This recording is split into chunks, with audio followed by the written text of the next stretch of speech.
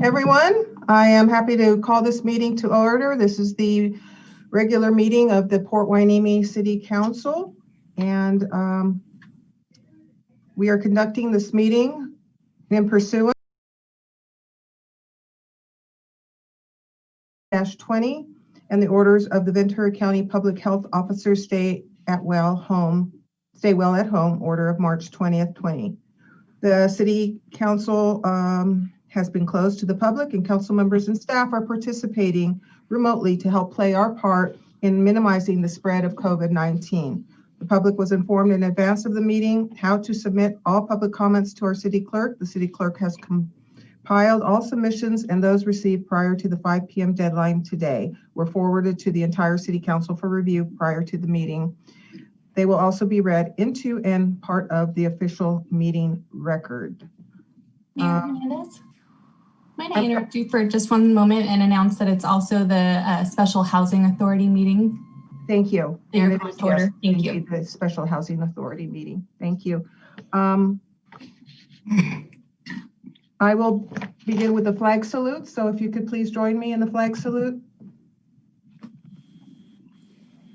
I pledge allegiance to the flag of the United States of America and to the republic for which it stands, one nation, under God, indivisible, with liberty and justice for all.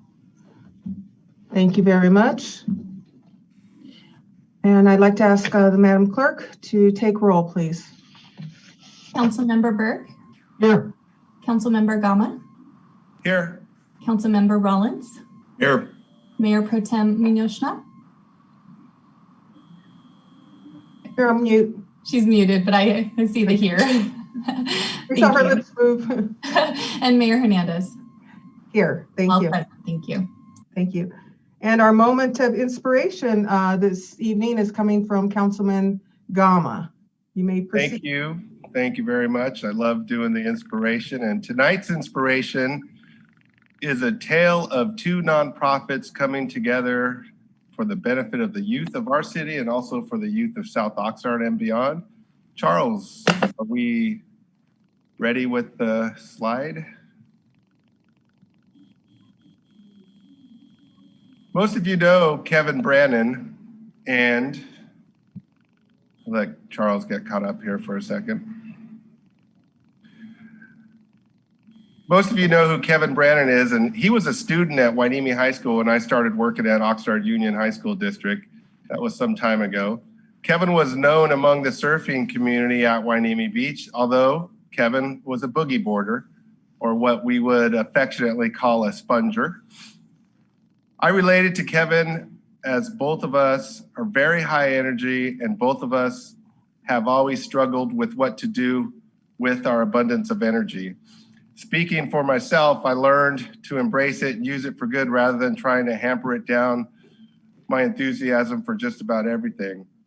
I'm pretty sure Kevin had a similar experience where rather than run from our energetic selves, use it for good.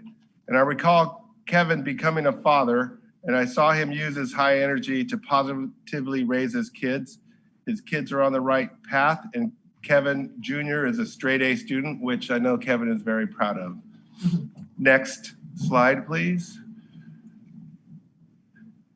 As you know, REACH, Recreation, Education, Arts, and Culture in Hueneme, was started about 5 years ago, and it was started with the idea to take community funds and use them to benefit the community in the area of recreation, education, arts, and culture.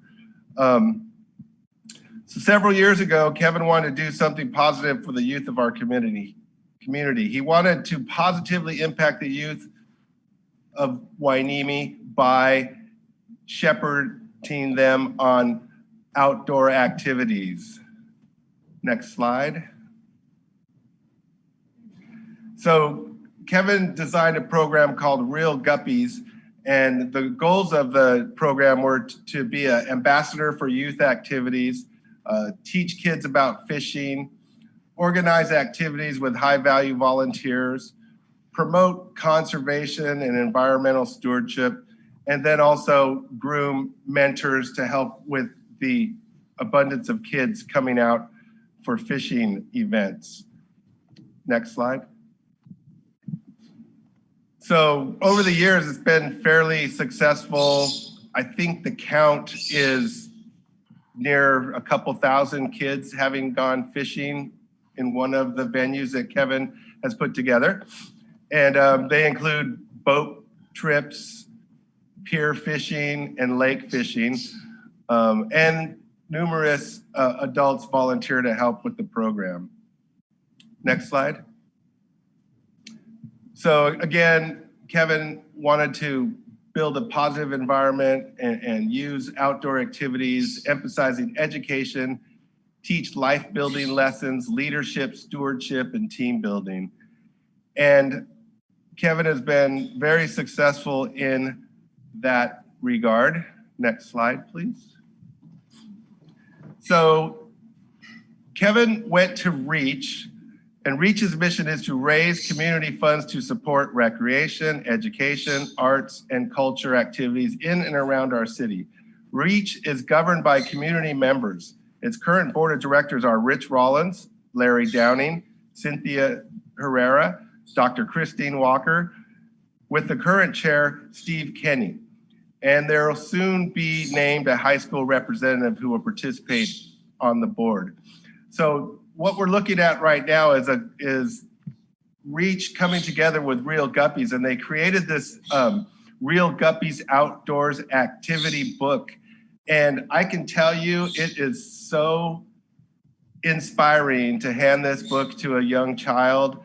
They get a smile on their face immediately, and there's a bunch of activities that directly tie into the goals of Real Guppy and also the goals of REACH.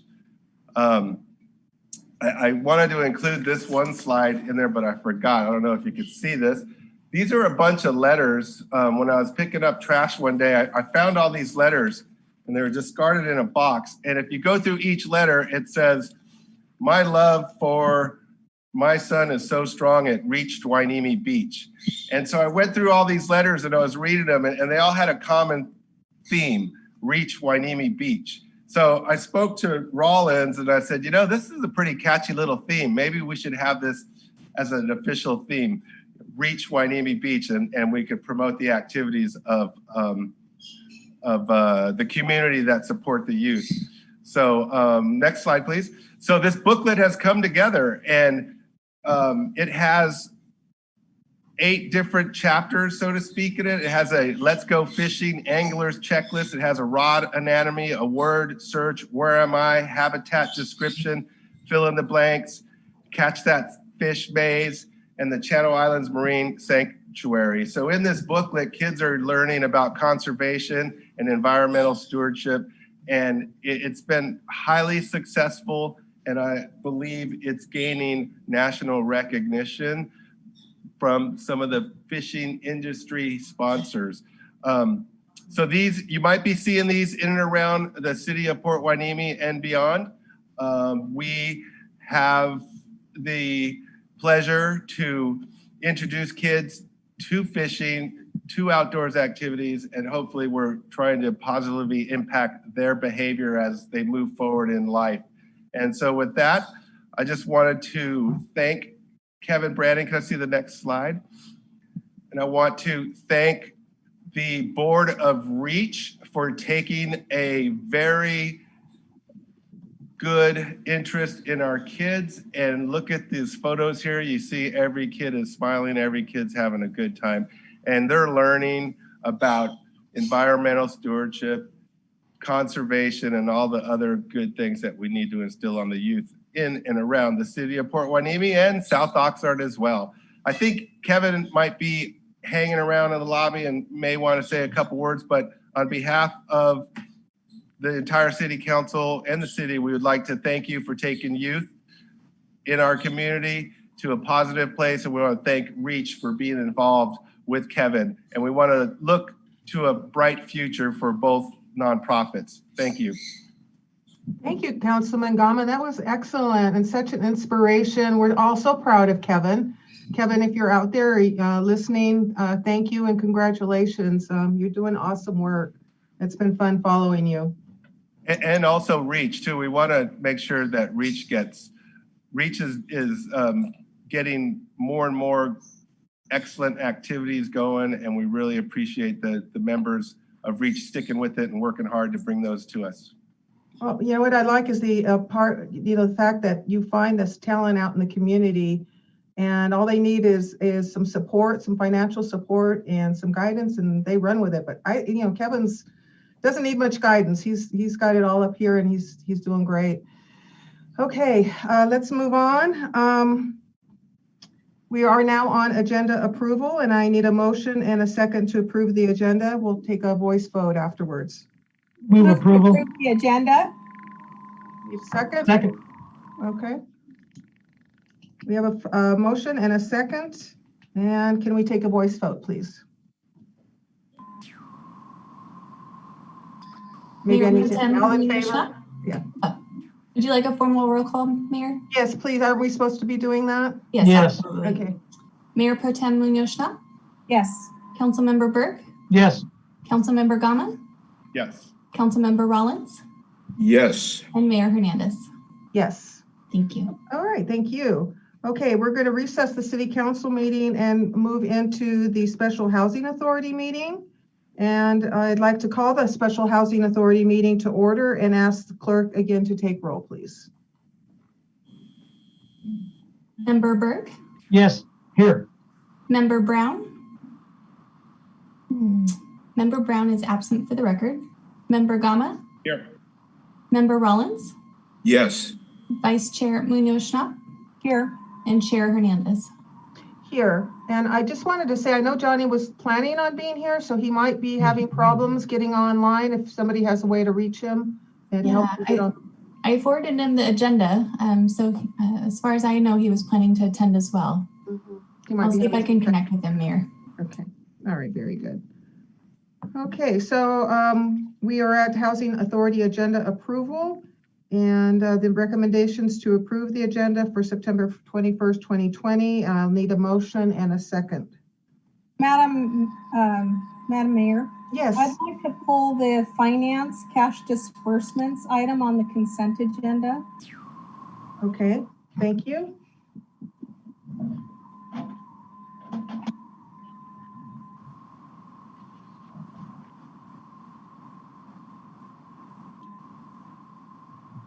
Okay. Anything else? Okay. I need a motion and a second to approve the agenda with an amendment to the consent calendar. Move approval. Second. Okay, may we have a roll call vote, please? Member Burke, Yes. Member Rollins, Yes.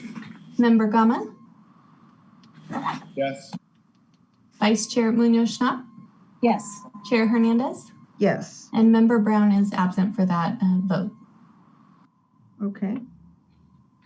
Okay, so now we are at public comment. Do we have any public comments? Madam Clerk? No, ma'am. No Madam public comments Mayor? received. Madam Mayor, I pulled the finance report, so I have some questions. Yeah, we're not at the consent calendar agenda yet. Oh, sorry. Okay. All right. Thank you. It's okay. So we have no public comments. Now we're on the consent agenda. And let's see, why don't we go ahead and approve the minutes? And then we'll hear comments on the finance cash disbursements. So, or maybe I don't know, Madam Clerk, do you want to advise on this one? Yeah, that's correct, Mayor Hernandez, or I'm sorry, in this capacity, Chair Hernandez. We'll take a vote for item number 1, and then you'll move directly into item number 2 as a pulled item. Okay, so I need a motion and a second to approve item 1. So moved. Second. Okay, and we'll take a roll call vote on that. Member Burke, Yes. Member Rollins, Yes. Member Gama, Yes. Vice Chair Munoz-Schnapp, Yes. Chair Hernandez, Yes. and Member Brown is absent. Okay. All right, I'll go ahead and open the item finance cash disbursements for June 6th through September 11th, 2020. Go ahead. Yeah, yes. I don't know if I don't trust you. That's okay. Thank you, Madam Mayor Chair. Pro Tem or Director. problem. Okay. Thank you, thank you. I have a question, and this is directed to City Manager as well as Mr. McDonald, the Finance Director. So we do have disbursements for a couple of months, and I just wanted to clarify what the description under each month as HAP payment. I believe it's Housing Authority payment, and it could be of everyone who has vouchers. So can you help us understand those items, please?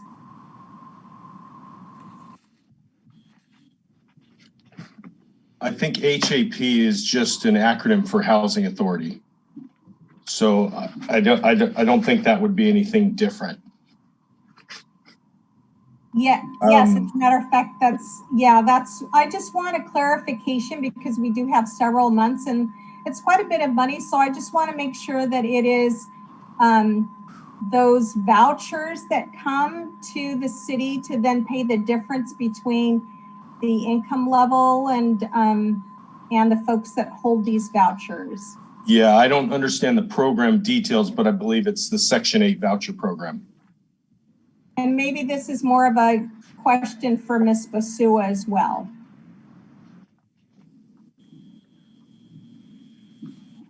Good evening, Chair Schnapp. Yes, that is correct. The payments that you see are for the Section 8 payments that go to the landlord for the Section 8 clients that we have on our program. And are these numbers for each month, are they running relatively average to how many vouchers and how many landlords we pay the difference on or help people make their rent payments? Well, the averages right now are a bit high because of COVID. We do have people out of work. So the amounts that you are seeing, and that's probably why you're wondering why it is so high, we are paying a lot more of the rent than we were in prior months, but it all has to do with the COVID. And was there any opportunity for these landlords working with the tenants to apply for the special funding of grants that the county made available to folks who were in arrears of rent? Did we have anybody that took advantage of that program? Unfortunately not, because the Section 8 program is based on tenants' income. The tenant's income is 30%. So we pay 70% of whatever the remaining rent amount is. So we haven't had any of our tenants default in rent because they should all be able to afford it. So for example, those clients that lost their rent, that lost their jobs, the Housing Authority would be subsidizing 100% of the rent because their income now becomes zero. And do we track those special cases like in the case of COVID? Are we instituting like a running total so that we know maybe what has been spent over and above an average amount? Yes, so we are keeping track of that, and HUD has actually awarded us additional money to all the housing authorities in order to be able to continue to pay these rents. So we are keeping track. Okay, great. So those are my questions, and I would recommend that, once we come out of this situation, that maybe we would get a report of the variance. Thank you. I have one question as well. I noticed that the city of Port Hueneme is a payee, a recipient of payment. And so could you explain how it passes through? I guess the federal government reimburses us for those funds. Where exactly does this money come from that we pay, the city pays on behalf of the tenant? So the city is not paying any money on behalf of the tenants. The federal government is paying rent to the city. We do have Section 8 tenants that are located in the Jane Drive units on A Street and even possibly the Hideaway. Those are units that are owned by the Housing Successor Agency. So the federal government is paying the city on behalf of those clients. Thank you. Okay, any more questions on the Housing Authority disbursements? Okay, if not, I'll entertain a motion and a second to adopt the finance cash disbursements for June 6th through September 11th, 2020. Move approval. Second. Okay, roll call vote, please. Member Burke, Yes. Vice Chair Munoz-Schnapp, Yes. Member Gama, Yes. Member Rollins, Yes. Chair Hernandez, Yes. and Member Brown is absent for the record. Okay, thank you.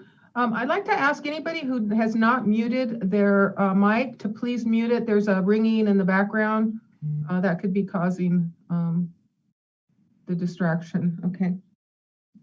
The next item, item 3, is under business items for Housing Authority. And item number 3 is the tenant receivable write-offs.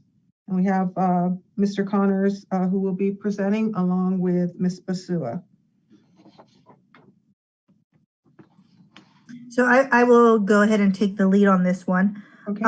The staff report in front of you this evening is a staff recommendation for the board to adopt a resolution approving the write-offs of $994 of tenant receivables deemed uncollectible in the public housing program. 2 of these totals, which total $474, are because we did have 2 deceased tenants that passed away, and we are no longer able to collect on that money. And then the other one was a move-out cleanup that totaled $520. In order to be in compliant with HUD rules and regulations, every year the Housing Authority must come to the board and request that we write off any amounts that we were unable to collect throughout the year. So at this time, we are requesting that you approve the write-off of $994. Okay. And that concludes this presentation, and I'm happy to answer any questions that you may have. Okay, thank you, Ms. Basua. Any questions for Ms. Basua? Member Rollins? You need to take your mic off. Okay. I just had a quick question. Do tenants pay a cleaning deposit, or is that waived when they start? They actually pay a security deposit that equals 1 month's rent. The average deposit that is being collected in public housing averages about $250. Okay. That's it. Okay, any more questions for Ms. Basua? All right, hearing none, may I have a motion and a second? I move to approve business item number 3. Second. We have a motion and a second. May we have a roll call vote, please? Vice Chair Munoz-Schnapp, Yes. Member Burke, Yes. Member Gama, Yes. Member Rollins, Yes. Chair Hernandez, Yes. and Member Brown is absent for the record. Motion passes. Okay, thank you very much. All right, we're now at authority members' reports, comments, and requests for future agenda items. I can see everybody on the screen, so if you want to raise your hand if you have anything, I'll call on you. Okay, seeing none, we'll go ahead and adjourn the Housing Authority meeting, and we'll resume again meeting on October 5th, 2020, to be broadcasted here at 6:30 in the City Council Hall chambers. All right, I'll go ahead and adjourn the meeting. It is 6:54 p.m. All right, we're back to reconvening the City Council regular meeting. Do we have any public comments, Madam Clerk? Yes, we do, Mayor. You should have one from Mr. Tom Figg. Okay, here it is. And I guess I'll read both letters here. And did I bring my glasses? Okay. So we have 2 letters here. They're quite long, so bear with me here. Madam Mayor, I Yes. believe it's just one from Mr. Figg. The others are in reference to item number 13. Oh, okay. You'll just read Mr. Figg. I thought he had 2 letters. I believe there was 2 attachments, but I thought that they were identical. I thought they were different. Okay. Well, I'll go ahead and read that. Maybe in the meantime, I'll double check. If you could double check, that would be good. Yes, ma'am. Thank you. Okay, so this is from Mr. Thomas E. Fig from Urban Planning Services to the attention of City of Port Hueneme Mayor and City Council for reading tonight. And it begins, the City of Port Hueneme prides itself in being the friendly city by the sea. Presumably, this applies to all residents, visitors, and businesses alike. 2 years ago, the Port Hueneme City Council succeeded in passing a sales tax measure known as Measure U. This ballot initiative increased the sales tax rate to the highest level of any municipality in Ventura County. At the time of Measure U's passage, the city already had the highest business licensing rates within the county and was rated as being among the most business unfriendly. This followed with the council's passage of new water rates in 2019 that shifted rate burdens from residential customers to commercial businesses. The consequences are reflected in diminished business-related revenues as reported in the city's adopted budget. Today, we're faced with yet another challenge, regulatory measures resulting from the COVID-19 pandemic. Over the past 8 months, businesses have been directed to modify their procedures, shutter in place, on again and off again, and institute practices that make operations wholly infeasible. Whether or not you agree with competing politics, metrics, or analytics, the indisputable fact remains small businesses are struggling for survival and fuel 48% of the nation's employment base. Port Hueneme is challenged by a variety geographic and demographic factors that are unique compared to other Ventura County communities, which are not similarly disadvantaged. In short, the Port Hueneme City Council has a chance to make a difference and evidence its support of local businesses. Your action is all the more relevant given general elections looming within 2 months and the impact of actions you take in advance of November 3rd. Please exhibit local leadership and enlist other jurisdictions and elected officials to follow suit. Here are some suggestions. 1, formally agendize this matter for discussion at the next City Council meeting and direct city staff to draft a resolution for consideration that includes the issues itemized below. 2, enlist the support of local jurisdictions and elected officials, for example, Supervisor Kelly Long and State Assembly Member Jackie Irwin, to assume a local leadership role. 3, require regulatory bodies, state and county, to provide an evidentiary basis and due process for challenging for COVID-19 regulations in advance of their enactment. 4, address the unlawful regulatory taking of business operations, temporary and permanent, and the constitutional requirement for just compensation. Please take a stand and make it public. Sincerely, Thomas E. Fig, Consulting Services, former Port Hueneme Mayor and Council Member. And this was CC'd to the City Manager, City Clerk, miscellaneous community members, editors of the Ventura County Star, Pacific Coast News, Citizen Journal, and Hueneme News, City Councils and Ventura County Board of Supervisors, Hueneme Chamber of Commerce, and the Ventura Coalition of Agriculture and Labor. And Mayor Hernandez, it is confirmed. He had 2 attachments, but they were absolutely identical. Okay, wonderful. Okay, anything else? Any other public comment, Madam Clerk? No, ma'am, not for any other item except for item 13. All right, thank you. And we'll move on now to presentations with item number 1, the Surfrider presentation from Joan Tharp. Hi, Joan.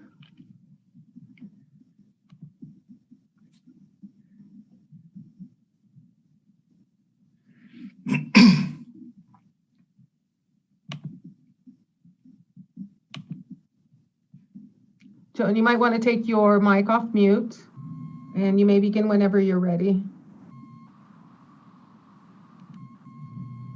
Okay, are you speaking to Joan or are you speaking to me? I can't hear. Mayor, you're on mute. I got that. Thank you. I'm talking to who's ever delivering the presentation. It says Joan Tharp on our agenda. Yes, that's me. Are you ready for? Yes. Mm-hmm. Okay. Good evening, Madams Mayor Pro Tem, Council members, and staff. My name is Joan Tharp, and joining me tonight is Julie Marcial from Surfrider Ventura County. I'd like to thank you for giving us the opportunity to present the Surfrider Hang On to Your Butt program, or Hold On to Your Butt program, which we are hoping to bring to Hueneme. Julie will be doing the presentation and talking about the details of the program, which involves the installation of ash cans and the collection of the cigarette butts, which are then recycled. And the installation and the collection of the butts is all done by volunteers. We do have 3 asks. The first one is your general support for the program. The second one is your approval for installation of the cans on city property, whether that's a general approval or can by can. And if possible, sponsorship of some of the cans. Ms. Tharp, just for a clarification, there can't be any action taken tonight, so they won't be able to formally approve anything. Okay, that's fine. That's fine. Okay. And so, Julie, if you're ready for the presentation, you could go ahead. Sure, I will, and I can just give you a next when we're ready for the next slide. Who's monitoring the slides? Who's doing the slide? I'll go ahead, Julie. You can just go ahead and say it, and I'll work it for you. All right, thank you, because I don't have control of that from here. So again, my name is Julie Marcial. I'm with the Surfrider Foundation, the Ventura County chapter. We can go to the next slide. Surfrider is a nonprofit dedicated to the protection of the enjoyment of the world's oceans, waves, and beaches through a powerful activist network. Surfrider started in 1984 down in Malibu with some surfers that were blocking a road that was going to destroy one of their surfing spots. Since then, it's grown to over 250,000 volunteers all over the world. Our particular chapter started in 1991. If you want to give me the next slide, please. One of the things that they did really way back in 1993, they went around and they stenciled onto the sidewalk, "Don't dump drains to ocean." And that was such a powerful message that cities throughout Ventura County picked up that message and put it everywhere. So before we get into the Hold On to Your Butt program, it's really important. I think you all know we see cigarette litter everywhere. It's ubiquitous. There's trillions that go into the environment every year. And what we are trying to do with our Hold On to Your Butt program is to keep those, as many as we can, from going onto the street, into the storm drains, out to the oceans, or when people are near the ocean, just onto the beach and out into the ocean. Next slide, please. Okay, so this is a signature Hold On to Your Butt poster, and our beaches and streets are not our ashtrays. We understand that we are not going to get people to stop smoking. We're not trying to do anything like that. We're just trying to get them to dispose of their cigarette butts responsibly, because butts are made of plastic. They don't biodegrade. They're filled with toxins, poisons. They go into our water. They poison our water. The wildlife picks them up. And we'll see another poster down the way that with an actual poster of a bird picking them up, thinking it's food. Next slide, please. We have, as you can see here, Ojai was the first city to ban smoking within city limits in 1993. Ventura enacted a ban in May of 2015, and Oxnard did one in September of 2016. These city council bans prohibit smoking on city beaches, parks, and other outdoor areas where people gather. You can see the no smoking, thank you for not smoking sign. Unfortunately, it's not enforced. So although we have these smoking bans in these 3 cities now, and I think that may be being considered with you all, which would be fantastic. If something like this is in effect, which is here, and we have these no smoking signs, and someone comes upon this and understands, gee, I'm not supposed to be smoking, what are they going to do with their cigarette butt? They have to put it somewhere. So one of the things that we do is we put these ash cans, we have over 95 of them throughout the city of Ventura. Next slide, please. And we put these ash cans up in places where people will, they realize, gee, I can't smoke, such as in parking lots when they get out of their cars or they're down at the beach and they see a no smoking sign. So we put these ash cans up where people will be able to put their cigarette butts. Here in Ventura, the program has been extremely successful because we have the support of the City of Ventura Environmental Department. We have cans up throughout the City of Ventura on the promenade and the pier, and the Pierpont Beach area, city parks, and bus stops. Bus stops are a huge area for cigarette litter. The other thing, and we'll talk about this a little bit more, in addition to Surfrider funding the initial cans, we have private sponsors, businesses and individuals who donated to Surfrider to buy and install ash cans in locations around Ventura, Oxnard, and at the Seabridge Marina. Next slide, please. Here's an example of a couple of the cans up in the City of Ventura. The one here on the ash cans to the left is one that's a city can that's been put up. These were, again, these were financed by the city. So when we put our sticker on here, it not only says Surfrider, it says City of Ventura and Downtown Ventura Partners. The little fellow on the right was being a little, had a sense of humor. He's putting his butt in the can while giving a little signature hello to our hold on to your butt saying there. Next slide, please. Next slide. Thank you. Here are a couple of our community sponsored cans. The fellow on the right is Social Tap. We have 2 cans up at Social Tap, one on an outside fencing and one right near their front door. You're not supposed to be smoking, but again, we have found these collect all of these cigarette butts that people don't know what they're going to do with them when they realize they're not supposed to be smoking, or they're gathering in places and smoking away from somewhere where they know they're not supposed to be smoking. That's our planter version there at Social Tap. And then there's Kay's Coffee Shop right outside their patio area. And I can tell you that these cans, they hold about 700 cigarette butts, and our volunteers, when we get down into a little bit more in the weeds with the amount of cigarette butts we've collected over the last 4 years, these cans hold about 700 cigarette butts. The next slide, please. Thank you. So as I said, we have about 95 cans up throughout the City of Ventura. We have 2 in Seabridge Marina, and we put up our first can in Port Hueneme 3 weeks ago. There you see Mary Mooney and Joan Tharp after we installed the can outside the Anacapa View townhomes. And Surfrider donated this can to this cause in order to get this hopefully started in Port Hueneme.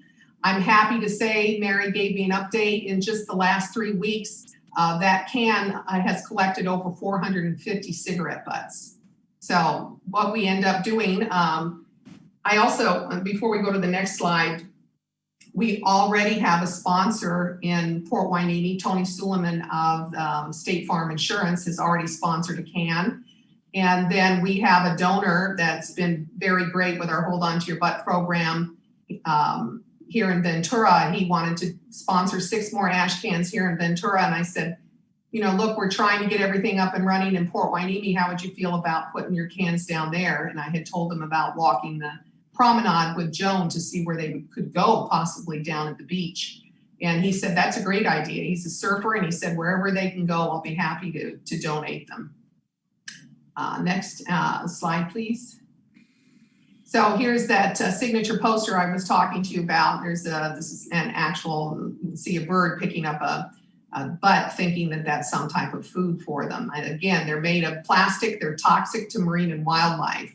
And so we are not out there to chastise people about smoking. We're not enforcing any non-smoking bans. What we're doing is giving people an opportunity, a place to put those toxic, terrible, ubiquitous items so that they don't flood our environment. The next slide, please. All right, here's an example of what we end up with when we have our volunteers going out. We've collected these cigarette butts. As you can see, we started this program, said, gee, we're going to start this up in June of 2016. And our program has been on hold for the last 6 months because of COVID. We're back up and running again. But within that period of time, other than the 6 months where we haven't been out and about because of COVID, we have collected over 400,000 cigarette butts from the ash cans and also from beach cleanups, because when we were having our beach cleanups, we would have people segregate the cigarette butts when they were picking up trash. So at the beach cleanups, we were collecting between 3,500 and 4,000 cigarette butts every month within a 2-hour period between the pier down at C Street up to where the bike path is. So that was every single month, in addition to the cans that we have up down at the pier and on the promenade. Again, it's a terrible problem. Each one of these buckets represents 5,000 cigarette butts. And again, these have been collected over the last 3.5 years when we started emptying the cans and doing the beach cleanups. What we end up doing with the cigarette butts is we put on our hazmat suits basically, package them up and send them off to TerraCycle, which then takes the butts, which again are made out of plastic, and they recycle them and turn them into shipping pallets and park benches, and ironically ashtrays and other things that can be made out of plastic. In fact, the city of Ventura, in terms of thanking us for what we were doing, actually bought a park bench from TerraCycle out of recycled cigarette butts, and it's down on the promenade in front of where the children play. So there's a bench down there with a plaque that says, it's in memory of one of our Surfrider volunteers who passed away. Next slide, please. So that's kind of a brief overview of everything. If you are interested in ever coming to one of our meetings now, they're on Zoom. You can always go to ventura.surfrider.org to see what our programs are. Our Hold On to Your Butt program is on there, our webpage. One of the wonderful things that happens for sponsors when they do sponsor a can that is affixed to a pole is $110, and a planter version is $175. We put everything up. Myself and another woman and I actually go out and put these cans up. We ended up doing that in conjunction with the city of Ventura because it was hard for them to get their people out. But the sponsors end up getting their name in our newsletter every single month. It's a one-time cost. They don't have to do anything other than sponsor the can. They get their name in our newsletter every month, and then if they have a logo, it goes on our webpage, and then you click on that logo and it goes to their webpage. So it's a way to have them get some advertising, and we thank them continuously every month and on our webpage. The other thing about the ventura.surfrider.org is if you're interested, you can see what all of our other environmental programs are.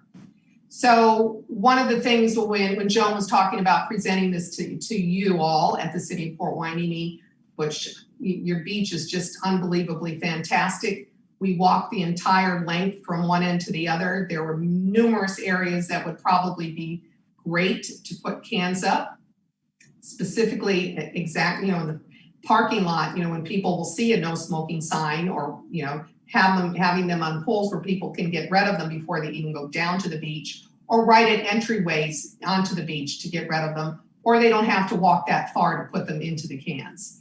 So it's just, you have a fantastic beach, a really beautiful town. What we would like to do is to be able to partner with you to do these things. We do need more volunteers. Our volunteers are stretched to the breaking point here in Ventura, which is why Joan, when I got together with Joan and talked to her about that, she and Mary Mooney have been wonderful about being very proactive with this. So we need volunteers. We would like to have your support. Of course, the big issue is we can't put a can up on city property without city approval. If it's on private property, that's fine. We get the landlord's approval. What's happened here in Ventura is the city has pretty much said, after we've done this, we've been at this for about 6 months, they said, fine, Julie, if you have the cans, you put them up, let us know where they are. If you guys are maintaining it, we just want to make sure that's the case. And it's been just a phenomenally successful program. So Thank you very much for listening. I'm trying to make this as brief as possible for you, but thank you very much. If you have any questions, I'd be happy to answer them.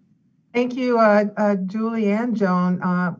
Really exciting program. I welcome you here in the city of Port Hueneme. I think it's great. We do have some council members who have questions. I didn't see, everybody seems to be raising their hand, so I'm going to just start from the left of the screen and then move right. So Councilman Rollins, do you want to go ahead? Here, let me just make sure. Yeah, I think that's a very creative, excellent, and proactive program, especially since we're considering later on tonight to ban smoking and vaping. I think that's it's a good two-prong approach. Not only are we going to let the public know that that's not acceptable, but then give them an alternative in case they forget.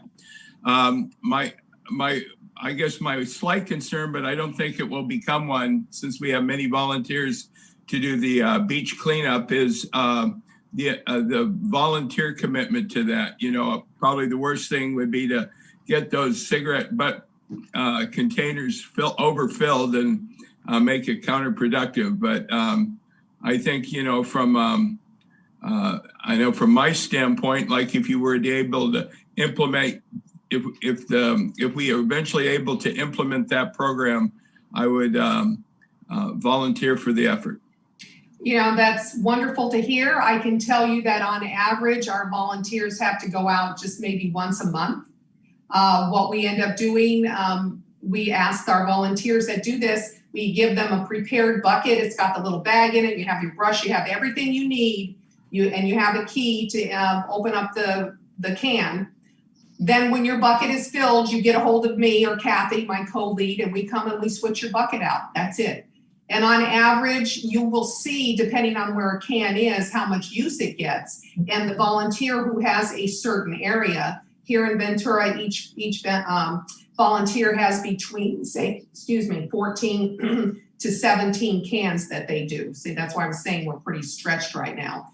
So you assign yourself an area, depending on where that is. That's where your area is. You go out once a month. Maybe it takes you 2 or 3 hours total, and you're done. And when your bucket's filled, then you let us know, and we come get it. And I'm assuming that, you know, that problem is in many public areas, and you folks are positive towards working with communities to put those at parks. Yes, sir, we have, absolutely. The parks, bus stops, along the beach.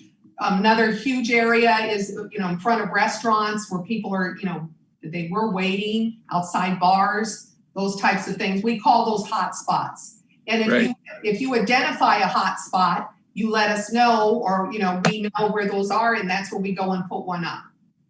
So I do have to say one thing, one of the only issues that we've had, and we've worked with this program for quite a while, and we've done some retrofitting because these cans, we have to get them from that's a whole nother long story I won't bore you with right now. But what has happened is we have had a problem with people, homeless, wanting to open them up to get the cigarette butts. So what we try to do to make the easiest thing is we try to stay ahead of them getting to the cans. And also if they're in a public area where there's a lot of traffic, it doesn't happen so much as if it's somewhere where it's off the beaten path and they know where it is and they can open it. So thank you. You're very welcome. You're very welcome. Thank you. I just wanted to clarify something. Tonight's ordinance is a second reading, by the way, of an ordinance that will prohibit smoking and vaping around the beach park, wharf, or pier, but the parking lot will be open for smoking, just to clarify that. Great. Okay, and moving on to Councilman Gama. Yes. Have these cans ever caught on fire? Because I've seen some, not these type, but others where someone throws a lit cigarette butt in there and then it starts smoldering some nasty old smoky, stinky can. No, well, I understand what will happen sometimes. You've seen this where, I'm sorry, with not one of our cans, but someplace else? A different type of can, yes. Okay, one of the things I can also do, depending on our time, I can run downstairs and get you one of the newer versions of the cans, but the way you saw the cans in the picture, their top is kind of slanted and there are 3 holes and that top part is pretty much open. If someone sticks, and that's another thing, you can't control what people will do, but let's say they stuck a piece of paper down there and then somebody put a hot cigarette in there. Well, that might catch on fire and then it'll smoke. But then you'll get smoke. It can't blow up. Flames don't come out, none of that type of thing. What people have done, usually this happens outside of bars. And so somebody will pour something on top of it. And then when we go to open them, the cigarette butts are wet. So that's pretty much the worst thing. The new cans that we have now actually have a different type of top on top of them, which would make it harder, number one, for somebody to stick something other than a cigarette in them.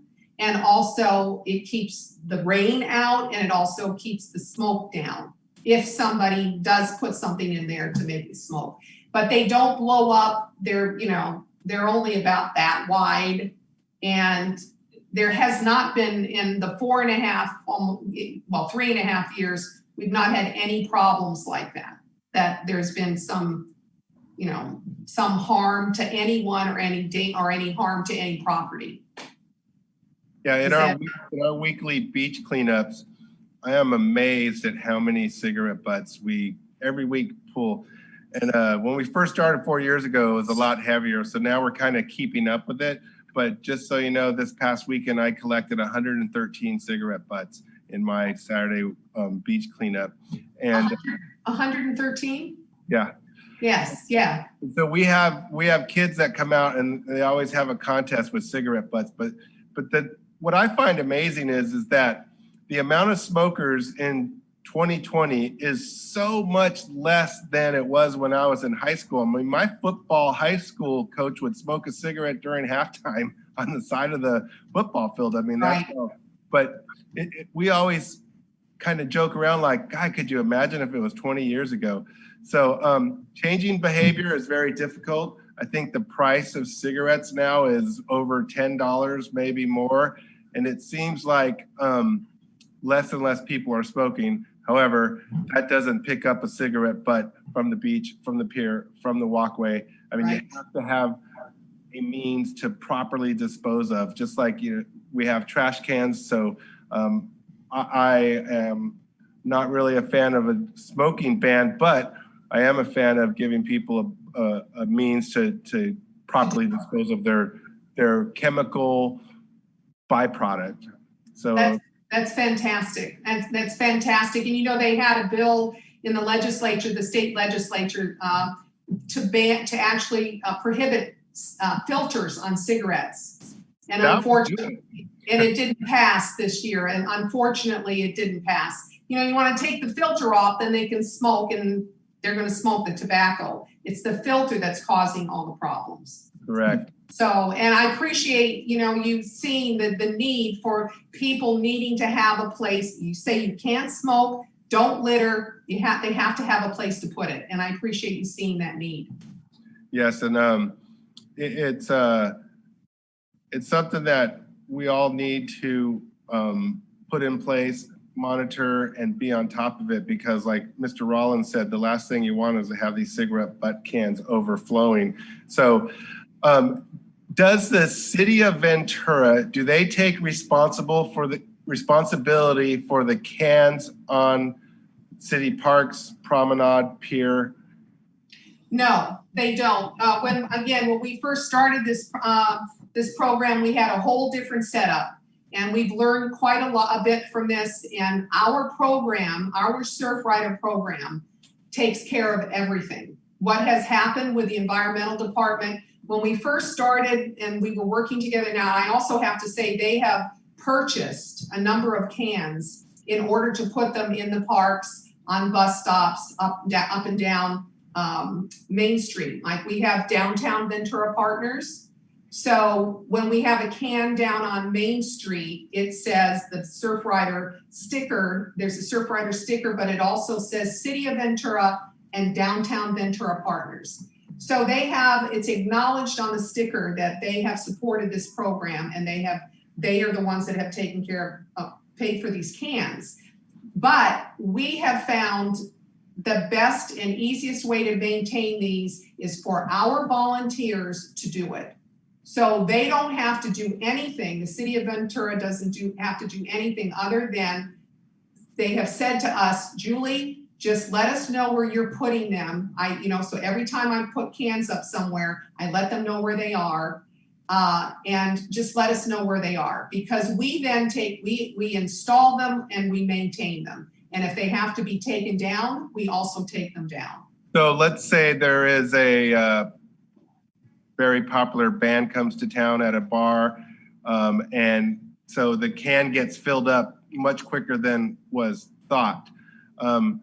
Would the city be able to empty it if they came upon a filled can, or would they have to get a hold of Surfrider to get a hold of the volunteer? Or if you want keys in a can, if the city wants keys in a can, they can have keys in a can.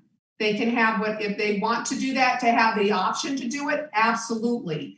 So let's say, I'm sorry, the fellow that had spoken the first time, what was his name? Mr. Rollins.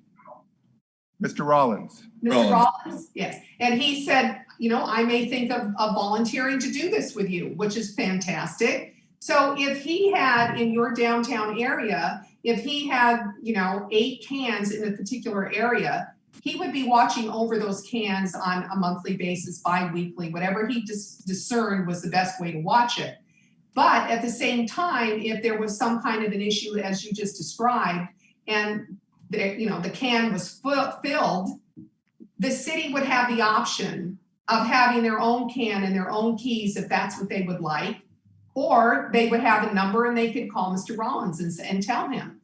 But we want to make it as easy as possible for those to be maintained. That's why we want our dedicated volunteers, and we don't try to overload them. But if we have incidents with like Kay's Coffee Shop and a number of different places where we've given them cans because sometimes, keys, because sometimes what will happen, especially down at Seaward, again, they'll come and they'll open the can and take the cigarette butts, and then they'll leave the can open. They want to be able to go back and at least close the can. So it's not like it's only that Surfrider has the keys. We will give keys to the people that will need them and be happy to do so. Okay. Thank you. Is that okay? Great. All right. Madam Mayor Pro Tem? Yes, thank you, Madam Mayor. Thank you to Julie and Joan for making this great presentation. It's certainly something I feel that we can consider and should consider. I have a couple of questions for you. How many total cans does a city of Ventura, who's much larger than us, how many cans do they have throughout the community? I'm sorry, you were breaking up a little bit. Your question is how many cans does the city have throughout the city? Ventura, yeah. We have a total right now of 95 cans up throughout the city of Ventura. We have them, a lot of them up and down Main Street. We have them on the Pier. We have them at the free parking lot. We have them in the parks. We have a number of the parks, like Colbert Park up here, we have cans, Arroyo Verde Park. We look for hot spots, we put them there, and then we have them on bus stops. So we have where the city has sponsored cans, then they'll look for the places, they may say this is where we'd like to put them, that's where we will put them. Other people may sponsor a can, and then I will tell Lars, he's the head of the environmental department, but Lars, we're gonna put them up here and there, and as long as he knows where we're putting them, he's fine. But throughout the city, it's a combination of city-sponsored cans, Surfrider-sponsored cans, private individual-sponsored cans, and business-sponsored cans. Okay. 2 more questions for you. You had talked about a cost or a sponsorship cost of either $110 or $175. Is that one time forever? Or is that every year? No, that's one time forever. That's it.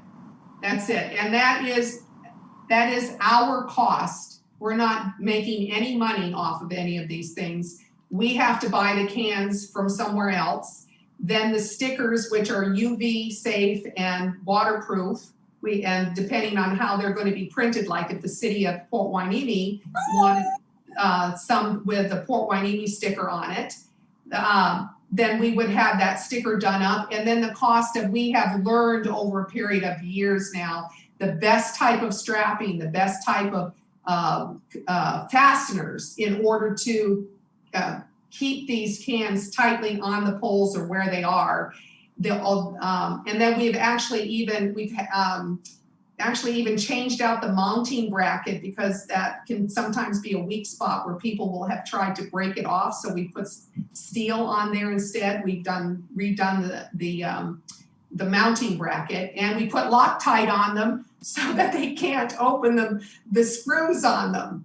So, you know, we just really dedicated ourselves to retrofitting these cans to make them as tamper-proof as possible. The only thing we have not been able to find to switch out is the locking mechanism.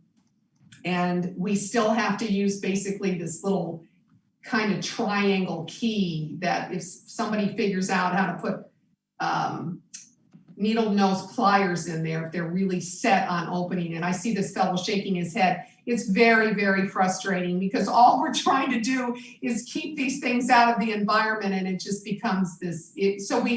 What we have found when we see someplace where we put a can and it's constantly getting tampered with, we take it down and put it someplace else where it's going to be used well and not be tampered with. And we just have to say, okay, we're going to have to give up on that hot spot.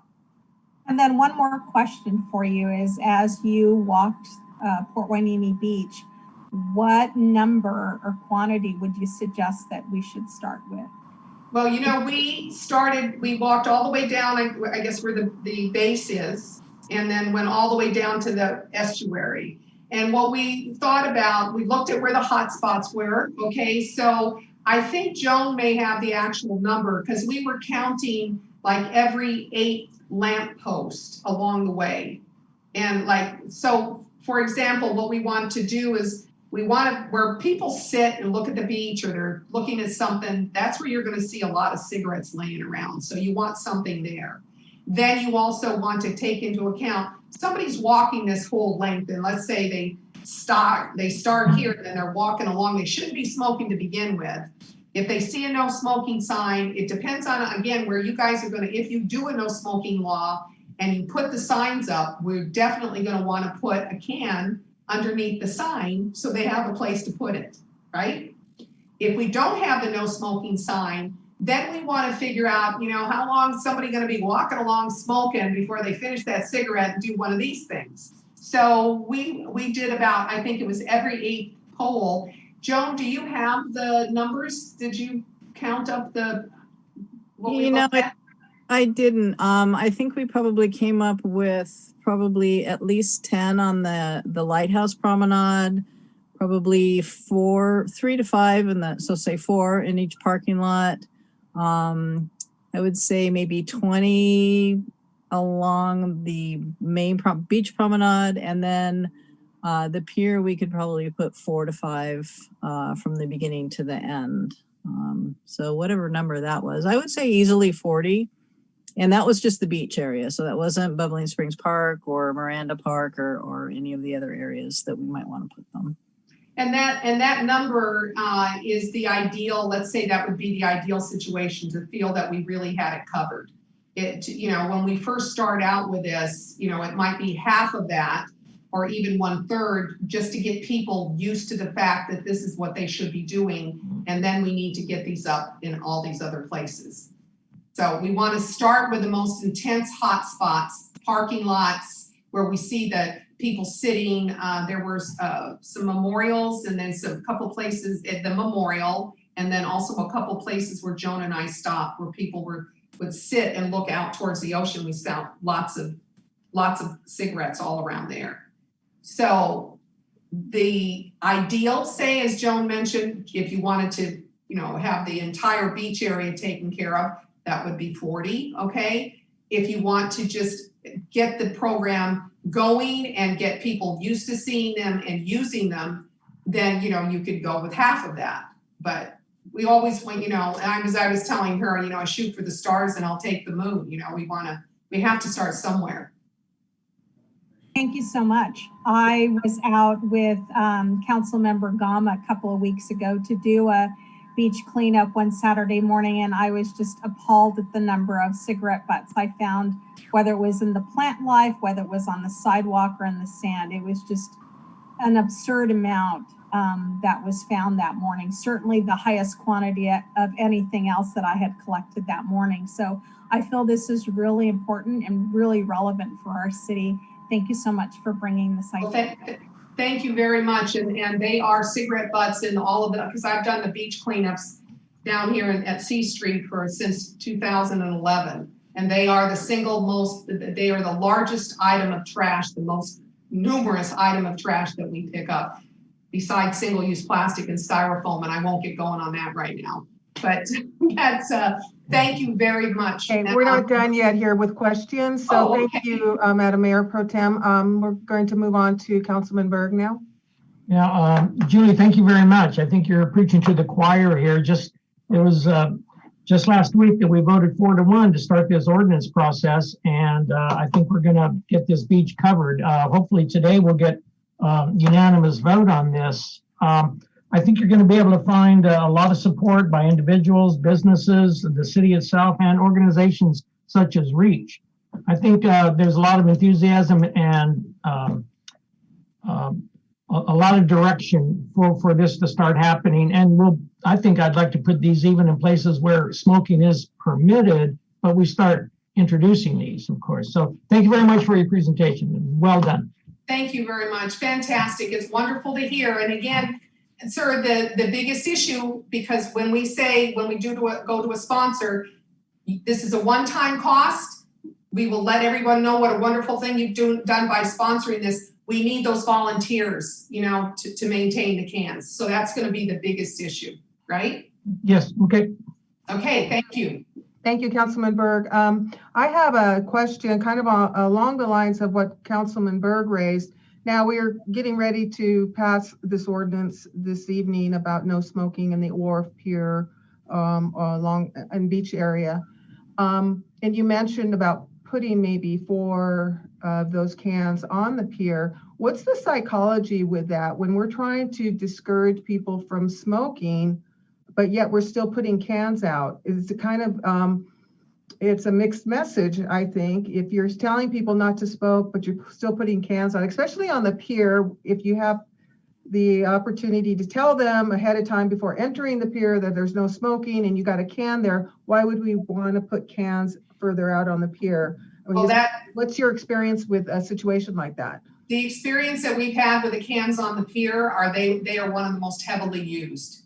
Even with the no smoking signs on the promenade, even with our no smoking laws here, they are the ones that are the most heavily used. And again, we go back to the issue that people, maybe they're sign blind, they're not paying attention to any of these things, or maybe they see it right there on when they're standing next to the pole and go, oh my gosh, no smoking, or somebody says something to them. Right. Or, hopefully, what are they going to do with it? They're smoking, and right. The first thing they do, that's the worst place because they flick it right into the ocean.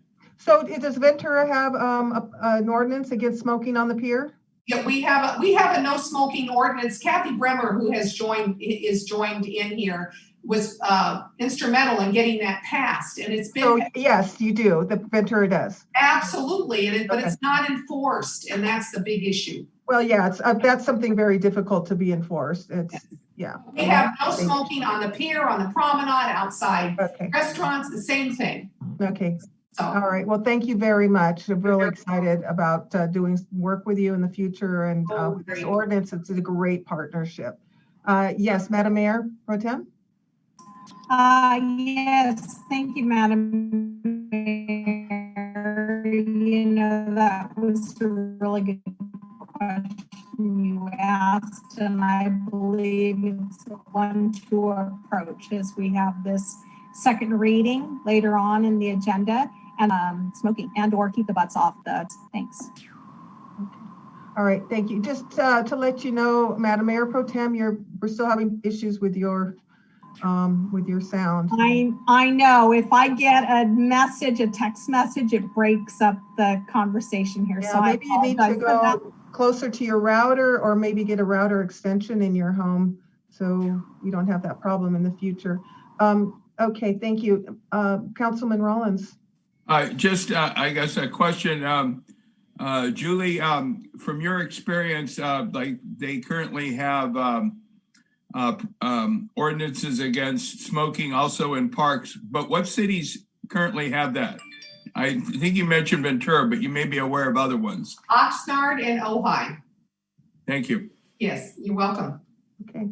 Thank you again, Julie and Joan, for presenting tonight. Very good presentation. Thank you so much for You're very welcome. Thank you. And I'll look forward to working with you all. And thank you so much for listening and being so enthusiastic about the program. Thank you. Your enthusiasm is contagious. Thank you. All right. Thanks so much. I guess I'll leave now. Thanks. Bye. Okay. Bye. All right. So we're going to move on to the next presentation, item number 2, Public Works Department Waterline Break and Repair Update. And I think 3 of us already heard this presentation. Am I correct? Correct. That is correct. All right. So we'll go ahead. Mr. Villafana, if you'd like to proceed. I need to share the screen. Sorry, Don, hang on one moment here.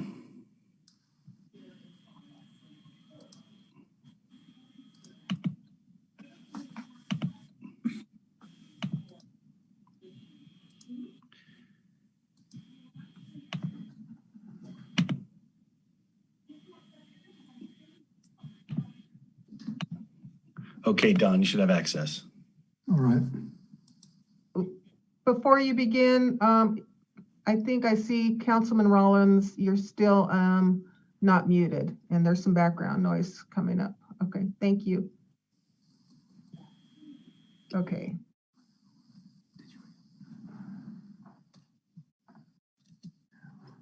Okay, go ahead, Mr. Villapana. Thank you. All right.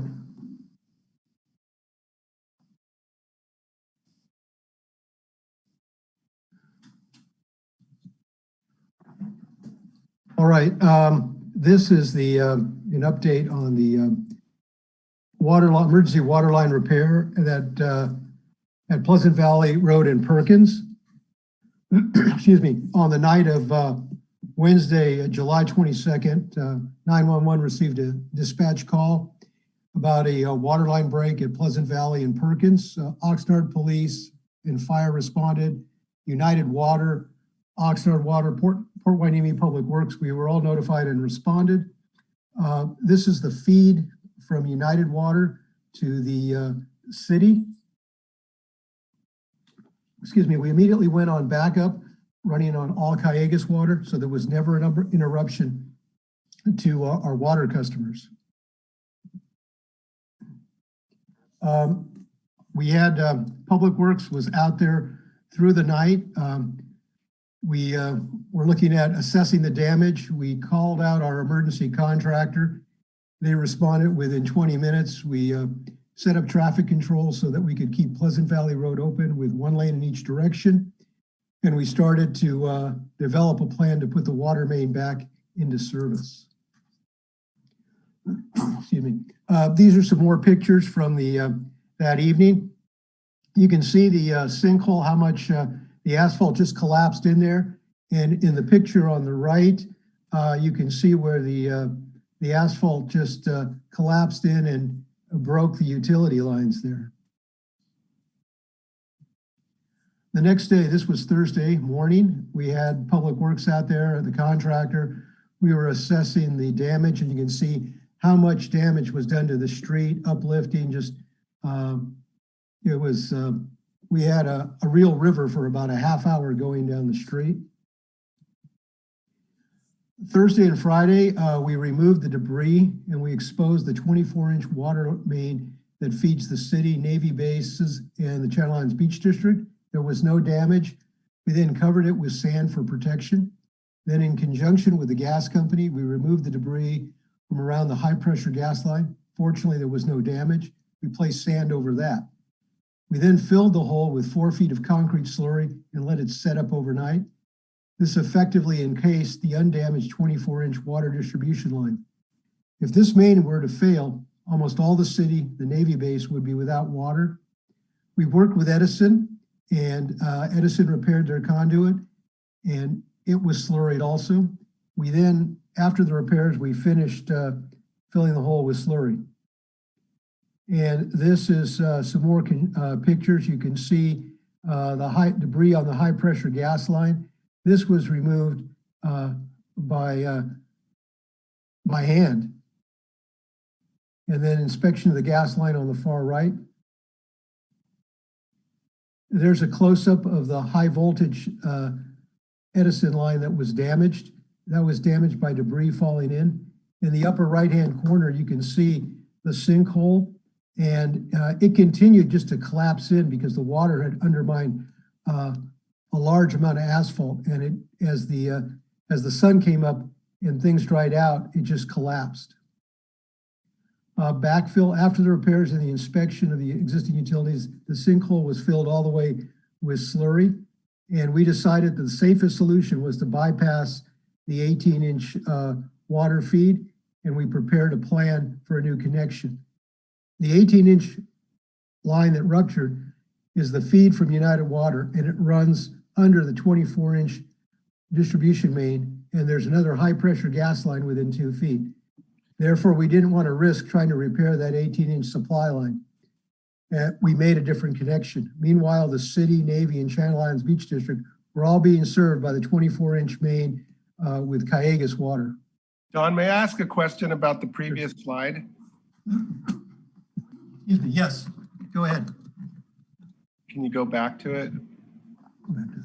Sorry, Charles, I tried to get there before. Okay, So, this one? yeah, I'm just wondering, is that concrete that you're dumping in? And how much, is there just now a big chunk of concrete around all those pipes, or is this just for the top 6 inches, or what are we looking at? That's what's called a C100 slurry, and it's a 1-sack mix. It encased, no, it goes all the way from the pipe all the way to within 8 inches of the surface, or 6 inches of the surface.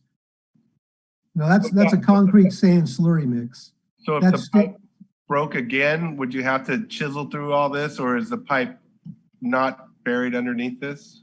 Well, no, we didn't repair the 18-inch line. There, we put a new connection in. Okay. What's underneath there is Edison Utilities and the 24-inch water distribution. And the reason we did this is because there's a 90-degree bend there, and this provides more thrust protection at the 90-degree bend. That's why we did this.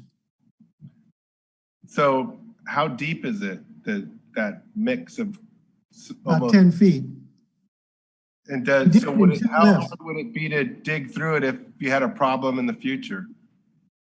It would be laborious, but it can be done. It's been done. It would just be a slow process. So one more question. I'm sorry so with the utility line, the high voltage utility line, is it buried underneath there? And what if it has to get to it? With Edison's approval, that's what they wanted to do. Oh, okay. Any other questions on this slide? Thank you. All right. We got together, and our goal was to repair with minimal disruptions to our community and our customers. And we took the time to address some infrastructure upgrades while simultaneously executing the repair. We took advantage of the shutdown. And at the plant, we installed an isolation valve and a blow-off, and we did some maintenance on the bag filters, which that's the first place the water from United goes through before it goes into our plant. And that's my team there, contractor and Public Works. Here's an aerial view of the work area. I rearranged the slides a little from the last presentation, so we put this first so you get a better idea of what we're looking at. Here is an aerial view of the break and the new repair. The break was at a 90, and you can see that, let me move, before I was asked to move my cursor. Here is the valve from United, and this is where the line used to go and broke, and this is the new alignment. Here's the plan. We prepared a plan. We had to prepare an engineered plan. We had to submit it to Oxnard. We also had to submit it to the State Water Resources Board. And again, this is the new alignment. And this is where the break was. Here's a profile. And one of the challenges was the many utilities we had to deal with in order to put in the new line. Now that was a challenge. And these were the challenges we faced. As I said, many utilities in the roadway. We had the two PHWA water mains, the 18-inch feed and the 24-inch distribution main. We had two high-pressure gas lines. We had the Oxnard water main. We had an Oxnard reclaimed water main. We had the Oxnard sewer line. We had the Oxnard storm drain there. And we had two Edison high voltage conduits and City of Oxnard traffic signal conduits. And additionally, because the code requires 12 inches of clearance, we were only going to get about 11. We went to the State Water Board and requested a variance in anticipation of not being able to get that separation. Fortunately, however, we were able to get that separation and a variance wasn't needed. And here's a picture of the new water line. It's the large blue line down below, and you can see the various lines that we had to snake through in order to get the repair done. Here's some additional construction photos. The dashed orange lines on the left was just the alignment. That was when we were saw cutting out to put in the new bypass. You've got a backhoe in the upper right corner excavating. The lower right corner, you've got the trench partially open. You've got some speed shoring in there. And on the left, you can see the blue replacement pipe. Some additional photos. We were down 10 feet. We had a shield down there for shoring. You can see the large line down at the bottom and you can see in the middle of the picture, the valve that was going in. In the upper right-hand corner, you can see that size valve that was pre-assembled outside, and then we lowered it in place and connected it. And you can see in the lower right-hand corner, the contractor's crew connecting the pipe and the fittings. This is what it looked like after we had finished the repair, and we backfilled with slurry to the surface. And then we had to return the 18-inch line into service, but we had to clean it of all materials that may have entered the water main. We had to flush it. We had to pressure test it in accordance with the American Water Works Association requirements. We had to chlorinate and adequately document the disinfection, again, in accordance with the American Water Works Association standards. We flushed it with chlorinated water from the water main.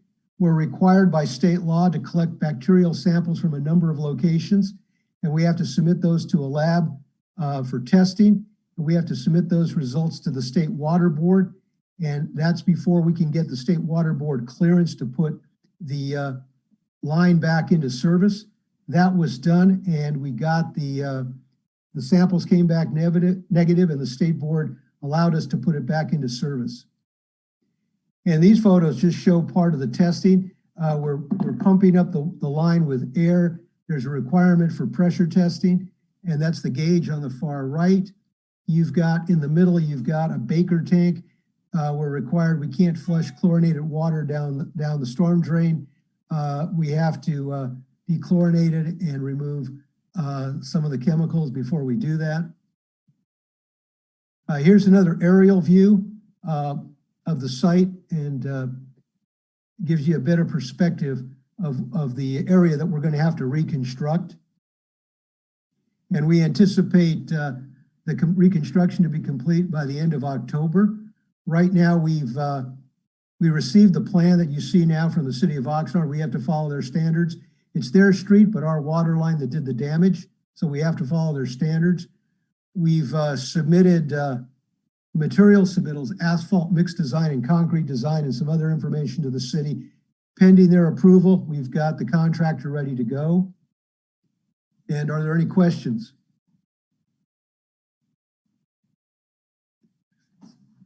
Okay, sorry about that. Councilman Rollins, go ahead.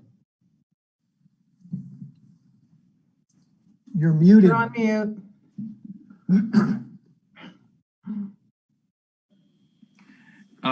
As I mentioned at the PHWA meeting, I want to thank you guys for not only an efficient, but a timely and a quickly done, very elaborate project, obviously, to get this thing done.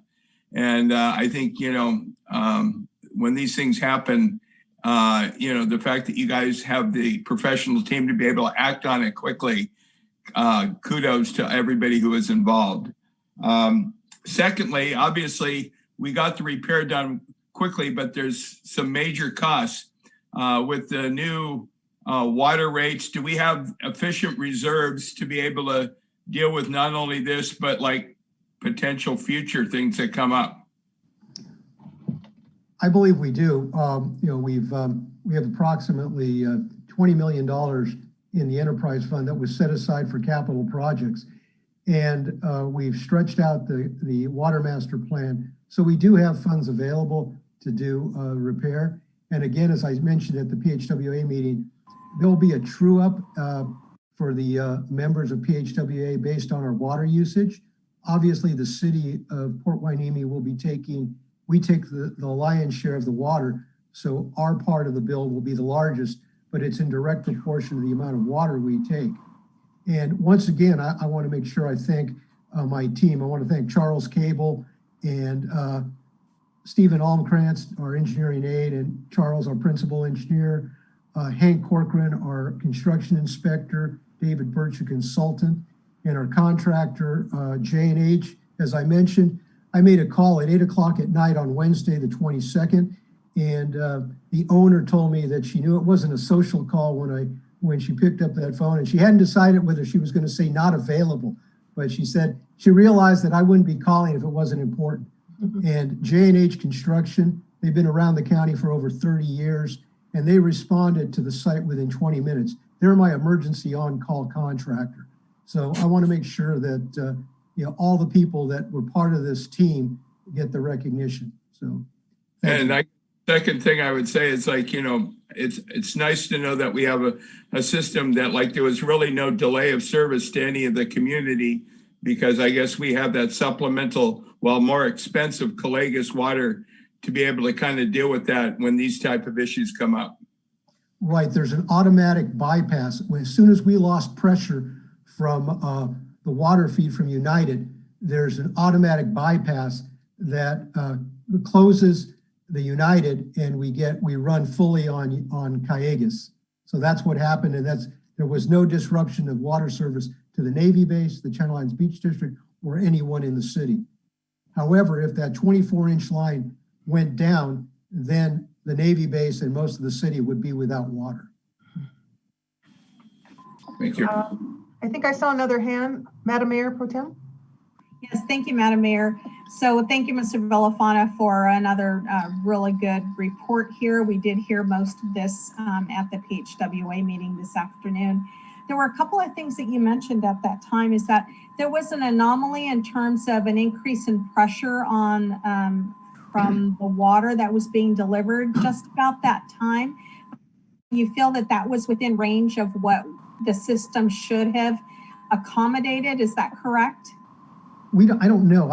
We've got recording data, and it monitors water pressure in the line, and there was a spike in that, and we haven't fully investigated. We're still doing some forensic.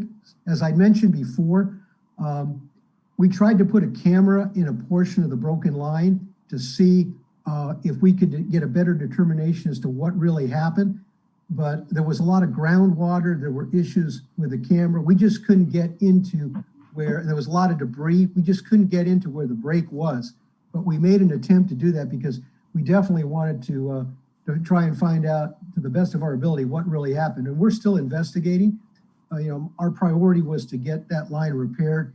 And we're going to be doing some follow-up forensics and looking at our data that was collected during that time around the water break and see what we can find. And I'll be coming back probably in November with an update on that. Great. And then one more question for you is that we're still working with the city of Oxnard to get their street back into operation with what system they have in place in terms of the standard that they have prescribed for that intersection in the streets. And when do you think that would be completed on our calendar? We hope to have it completed. Right now, the ball's in the city of Oxnard's hands. They requested submittals and documentation, which the contractor and we provided. So we're waiting for their approval. So if we get that in the next week or so, we're hoping to finish by the end of October. All right. Thank you so much. And thank you so much to your team for responding really quickly and having no interruption of service for all our clients, all our customers. So thank you. Thank you. Any more questions for Mr. Villafana? Okay, thank you so much, Mr. Villafana. That was a major emergency for Public Works. It was a challenge, but it was a good drill. So you guys did well. The drill. Hope we don't have too many of those in the future, though. Thank you. Yeah, and not all at once either. Right. Okay, all right, thank you again. We're moving on now to item number 3, cannabis update, and presenting will be Chief Salinas. Hi, Chief. Hello, everyone. And so I'm going to try and get through this as quickly as possible so we can move along here. I've been given my screen sharing rights. Let's see if we can get this going. So first and foremost, we're at a critical junction right now with cannabis. And I'm going to explain why. And so all these licenses come forth before City Council every month or so, and we haven't gotten really a large assembly of and a painting of the picture right now in Port Hueneme in terms of how many businesses we actually have in operation, how many have been approved, how many are still in the process. And so I really want Council to have all the information possible as I look for some guidance at the end of this presentation on how they would like us to proceed, especially in terms of restricting or perhaps limiting any future applications, because I think once you see where we're at, you'll consider that. So moving along, from the outset, we wanted to take a leadership role in cannabis in the county of Ventura. And fortunately, we have become the model program for cannabis, not only in the county, but in the state. And we've done that through a careful screening process, combined with our conditional use permit process and our law enforcement initiatives. And what's also really done well for us is our community contributions program, which is now being utilized by many other cities, and Oxnard is now using it in their application program, where they are now requiring that 1% of all gross sales gets donated back into the community. So that's something that we should be, that's something that we should like, and that we created something that other people are starting to model. So I do want to provide the community with another update and had planned on it for this year, but we will be doing another one in 2021, hopefully in March or April, which will essentially be our 3-year anniversary, and provide them a very similar update as to how cannabis is doing in our community. Okay, so where are we at right now? We currently have 7 retail locations that have been approved by City Council. Actually 8. 7 of them are currently open. Tradecraft Farms will be open, which is the old Bolker Gym on Bolker Drive. They will be open the next month or 2, definitely before the end of the year. They're working on their build out right now, but we have 7 that are currently operating. And so I'm essentially counting that 8th one. And so you can see them all here with the exception of Emerald Perspective, which is located on Pleasant Valley Road in the south end of town. So here's the complete list of the 16 cannabis businesses that have already been approved by City Council. You can see we've already listed the retail, but we add businesses such as PH Green, which will be a micro business, which will be doing retail cultivation and distribution, as well as the numerous delivery businesses. So when we bring this together and summarize it, this is what we have right now. We have 7 retail storefronts, 6 non-retail storefronts, which are essentially delivery services, 1 cultivator, and 2 micro businesses, which will contain retail, manufacturing, distribution, and cultivation. Now, when you have that top list here that you see, these are all the ones that have been approved, then you go down to the bottom list here. Now you have an additional 8 businesses that are in different stages of approval right now with the city of Port Hueneme. So there's the potential of having a total of 24 businesses operating in our city in the next, let's just say 12 months. They include at least 5 more retailers, 2 manufacturing and distribution, and 1 more delivery service. So when we take all of this into consideration, here I show on the map all the additional delivery locations on top of the retail.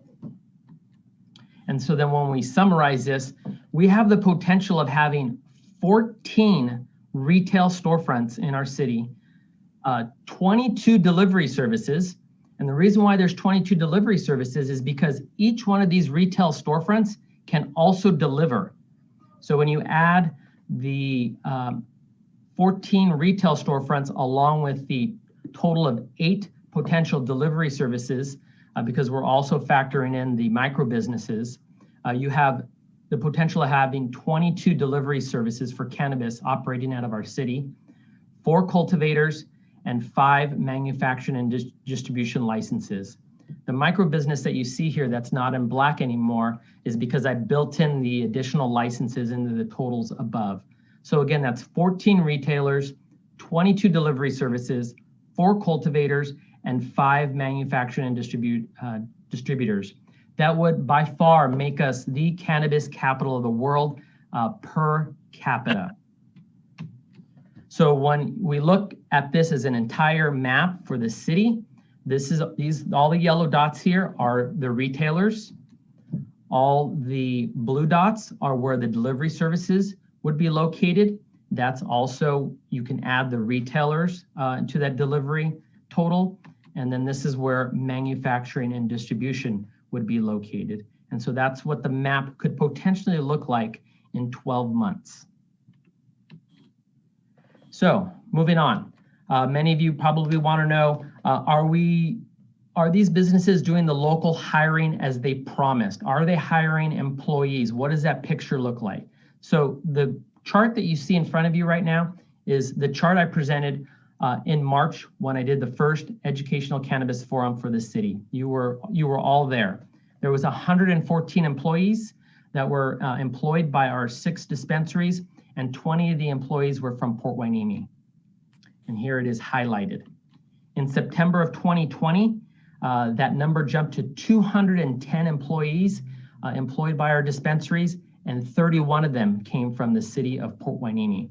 Now, this year, present day, actually that should say September of 2019, when as of today, we have 251 cannabis employees spread out over 8 businesses right now, because High Farms Delivery, even though they haven't gone operational yet, has already live scanned 7 employees. 35 of the 251 employees come from the city of Port Hueneme. And just to kind of reiterate, every single employee as well as owner must get live scanned, and their background must get approved by the chief of police. And so this kind of gives people some comfort as to who these people are serving them behind the retail cannabis counter. And so when we do the math, we charge $410 for a live scan application. And so we have processed 450 live scan applications for cannabis to this point, which has brought in a revenue of $184,500 to date. And some of this money has been used to offset the records technician that council approved as we ventured into the cannabis business here. I just wanted to point this out real quick. We do something differently here in the city of Port Hueneme. We are the ones that issue the badges after their live scan results have been approved. This prevents cannabis dispensaries from creating their own badges and trying to covertly have people that have not been approved working in the dispensary. And this has worked very well. This is included in their $410 live scan fee. So this is a chart or graph that I used in March of 2019. We were excited in December of 2018. In our first year, we saw $2.16 million in gross sales for that month, by far our biggest month. And so based on those totals, I had estimated that in 2019, we would gross $25 million, and in 2020, $35 million. We'll see that I was a little off on those numbers here. Now, in August of 2019, when I did another presentation, I updated this. And so with 6 dispensaries online, the gross sales for 2019 were corrected, and we forecasted $36 million for the end of the year, and we forecasted $45 million in gross sales for 2020. And here you can see, beginning in 2019, how our sales have increased as we've added dispensaries. And then here we have, again, this one shows the highest grossing month, which was December of 2019. And at that point, we thought we had perhaps plateaued in gross sales, but we had not. As you can see by this chart, I'm having a hard time seeing based on my graph here. So in May of 2020, we capped out so far at $4.5 million a month in gross sales. In fact, that number is a little higher come August.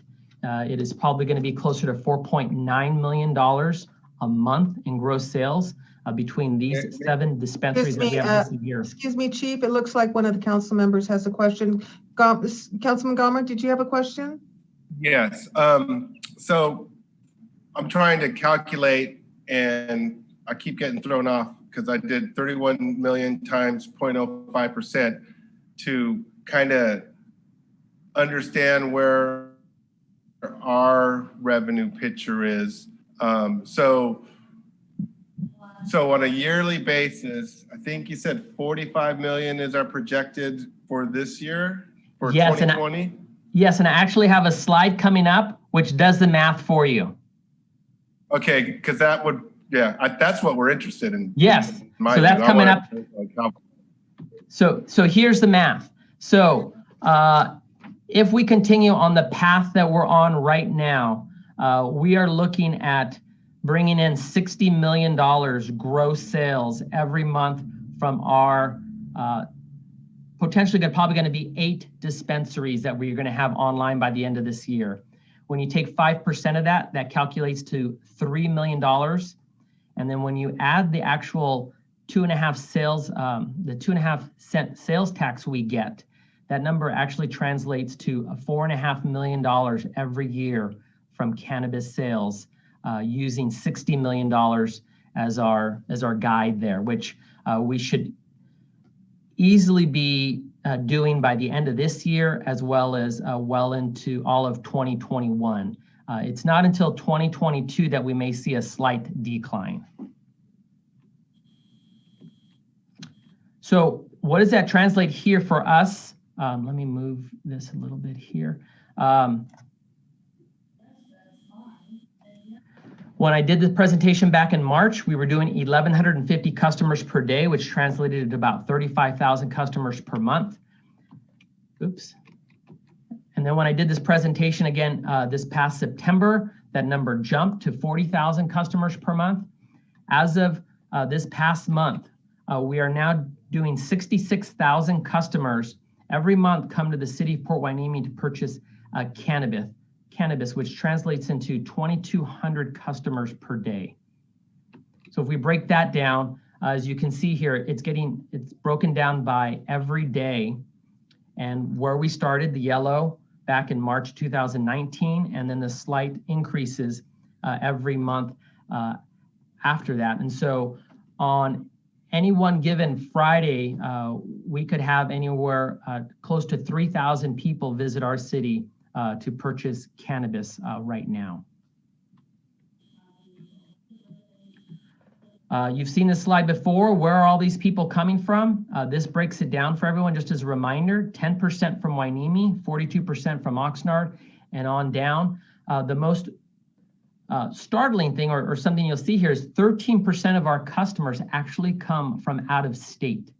What that tells us is when people come to Ventura County or the state of California to visit, they also come to our dispensaries to buy cannabis, which tells me that as we're becoming a destination for people to come and purchase cannabis when they're in and around Ventura County. You should also know that over 40% of all customers are over the age of 40 years old. Some people typically think that this is a young person's thing. It is not.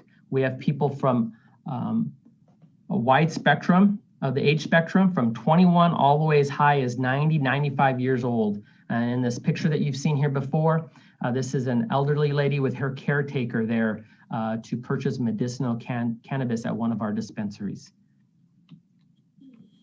So community contributions, we talked about our community contribution program. And to date, our dispensaries have donated over $800,000 into the community. About $500,000 of that has been pledges to the Boys and Girls Club of Greater Oxnard and Port Hueneme, thanks to Skunk Masters, HPC, and From the Earth, and SafePort have all made six-figure donations to the Boys and Girls Club. And then you see the rest of the donations here, which include Wheelhouse and Tradecraft, who has not even opened yet, but is already investing in our community as they've donated $11,000 so far. And you can see all the different programs on the right that they have donated to, as one of the requirements is that they donate and reinvest in programs in our community. They can invest in programs outside of our community as long as they can show there's a nexus or direct benefit to our city, as there are commonly county programs which benefit our city as well. So this is what it looks like in summary. We look to get about $2.5 million from our 5% cannabis tax. To date, our community contributions have exceeded, I actually need to change that figure to over 800,000, and it has created 251 jobs, 35 of them from Port Hueneme, and these are good paying jobs which pay a little over $38,000 a year. So this is what it looks like, or this is what it looked like, and we thought that it was going to be when I gave my presentation back in March of 2019. We already had seen what it had done for us in 2018, and these were our best guesstimates, but that has changed dramatically. And so I have it summarized here. And so in 2019, we looked to make $36 million, and then upwards of $50 to $60 million in 2020. So that really ends up adding another $4.86 million to our general fund, on top of all the community contributions from our dispensaries. And then if we forecast that even farther, So for the total of 6 years, we're looking at $181 million in gross sales. But as we all want to know, that equates to about $9 million to the city's general fund. And again, this does not count the additional sales tax in these figures here. Now, why I really wanted to talk to everyone today is concerns about oversaturation and excessive concentration is what the BCC calls it, because nowhere are we regulating the number of retail dispensaries in our city. I'm more concerned about those because those are open to the public, require a great deal of security and compliance. And we also don't regulate how far these dispensaries have to be from each other, which is also a concern. That's not something that we would typically allow for even our liquor stores or alcohol dispensaries. And so based on the figures that I provided earlier, we're actually on pace to have more retail cannabis dispensaries in our city than we have liquor stores. And then if you add all the delivery services, we will actually have more cannabis delivery services in this region than pizza delivery services if you were to add both Oxnard and Port Hueneme combined. So it would venture to say that it'd be easier to order cannabis than it would be to order a pizza in about 12 months because it'll be easier to deliver in terms of being able to order due to the number of cannabis businesses that will be here in Port Hueneme. So the BCC actually has a section which deals with excessive concentration and licenses in a region based on a city's census tract or population. And since we're all new to this, the BCC hasn't really been enforcing this because they are relying on the cities to self-regulate themselves. And so there's really not the enforcement branch right now that's out there monitoring this for us. So we're gonna have to monitor this ourselves. And so we did the math here. And I'll read number 1 to you, which is the ratio of licenses to population within the census tract or census division in which the applicant premises is located exceeds the ratio of licensees to population in the county in which the applicant premises is located, unless denial of the application would unduly limit the development of the legal market so as to perpetuate the illegal market for cannabis goods. Now, right now, we're not really getting looked at in terms of excessive concentration because we're the only city allowing for cannabis licenses right now, and really most of the county of Ventura, not counting Ojai. So there's a little more wiggle room there. But as Oxnard begins to come online and other cities become online, we're gonna have problems here. And so right now, if we do the math, the ratio of licenses to population in Ventura County is 2% to 1,000. The ratio of licenses to population in Port Hueneme is almost twice that, or 30 times higher when you do the math. But if we consider just the population in just our census tract, because we're a small city, it's actually 42 times higher than is recommended. So I'm going to skip that slide. So I want to reiterate that in the next couple of months or in the next meeting that we have some sort of discussion where we're able to limit or at least put some sort of parameters on cannabis in Port Hueneme. When this was initially presented to council over 3 years ago, it was thought that the market would kind of correct itself and there would be a limited amount of property in Port Hueneme for these businesses to be located. But as we've seen, these cannabis businesses are simply buying large pieces of property or actually buying buildings, as we've seen on several occasions. So, and they're finding locations, as you can see by the number of applications that we actually have in the process. So using that as our guide, I don't feel it is going to work. And so I'm going to kind of end with that. This final list here is just kind of a summary of our best practices and the things that we have done over the last 3 years that really have set us apart from everyone else and have allowed us to have a very successful program. But as the police chief, I'd rather be regulating 12 highly compliant businesses than 24 businesses that are struggling and cutting corners to survive in the market. And so that's something that I would like to talk about and get some guidance from council as to how they would like me to proceed. If this is something that council just wants to continue on this path, then I know not to come back and make certain recommendations. If this is something that council would like to see some sort of limit or parameters or a moratorium placed on cannabis, that's something I can come back before council as well. Okay, So- thank you, Chief. As far as the order of the meeting and making any kind of decisions tonight, I don't think we can do that based on the presentation, but That's correct. we can give you our thoughts and impressions of Yes. what we're seeing here. I just had a real quick question, then I'll go ahead and let the other folks go. It's on your calculations using the census figures. What census year are you using there? And if you're using the old census data, did you anticipate changes in the census that will be coming out? I actually relied on Steve Kinney to acquire these figures for me. I'm sure they don't include, it's probably the 2018 census, I believe. But even if it did increase significantly, I don't see those ratios really changing dramatically because right now we're on pace to have one cannabis business per 1,000 people, since we are a population of approximately 24,000, and we have the potential of having 24 licenses operating in our city. Okay. All right. Go ahead, Councilman Berg. Thank you very much. This is going to be a complex target to nail down. Obviously, the revenue is going to exceed anything we ever dreamed about, but we got to make some tough decisions.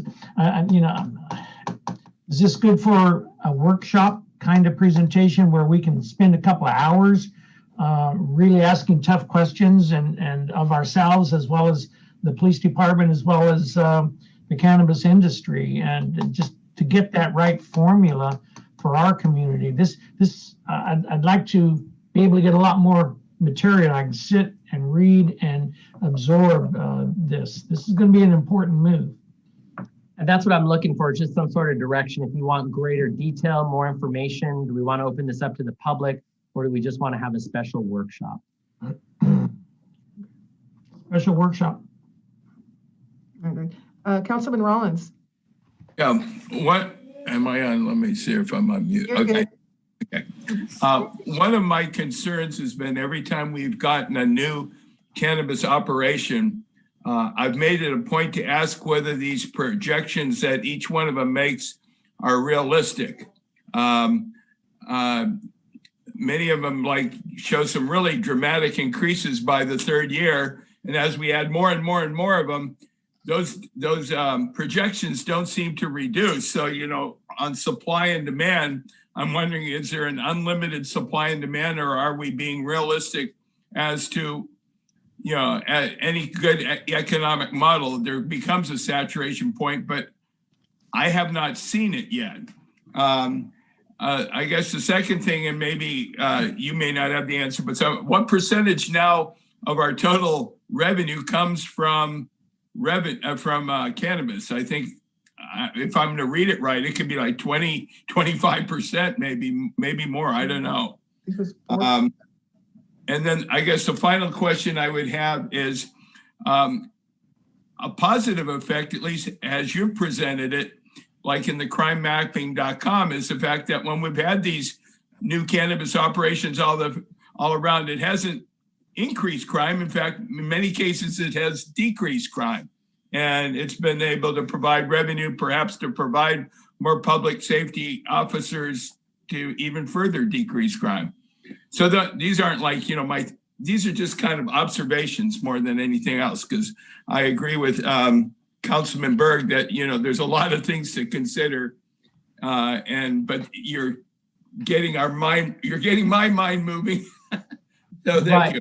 And I want to be very clear that it's not a crime concern at this point. It hasn't been. In fact, they've cleaned up the areas that they've been in. it's almost though we're almost getting too far ahead, and I don't want us to look back in 5 years and say, oh my gosh, what have we done here? And so I want to be forward thinking and looking ahead to make sure we don't see all the dollar signs and all of a sudden it ends up catching up to us. So I just want us to start taking a very systematic steps forward as we approve any more dispensaries or businesses. I wonder, like, will there be a natural selection also? Like with Oxnard, one of the stats you read was that there's 48% of the people, or approximately that, coming from Oxnard, and from at least what I've read, within a very short time, they're going to be getting into the business, and how much that will shift away from us, or maybe it's good that we're taking a monopoly on everybody so that, there's nowhere, they don't want to go anywhere else.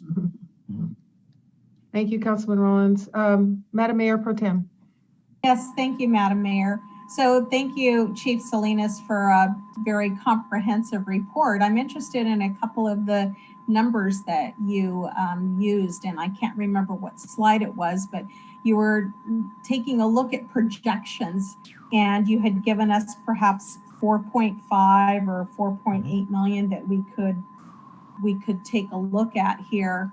I think that was at the end of year 2021, perhaps.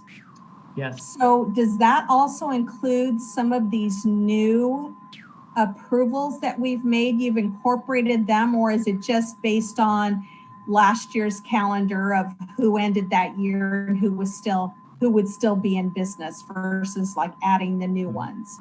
That's a good question. So right now we're at about $5 million gross every month right now with the 7 dispensaries that are currently online. And so if we just do the math there, at 5 million times 12, that gives us the $60 million. And so for next year, we have 2 more micro businesses coming online. So we're looking at a roughly 10 retailers online before even Oxnard comes online. We don't expect Oxnard to come online until late 2021, early 2022. So that number will actually probably be higher. In terms of forecasting beyond the 3 years, I start to kind of slow down the projection because I'm taking into account not only is Oxnard coming online, but we also have new businesses coming online, not just retail, but manufacturing and distribution, cultivation. So I want to be as conservative as possible. So that $60 million gross is probably going to hold for the next 2 to 3 years. And then we'll be able to kind of gauge after a year or two, kind of where we're really going to end up settling. But I can't give us a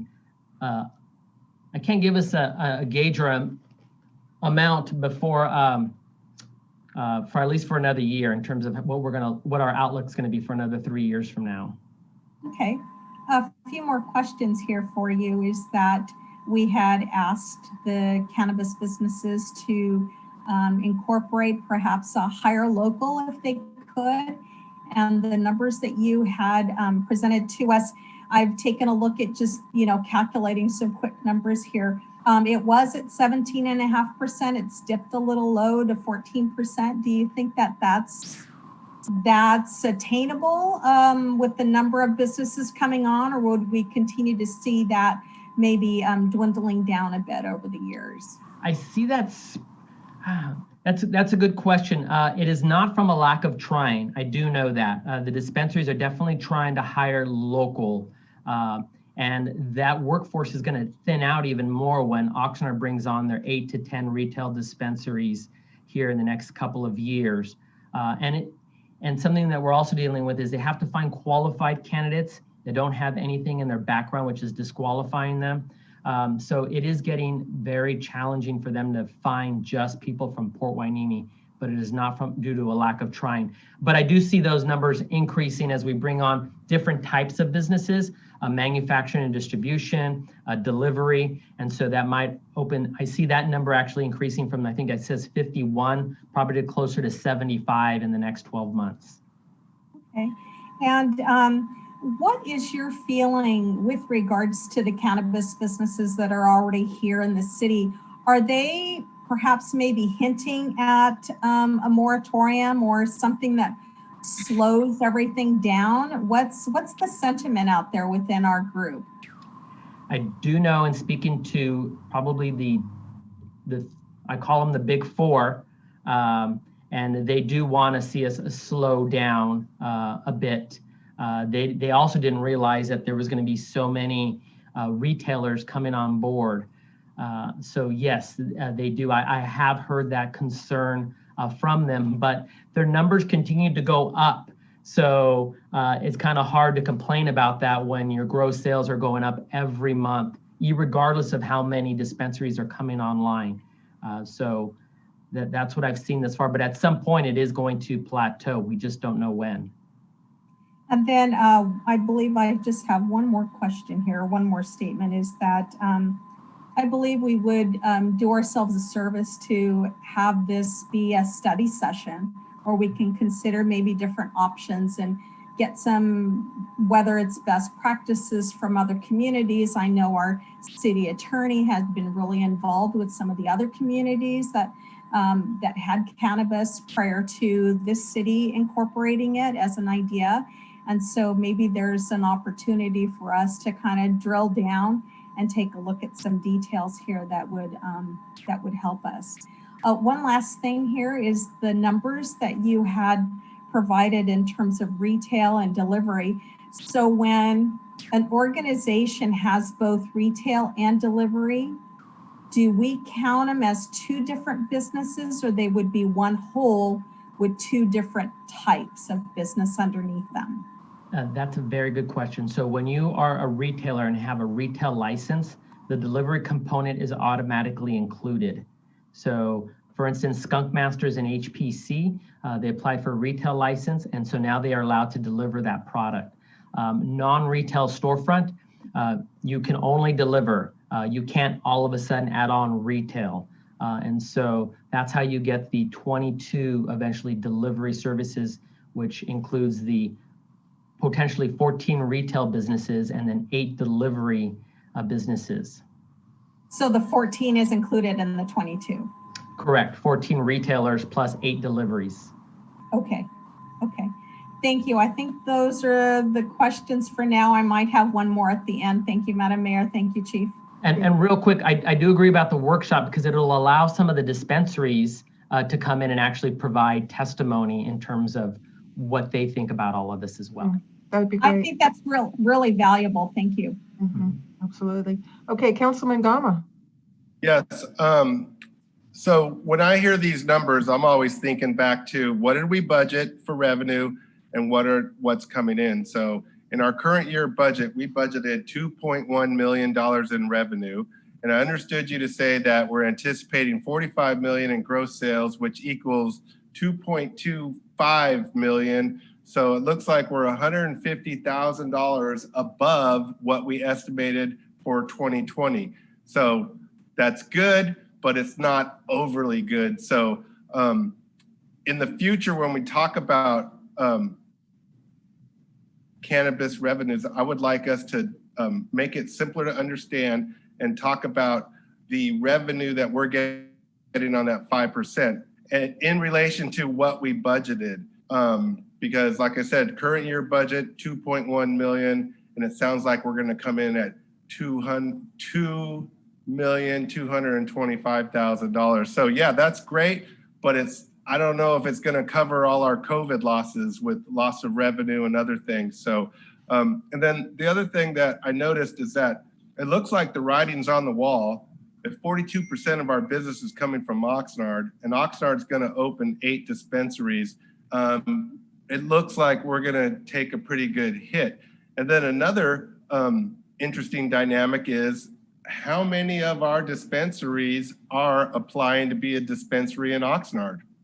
I know one of them is. And so what if 2 of our dispensaries get approved for Oxnard? And so while we see a dip in revenue, it's now going over to Oxnard. So, you know, that whole dynamic is going to play itself out. The market's going to determine it, and we'll have to deal with the consequences. So definitely in favor of having a workshop. also, I noticed something today for the first time on Hueneme Road in Oxnard. There's I think it's next to the Tex-Mex Cantina, that famous place. And there's a sign, it says Hueneme Tobacco, and it's in green, and it has marijuana leaves on the sign. So the other component of this is that those illegal sales that appear to be happening right before our eyes. I was in Salzers a while ago, actually over a year ago, and I was really surprised to see that they had actual hemp buds in packages hanging, and it's like, that looks like weed. Oh no, it's not weed, it's hemp. I'm like, well, it sure looks, and so I'm just wondering, there's a lot of dynamics going on. What are we doing about those illegal sales that seem to be popping up? Because one thing we did notice is that in and around our dispensaries, there's smoke shops. I mean, there's probably 8 of them within the Green Mile, and including Oxnard. There's one at the 99-cent store, I think there's 3 of them. Anyways, so we look to be entering a slowdown at some point. It's just a matter of when. And so I always like to, again, in the future, let's look at what we budgeted versus what we're bringing in. And I think, it's good. I mean, we're bringing in more than we budgeted, but it's not 30% more. It looks like more like 10 or 5% more. And definitely in favor of trying to get our brain trust around where we go when Oxnard makes that move. I think it's prudent upon us. All right, thank you, Councilman Gama. Yeah, I agree. I think a study session would definitely be in order here, since we want to be able to look at the trends. We want to know what other jurisdictions are doing. I don't mind the idea of being the capital of cannabis, a worldwide capital designation, but I don't know how the community feels about it. So how much socialization do we need to do, outreach with the community and moving forward with the cannabis businesses? But I think it's definitely time that I see you, Sylvia. It's definitely time to look at this. I think we should have done it sooner, but now's a good time. And with COVID too, look at the impact on that, because that's going to affect the trends in the future. Is how much is of increase in cannabis purchases have there been since COVID? We saw an increase in alcohol consumption. Is it the same thing with COVID? And are we going to see a decline once we get a vaccine and people and the COVID restrictions start to loosen up?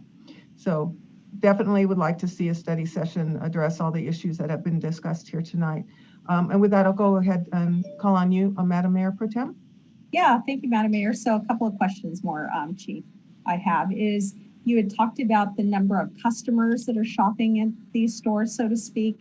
Does that include both those that actually come and visit the city as well as delivery, or is it just one side of the framework there of number of customers?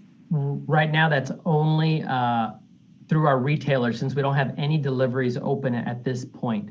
So I won't have any delivery figures probably till the end of the year, and that'll only be from like one delivery service because most of our retail numbers include the delivery numbers right now. So I don't have the specific delivery numbers, but I can include it in the workshop to see just how far are they actually driving to deliver their product in the county. Okay, and then one last question here. You talked about on one of the last slides some ideas that you have, like no auto renewals, responsible cannabis, and then social host ordinance. Can you just tell us just a sentence or two about each of these? And I know we'll probably get more at the study session, but so those are best practices. Yeah, so those are some of the best practices that we're doing now, is that you actually have to go through an audit, and there's no automatic renewals here in terms of cannabis. And so we review the license every year to make sure that they're adhering to all of our special recommendations all the restrictions that I've put and Tony has put. So that's one thing. So just because you've been approved doesn't mean that you now have this lifelong license to operate in our city. And two, And that's what, those come to city council to then review, because we've seen already a couple of them, correct? you've probably seen a couple of audits, Yeah. yes, which really factor into our reapproval of the dispensary.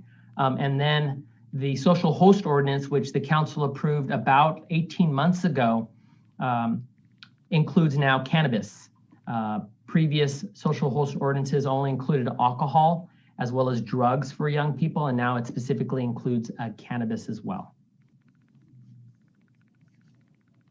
Thank you.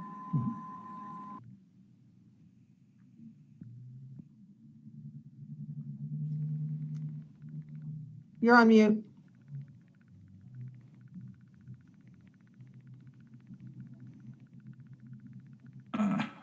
Oh, no, we lost your picture.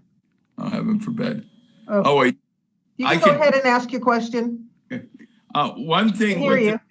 Yeah, it's probably better not to see me in person. Anyway, one of the things that I would like to see in this session is how the cannabis operation has affected other businesses within the community.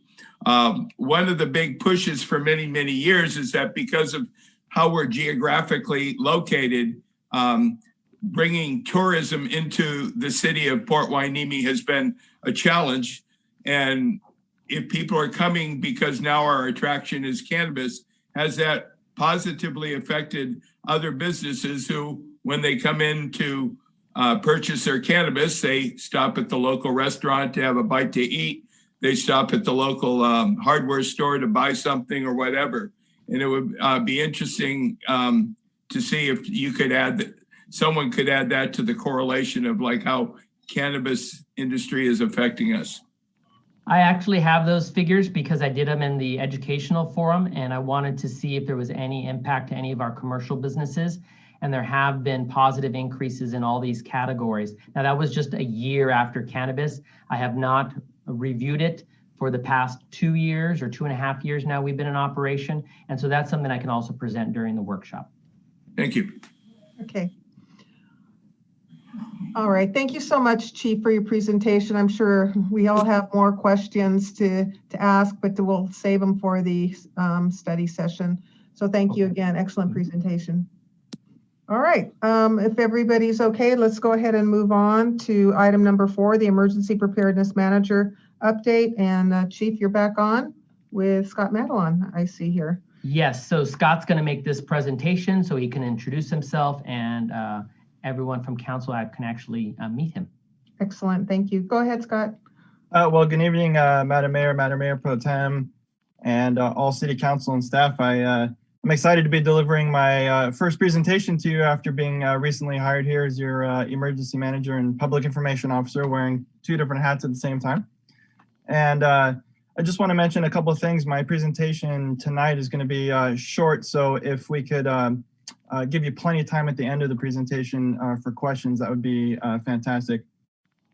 And I'm going to go ahead and share my screen here and see if I can get going on what we have.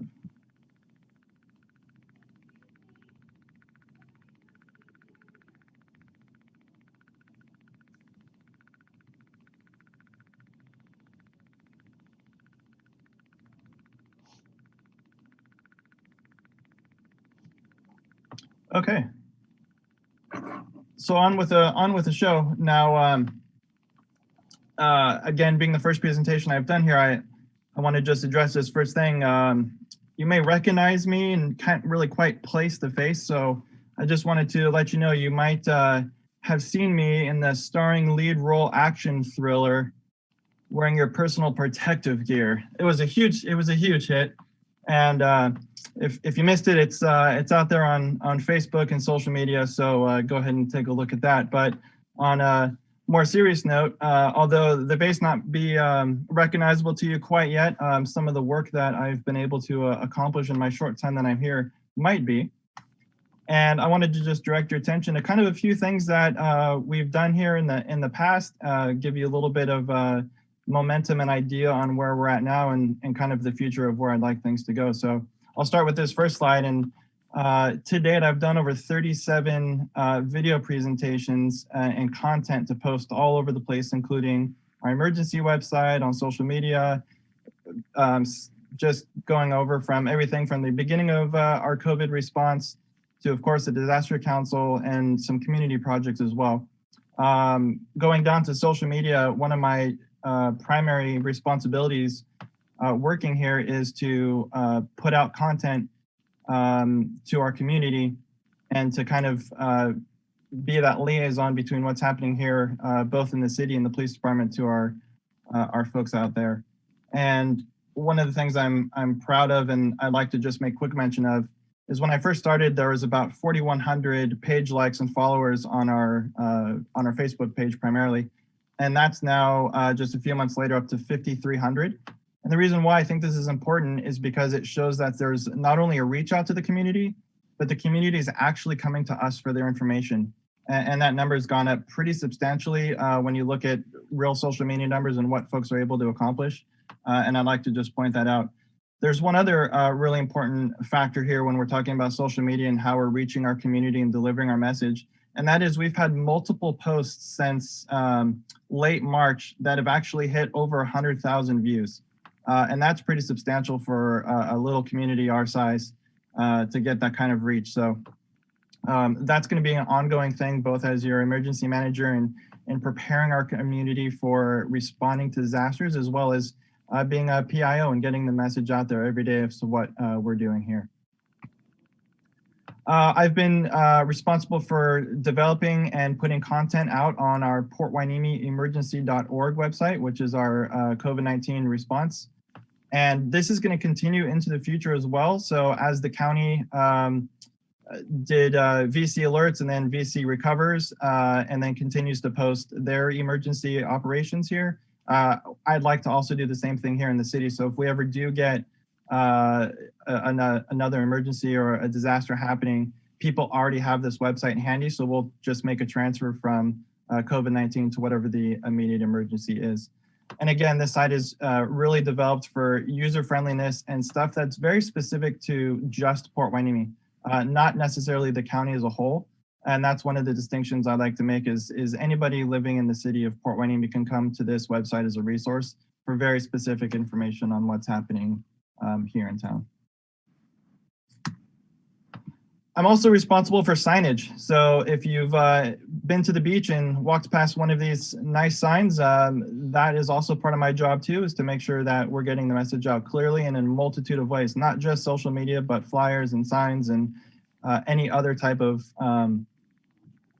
medium that we can in order to get our message out there. Another thing that I do here as well is our public relations and outreach. So this is a program that was started called Who's Serving You? And it's become quite popular for police agencies, specifically to get the community to know and work with officers who are serving them. And what we're doing a little bit different is we're creating full length videos, 3, 4, 5 minutes about each one of our officers here and how they're interacting with the community. And we're off to our third one, which will be featuring one of the folks here on the screen, and I'm not going to give that one away for you. Another part of my responsibility that I have here is our publicity. So what are we doing as a city with other stakeholders in our community? And I just wanted to share a couple of them here.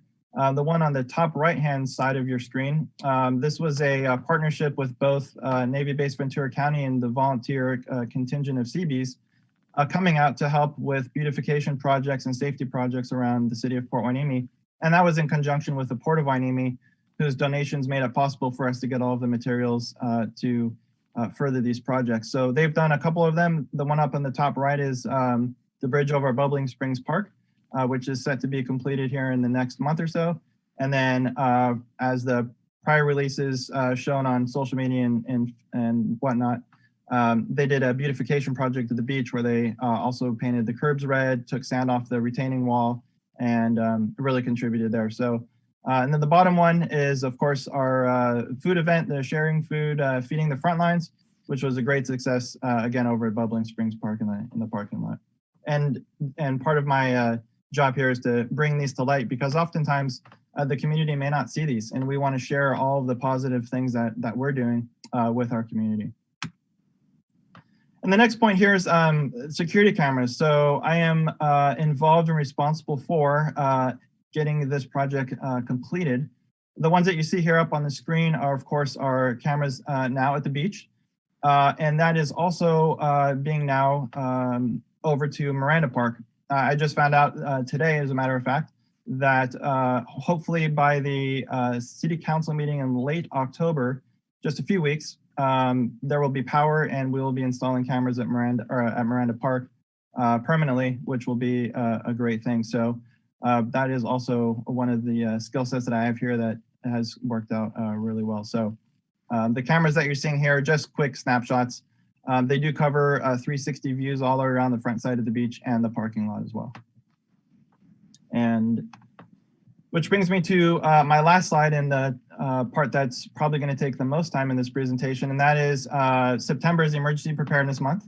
And I want to make kind of three presentations that are within this slide. And the first one is updating our emergency operations plan here in the city. And that process is underway right now, and we're looking to get that updated as soon as possible. There are two parts to that procedure that are interesting, and that is to make sure that we get 100% correct the legislative mandates that say that we need to include our hearing impaired folks and make sure that we are implementing them into our response plan in the city, and also those folks who are physically disabled, who also have access to these emergency resources. So we're working hard to get a plan up to date, and there'll be more to come on that. The second one I want to talk about is on the right-hand side, is our NIM certification. And what that is are training our employees to be first responders in the event of a disaster, and in a limited capacity and such. However, it's a requirement that if we want to get FEMA reimbursement, we have to show that our city is compliant with being able to respond to an emergency or a disaster in our city. So the goal that I have is by the end of the month, that all full-time staff here will be certified in the 2 basic courses, which is the baseline for everyone. Now, depending on your position in the city, that may require you to take more classes, but just as a baseline to get our entire full-time staff certified. Now, we are over 50% already, and we still have a few weeks left. So that is a big goal, but I like to see it happen here in the next couple of weeks. Which brings us to the last point of FEMA reimbursement. So this is kind of the time that most cities here in Ventura County and several within our state are starting to put together their plan for reimbursement. And we are doing the same thing. This week, I was supplied with a preliminary spreadsheet of all the expenditures during COVID-19. Unfortunately, it's not quite as easy as just to submit in a spreadsheet and say, okay, FEMA, please pay us this money. There's an analysis that has to take place, and every single line item needs to be justified and shown as an actual expense for COVID-19 that was above and beyond what your normal operating procedures are. However, that being said, between now and I would put a target goal of the end of the year is about where most cities are looking to do this. And the reason why is because COVID-19 still hasn't been declared over. So some cities are going to hold out and wait to see how long it takes for it to be declared over before they submit for reimbursement. Other cities have taken the position that the early bird gets the worm.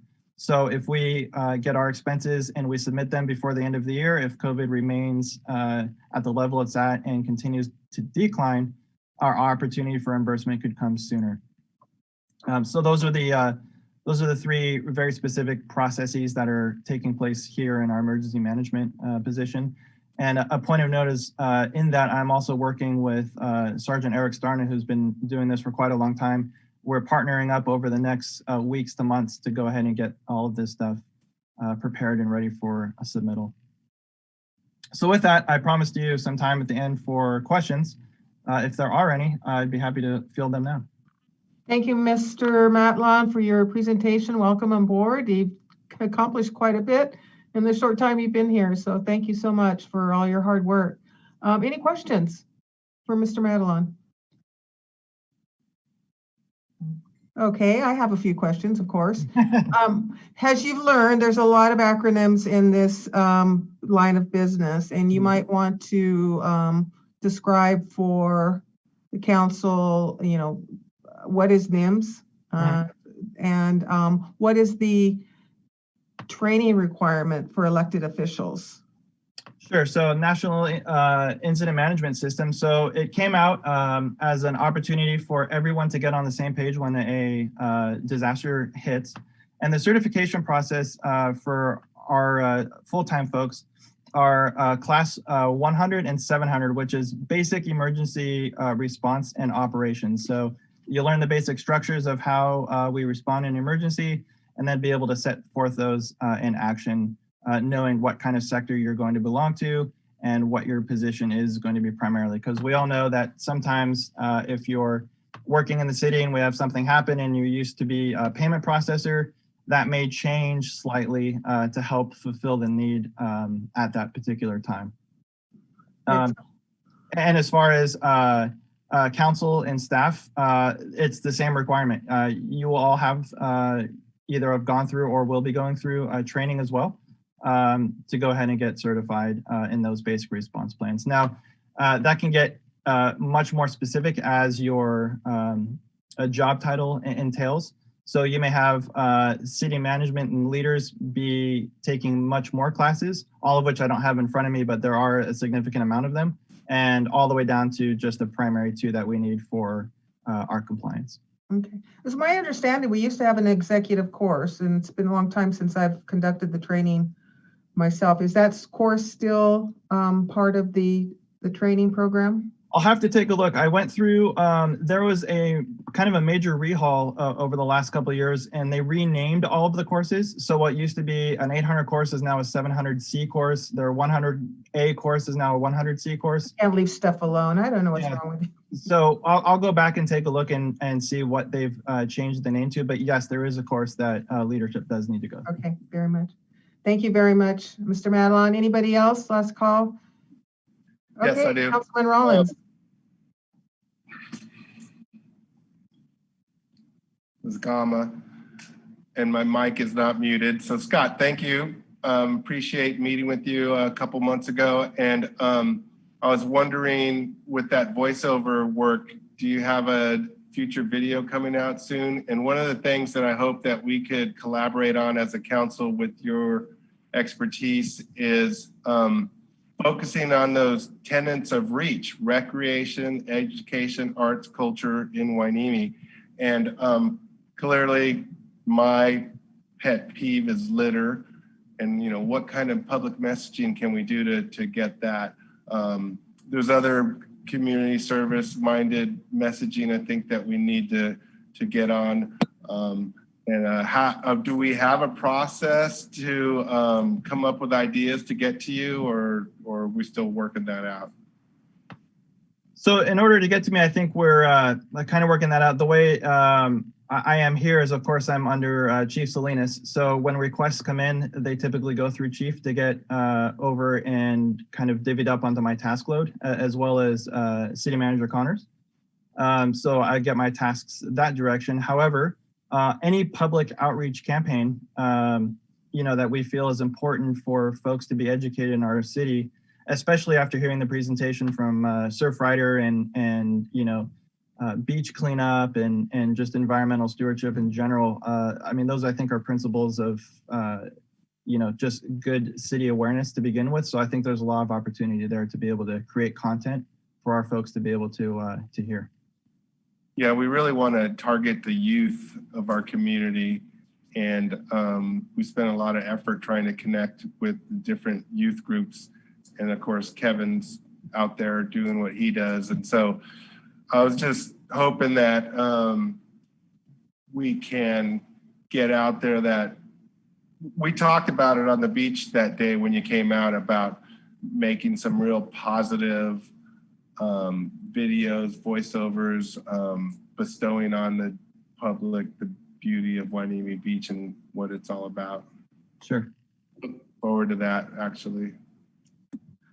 Okay, my apologies, Councilman Rollins. I did call on you, but Yes, you did. And I Okay. was muted like you told me to mute, and I forgot to unmute myself. Okay.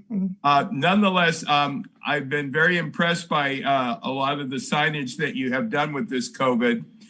And time permitting, I would like to see you expand that. We're doing a number of capital improvement projects, and I think the community should be educated to see the fact that we are doing these projects through some form of signage, and perhaps where we're getting the revenue from, like be it from this project is a result of the community benefit fund with the port. This project is of the benefit through REACH.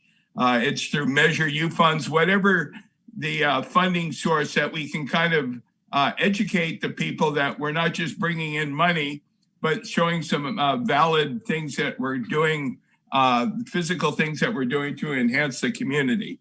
So one more thing to put on your list, but you're doing an outstanding job. Thank you. I appreciate that. And in fact, what you just mentioned now is even starting to be put into effect today as we are into our solar panel construction process here over at the PD. And 2 signage banners just went out today about that entire project. So that is something we're working on, and in fact, looking forward to doing over at Miranda Park and any other capital projects that we have going. So I appreciate the feedback. Thank you. Okay, well, thank you again for your presentation. Good job, and best of luck to you in your future career. You're off to a great start. Great, thank you very much for you guys' time. Okay, all right, moving along, we're going now to our item number 5, strategic plan presentation, and Ms. Grimm is back with us. Are you out there, Chris? I saw your smiling face earlier, and She's joining us right now, Mayor. okay, very good.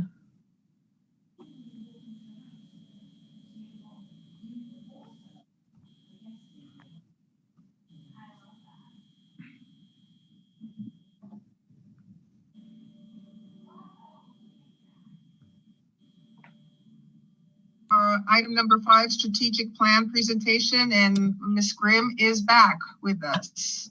Are you out there, Chris? I sure am. Hi, everybody. Hi, something's going on because that was a previous recording made about a minute ago. So, Chris, if you have your computer streaming, please turn it off. Let's see if that's happening.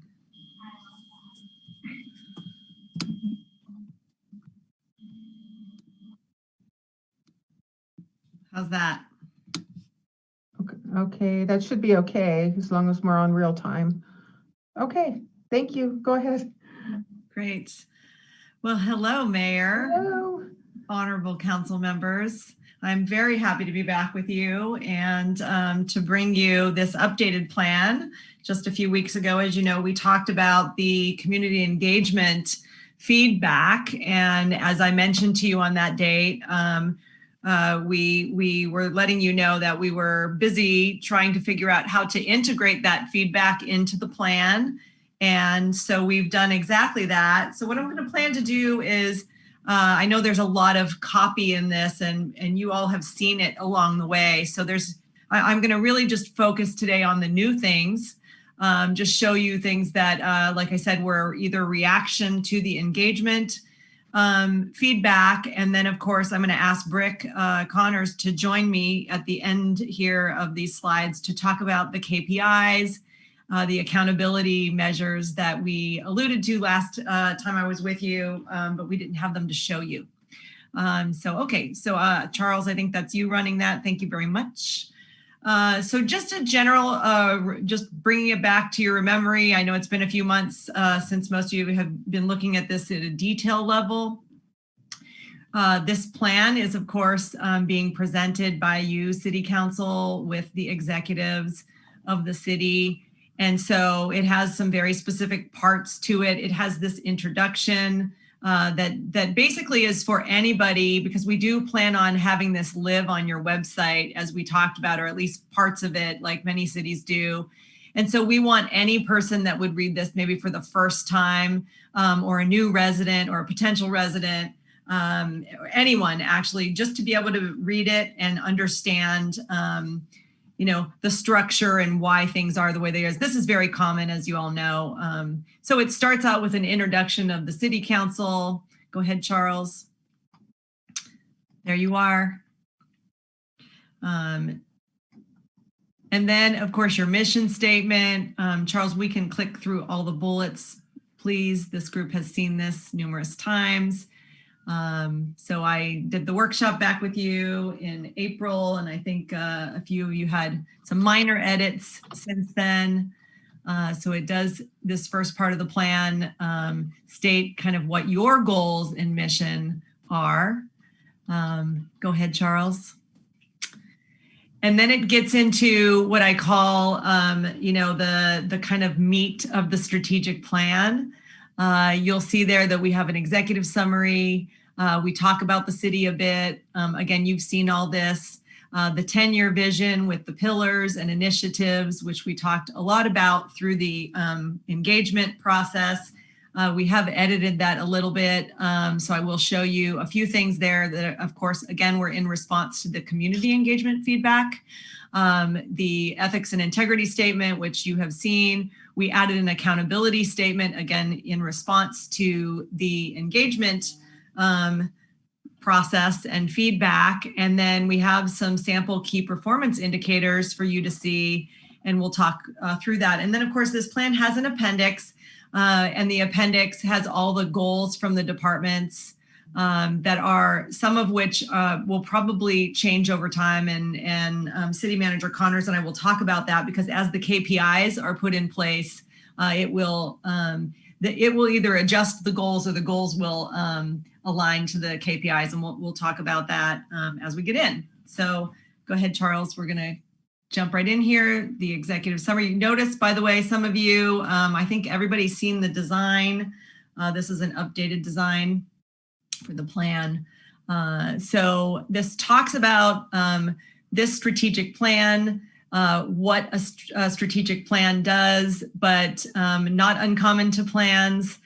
We wanted to outline to any person who might want to read this what process was used to get to it, and the fact that you actually went into a collaborative strategic planning process, not just you all or the executives planning alone, that you engaged your stakeholder groups to do that. And that's just this introduction.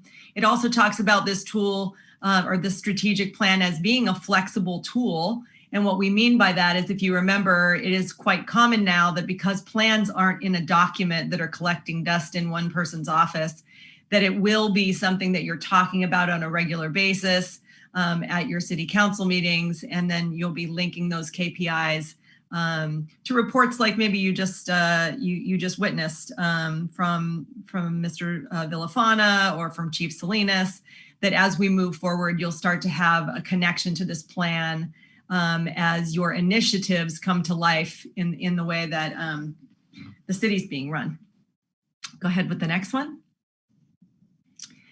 This is just more of that introduction. Thanks, Charles. So now we have the information about the city. Again, we wanted to make sure that anybody who was reading this, even if they have never been to the city before, that they would have a general understanding of who you are and who lives there and what the city's like and the great parts of the city. You'll also note on the next page, we have a timeline with some of the history. Much of this was pulled from the museum, from your website, and from interviews with stakeholders earlier in the process. I am imagining, by the way, it's just a dream of mine for you, that as this moves forward in the next few years, that when great things happen, because you have great things planned in your vision, that they get added to this so people can start to see your achievements along the timeline. And I think that'll be great. Go ahead, Charles. Great. So the next piece, as you've all seen, but for anyone here who's watching the city council meeting, I'm very excited for you to see this. If you didn't partake in the engagement process, you have a 10-year vision. It has 5 pillars. That's what we call those circles around there. And in a minute, you'll know why. Each of the pillars was developed, as you all know, but there might be people listening who don't, through a very collaborative process with stakeholder groups, and then we engaged in the last few months residents, businesses, and other stakeholders that were either able to participate or not able to participate over the last year. Really spending time making sure that these pillars were right or felt right to everyone, and then getting feedback on the initiatives therein. So I'm going to go ahead and dive in there. So Charles, we can just move ahead to the first pillar. Nice. Levels of service. Was someone going to ask a question or say something? No, I just like the way you transitioned into those pillars. I thought that was pretty cool. Yeah, it's really, really cool. I'm glad you liked it, Mayor. And for everybody who's watching, it is our recommendation that that we post this in English and Spanish. So, you know, my team, we're not going anywhere anytime soon. As you know, we live here in Ventura County. If anybody needed help doing that, I will work with the city manager and their team just to make sure that if the animation doesn't, if it's just too difficult to do that, that we'll put it in a format so it's really easy for people to see and read.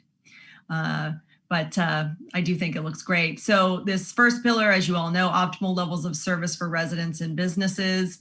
None of this really changed based on the feedback that we went over a few meetings ago. This is feeling pretty solid. And later in a few slides, and I'm going to get there pretty quickly, we are going to show you some sample KPIs to support these initiatives, specifically around what optimal excellence or optimal levels of service might mean, and the way the city manager and his team are thinking about that. So go ahead, Charles, to the next one. The next one is fiscal and economic excellence.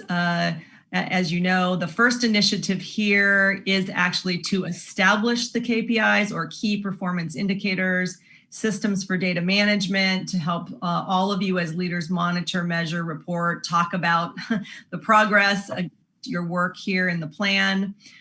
So you're going to see that, that this plan is really being built on this idea of accountability. And like I mentioned, we added some things at the end there because we did get feedback that this was positive. But that some people, if you remember a few meetings ago, anybody who was listening, and for my honorable council members, we take it as a challenge on all of our behalf for people who are skeptical about any strategic plan, people wondering, are they really going to do these things? So we took that to heart, and we are really trying to ensure that the right measures are in place so it's clear to everyone when you're making progress against the plan. Go ahead, Charles. Thank you. Innovation and opportunity. So we did talk about this, and you'll see that the one change here under this pillar is that we reordered the initiatives to respond to the engagement feedback, that the most important one consistently in our focus groups and on the survey was what is now the first bullet: retain and maximize opportunities for local businesses as the backbone of our community. So we wanted you to know that we did respond to that. Again, when we talk about the KPIs, we can talk about some of the measures that are going to support this. Go ahead to the next one. Safe, secure, and beautiful community. As I mentioned a few meetings ago, this was definitely, when ranked, the most popular pillar that in our focus groups and in the survey. We didn't really do a lot of work here. It didn't need any changes thus far. And we do recommend, and I did talk with the city manager about that when the KPIs are in place for this, I think many of them are going to come out of the Parks and Rec plan and be directly tied to your emerging general plan, obviously, because this is about the environment, it's about your beaches, it's about your facilities, etc. So you'll see probably some ties in between those plans coming to life, most likely in this pillar. Go ahead to the next one. So last but not least, the strategic partnerships pillar, you can see that we added a second initiative here in response to the engagement request. If you all remember, people identified for us that they felt like if there was anything missing from the plan, that they didn't see it overtly, that you had homelessness, education, and a few other topics that were not just, they weren't prominent in the initiatives. And as I mentioned to all of you, some of those things are actually in the goals. And some of them were not. And so at this moment, because they weren't just, we didn't want to put a goal or an initiative in just to have it. We want to make sure that there's meaningful programming behind it and meaningful goals. And so we added to identify and organize issue-centric focus groups and teams to optimally deploy shared resources. So we do believe this has to do with partnerships. And as you know, in most cases, topics like education or homelessness, for instance, naturally are part of things that you are doing already or will do in partnership with other organizations. So it felt natural that this would fit here. And like I said, what we didn't want to do is just invent something and put it in the plan just to have it in there. It really is probably going to take a little bit more effort, which again, we'll talk about when we get to the KPIs. Go ahead. So as I mentioned, this transitions into a few specific items. The ethics and integrity statement, which should not look new to our council members, is something that you all agreed to a while back, and is supported in the work, of course, that HR is doing with programming and employee handbook updates, et cetera. So we believe that if this is updated over time, we'll just make sure that it's aligned, or someone will have to make sure that that's aligned. And then the next section, which is the new section, drum roll, everybody. In response, of course, to not only your ask, but the community engagement, we added a statement around accountability, talking about what that means. You'll notice that some of this language probably sounds like City Manager Connors because this is obviously near and dear to his heart. And Brick, I don't know if you want to add comment now, or do you want to wait till we get to the next slide?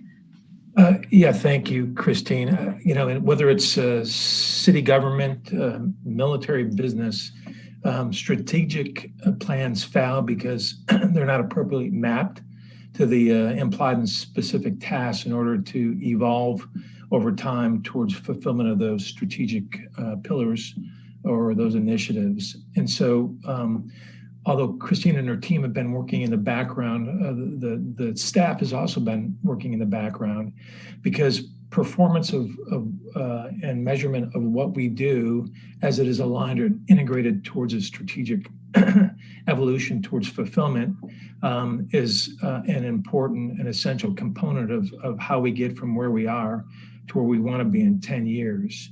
So we've been diligent and looking at all those things, those tasks, if you will, that will allow us to get to where we need to be.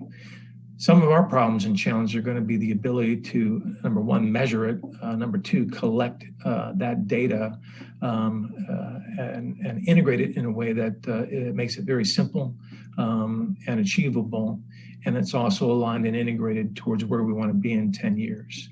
So with that, we have a kind of an aggressive but incremental plan to allow us to do those things so that that we can report out, whether it's rolling dashboards and updates for the community and the public, but as well council, so they can see where we are on that path towards fulfillment of those strategic goals and objectives. Next slide, Charles. So there's a representation of a dashboard that's it's been actually matured quite a bit, but it's still in the and they represent a variety of different tasks that will allow us to put that flag in the top of the strategic plan mountain and say that we've got where we want to be. And you can see they're aligned to these color-coded circles that represent those pillars. And so what we envision is developing a dashboard program with frequent updates so that anybody can visually assess exactly where we are and on our process and evolution towards a strategic plan fulfillment. If you go to the next slide. We've already looked at a potential 205 performance indicators, and things that we need to measure, collect data on, combine them in unique ways.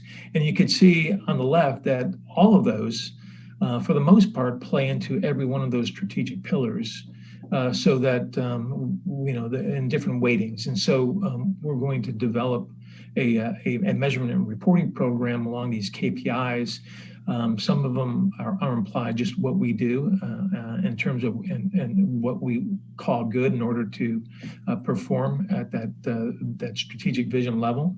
And the other ones are specific things that we need to do differently, and we'll identify those as well.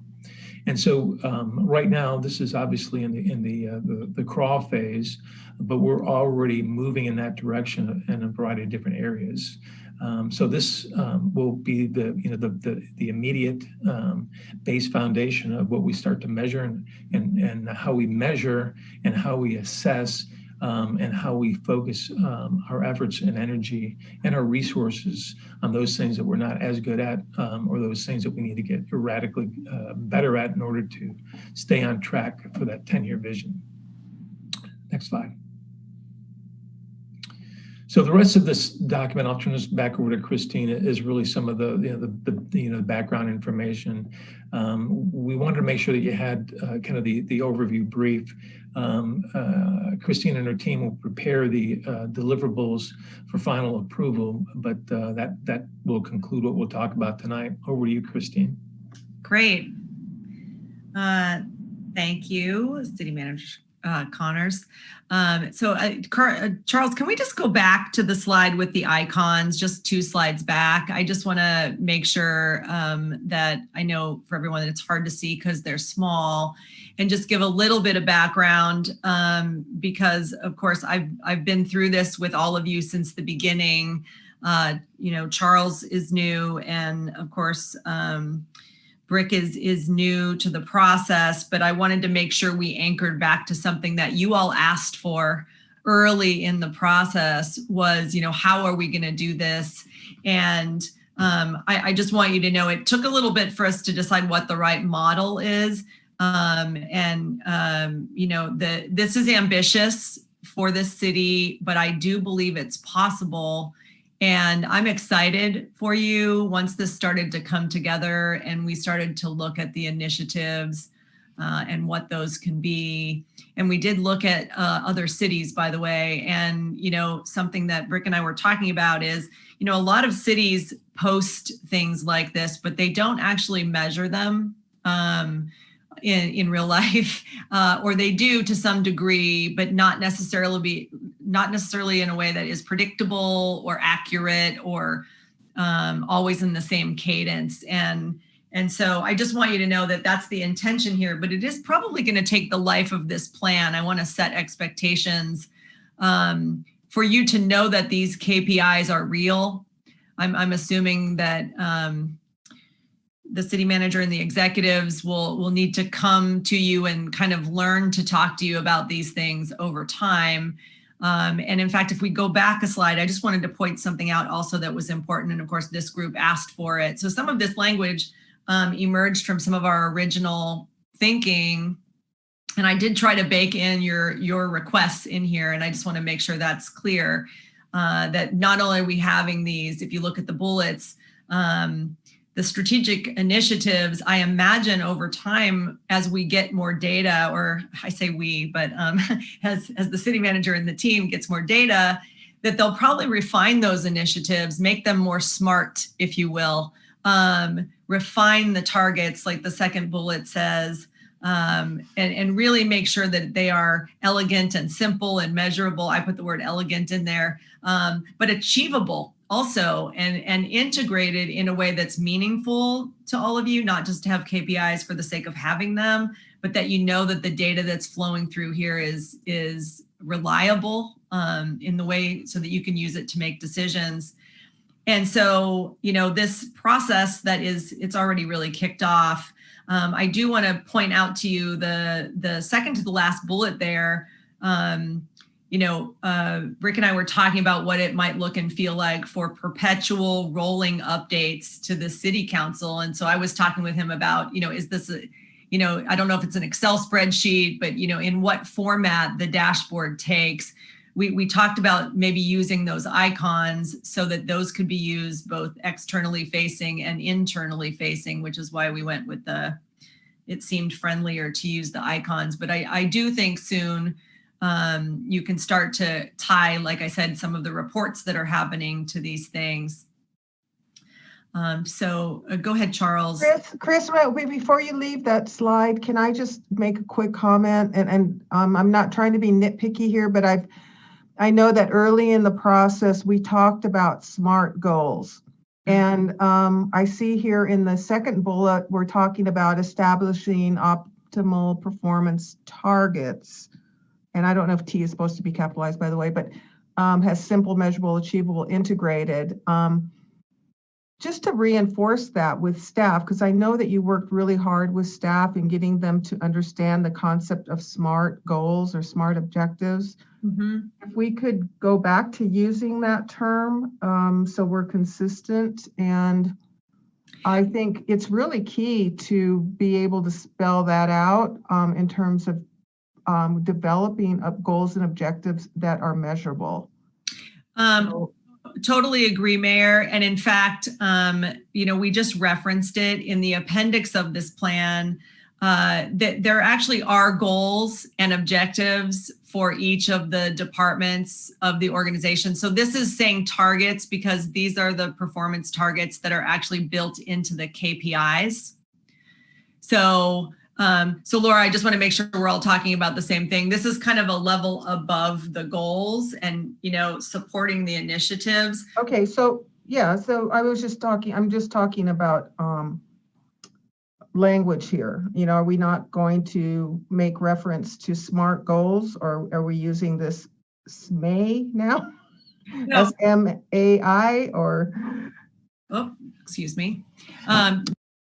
You can talk about SMART goals. I'm just saying that this is added. It's not in place of these. Okay. Are really what we're talking about, the key performance indicators. The SMART goals are a level down in the plan because that's where the department. Whoops, sorry, I don't know what's happening. Wow, that sounded violent. Mayor, if I could just address that particular point. But one other thing is we're going to have to change these targets as we evolve, as we improve as a staff. And so the targets are going to, at some point, continue to elevate. Maybe in the first year, we're only looking at 100 KPIs. And we have targets that are a little bit lower as we start to get our act together, so to speak. And so the targets for these KPIs are going to be evolutionary as well. So we prove that we can do these things and then elevate the challenge. Okay. All right. Councilman Gama, did you have something to add to this? Yes, I recall in our discussions, we talked about becoming business friendly. And I don't see a target or a reference to that. And this is on my mind right now because we had a business, Brat Motors, that's been here for 8 years and tried to expand and then finally got frustrated and just packed up and left. So is there a business friendly target? Did I miss it, or? We want to be business friendly. Are you expecting to see it in the icons? Is that where you would see it, or? If you go to the next slide, Charles. There we go. I think it was in pillar number 1. Yeah, optimize city business ecosystem, which is a combination of friendly, but it's basically how do you attract businesses? How do you retain businesses? How do you support them in infrastructure, but as well as processes that they need to prosper and grow? So that's part of the optimized city business ecosystem. And if you go to the next slide. That probably needs to go to 2 lines, that optimized business ecosystem. Just Or how about become business friendly, or just try and make it simpler? Well, there's a lot more that rolls up into that. So, but that is one of those things. And then on this slide, you see economic and community development. There's identified right now 22 KPIs specific to those two things, and business friendliness plays into those KPIs as well.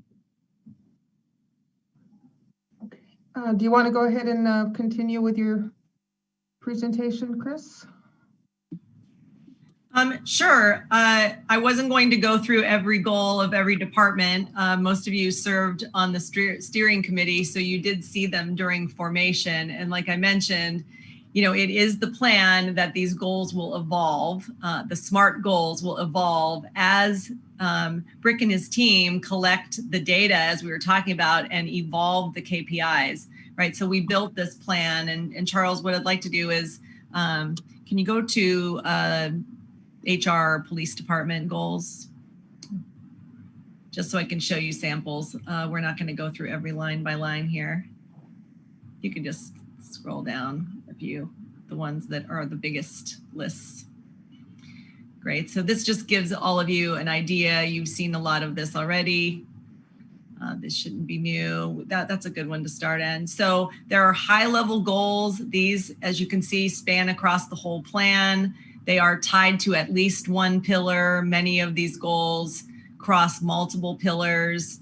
And so that's why I was saying we've created a hierarchy here. So to your point, Laura, you have your vision, you have the pillars. Inside the pillar, you have the objective, you have then initiatives. The KPIs are supporting the initiatives, and then driving those KPIs will be SMART goals and plans.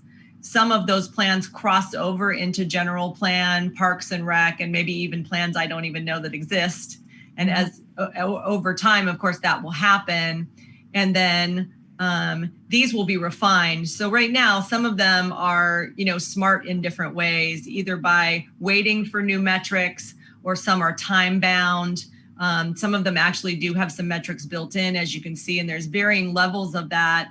And to Brick's point, some of that is system dependent. And I know early in this process, I did talk with this group about the fact that you do need some system upgrades and some internal, inside the city, some new systems need to be put in place so that we can make the goals SMART and ensure that they're rolling up to the KPIs. And so that's to Brick's point about like the difference between a target in the KPIs and the goals that will actually build up to that. And you can see how, the departments are working on some things that are fairly broad. And then each of them have very detailed action plans against all of these goals, by the way, which have more SMART goals in the action plans.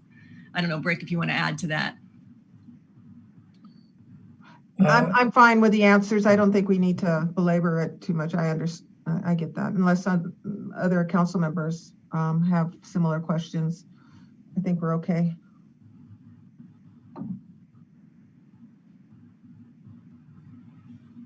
I didn't mean to stifle you, Brick, and if you had something to say. Oh, no, I didn't have much to add. This will be a work in progress as we start to shape, a variety of different other planning processes that are ongoing and simultaneous. So this will be shaped and improved over time. Okay. All right, I believe Councilman Rollins has a question. And you need to take yourself off mute. I'm not sure where this would belong. It may be human resources, but one of the things that has been close to me is the ability to increase volunteerism and to increase and get the community involved in making the city better from a volunteer basis. And I'm not sure if I've seen a lot of different verbiage in the different areas, but it would seem like human resources would be something that it would fall in line with. Any thoughts on that? I think that's in the Parks and Recreation section of the plan. If I'm not, mistaken.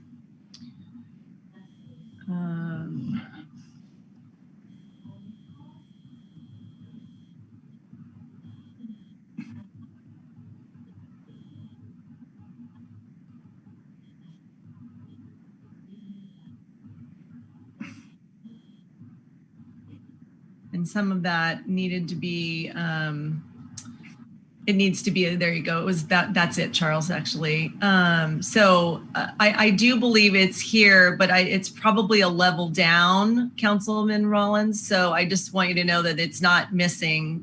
It is in this plan. But I do think it's a level down, and it might be a part of number 3. And I do want to say that this, I know that there's a plan to align this with the Parks and Recreation Master Plan. So some of these goals and the action plans might be adjusted appropriately, because when we were finalizing this version of the goals, they were just getting the results from that survey process and then starting to decide what was going to happen with that. I don't know, Rick, if you want to add to that, but I think that that's the answer. Yeah, there are a number of actual performance indicators that are specific to volunteer programs and programming in general, and under the community services and customer service. And there's also a top level citywide that addresses that specifically on, I think, slide 24 or so. Okay, as long as it's covered somewhere. Yeah.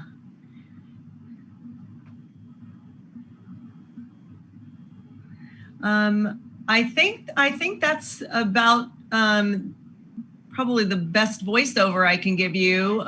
So if there's any other questions, I guess for me or for Brick, I feel like this is pretty comprehensive, and I'm actually excited. This will sound geeky, of course, and you guys know me, but to see this come to life and the add of the KPIs, I think it's a big win. I think it looks great. Yeah, it's come a long ways. Mm-hmm. A lot of work went into this, and I think it's a meaningful document, and I hope we can continue to socialize it and use it in proposals that we make as city council members. When we come to city council with an idea, let's come with where it fits into the strategic plan. Which one of these pillars does our ideas fall into? So, we use it for justifying, programs, new programs, and sustaining older programs. And so I think it's been a really good process. We've learned a lot, and I think this is going to be a useful document in the future. So anybody have any comments or questions for Ms. Grimm? All right, Madam Mayor Pro Tem, go ahead. Yeah, thank you, Madam Mayor. Thank you, Christine, for an excellent presentation, trying to synthesize every single detail that has come through, from community meetings to collaboration and input from the council and staff, etc. So job well done. I know that as I've been on the council for 12 years, the city has always had strategic plans, but they've been maybe different kinds of pillars. I remember having 6, and the city manager, the plan, and trying to map everything over and suggesting that if there were any ideas that they would match up. So I'm glad to see that continuing, because I believe that's really important. Coming from corporate America, I understand the issue about KPIs. I understand the importance of mapping everything so that it makes sense for what we end up doing. You've done a great job here for us. Thank you so much. And now begins the heavy lifting, as we adopt this, and it starts for us on the council as well as for staff. So great job, and I look forward to the implementation of all of this. Thank you. Thank you. It was our pleasure. Any other council members want to weigh in? All right. Hearing none, thank you very much. Implementation is going to be our challenge. Not many jurisdictions would follow through with it. They take the plan, they put it on the shelf and forget about it, but we're going to make sure we implement this. So thank you very much for all the hard work, and please pass that on to staff as well, to everybody else who participated in the process from your company, Chris. Thank you. Thank you. Okay, we're going to go ahead and move on. It is getting late. It's almost 10 o'clock now, so we've got still the rest of the agenda to go. So where are we? We are at the consent agenda. And on the consent agenda, we have item 6, approved minutes of the City Council for the regular meeting of September 8, 2020. The recommendations to approve the minutes. Item 7, receive and file the finance cash disbursements for September 1 through September 11, 2020. Recommendation is to receive and file disbursements. Item number 8 is read by title only, waiving full reading, and adopt an ordinance approving development agreement number PHDA 881, Front Door Enterprises, LLC/DBA Echo Meds Dispensary at 521 West Channel Islands Boulevard, Suite 13. A recommendation is to read by title only, waiving full reading, and adopt the ordinance. Number 9 is read by title only, waiving full reading, and adopt an ordinance adding section 4215 through 4216 to Chapter 3 of Article 4 and adding section 4314 to Chapter 4, Article 4 of the Municipal Code relating to smoking and vaping on or around the beach, park, wharf, or pier. And the recommendations to read by title only, waiving full reading, and adopt the ordinance. And then item number 10 is approve a professional services agreement with Milner-Villa engineers for additional engineering and temporary staffing services. The recommendation is authorize the city manager to execute the Milner-Villa professional services agreement in the amount not to exceed $150,000 for additional engineering and temporary staffing services. Madam Mayor, I'd like to request to pull number 9 and 10 for discussion. Okay. And I would like to pull number 7. Okay. So we have a recommendation or a request to pull item 7, 9, and 10. So is there a motion and a second for that? So moved. Okay, so moved. Second. Did I say Councilman Rawlings? Okay. All right. Clerk, may I take a roll call vote, please? Ma'am, was that a motion to approve items 6 and 8, or you're looking for approval to reorder it? Or to pull those for discussion? To pull those for discussion, to pull 7, 9, and 10 for discussion. Okay. I apologize. Or should we just approve the other items? And I didn't write down that roll call vote because I wasn't clear on what we were doing, but I think if we just do a vote to vote for items 6 and 8, and then we'll continue 7, 9, and 10 for items pooled for discussion. Okay, very good. So we need a motion to approve. I'll make a motion to approve items 6 and 8 of the consent agenda. Okay, second. So moved. Okay, second. Very good. And now we'll take a roll call vote. Okay. Councilmember Gama? Yes. Mayor Pro Tem Munoz-Schnapp? Mayor Pro Tem, I believe your mic is muted, but I'll take the head nod. Okay. Councilmember Berg? Yes. Councilmember Rollins? Yes. And Mayor Hernandez? Yeah. Yes. So items 6 and 8 are approved. Okay. And before we proceed with item 7, please mute your mics because there's some feedback going on. Okay. Item number 7, was that you, Councilman Gama? You wanted to discuss that? No, that was me. Okay. Go ahead. I'm sorry. Madam Mayor Pro Tem, go ahead. That's okay. Just one question here for city manager and or finance director, Mr. McDonald. But we have, it looks like some reimbursements for some cannabis businesses. Application refund, there's one on page 10 of 13, it looks like, and page 11 of 13. One to Bob Tatum, one to Zahir Lalji. And so I wanted to find out they're not new applicants, but how long does it take us to true up with the accounts? And could we do anything about it so that it's a little bit more, maybe if we've taken our time to get these reimbursements, that it be effectively within like a year's time? Can you help understand what those items are about?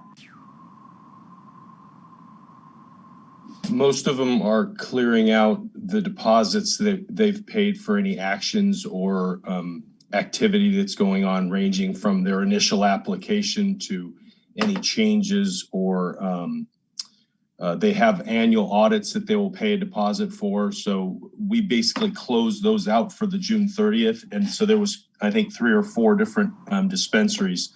Some even got additional bills because their deposit didn't cover the amount due for all the work that was done.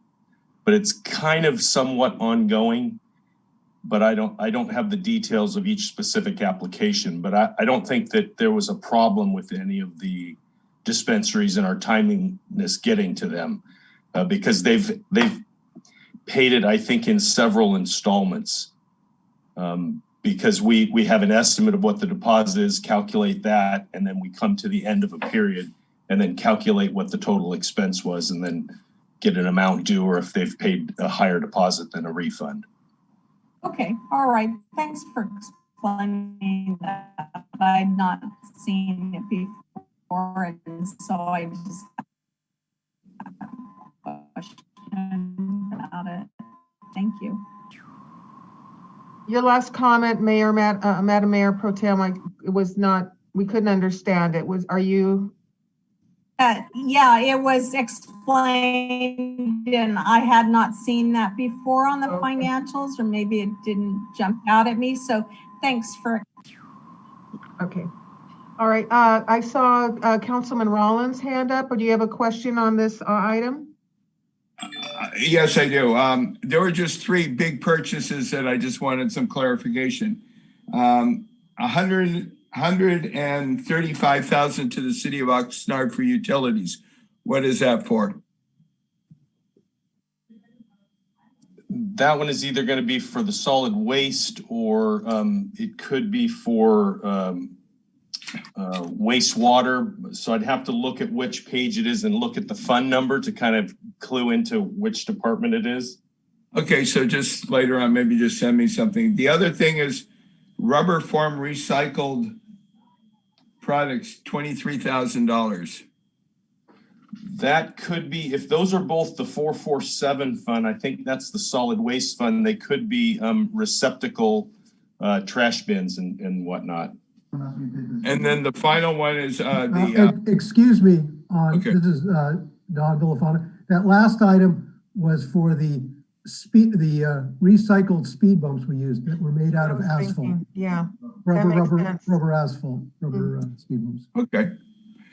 Final one, just real quick, is what I see there's approximately $65,000 for annual animal regulation for the month of April and June, but they're split. Is it like one's $30,000, one $34,000? Is that each month we pay $30,000 to them, or is that for 1 month? Or I just was curious because it's $65,000. So do we pay $30,000 a month to the animal regulation, or $35,000 a month? Those ones, it looks like it's April through June, and yeah, we pay that to the county, but that's. Is there a reason why we split it up? No, I'd have to look at the invoice to see why, because they look like the same date. They could have a different reference, or one was the original budget and the other was the final number. Ken, this is Tony. So we pay that quarterly, and we probably had 2 quarters come in pretty close together. Okay. Thank you, Mr. Stewart. Okay. And there is one item I think that Mr. McDonald's going to get back to you on, right? Yes, I think so. Okay. I think it was the initial one. Which was the page? I was trying to find where it was you were referencing. Well, I think it was just answered by Mr. Villafano, the rubber form recycled products. Okay. I think there was some clarification of what it was actually meant for. Okay. All right. So, Any no other need. questions? Okay. All right. Any more questions on item number on the cash disbursements? Item 7. I'd like to make a motion to approve item number 7 on the consent agenda. Okay. All right, we have a motion and a second. I guess we'll take a roll call vote. I was actually thinking we would approve all the 3 together, but that might not work. So yeah, they'll need to be pulled individually, Mayor. Okay. Thank you. Okay, so roll call vote for item number 7. Councilmember Gama? Yes. Mayor Pro Tem Munoz-Schnab? Yes.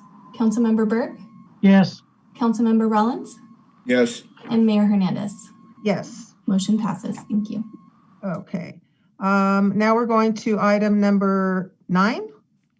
Yes, I have a problem with the process for this ordinance.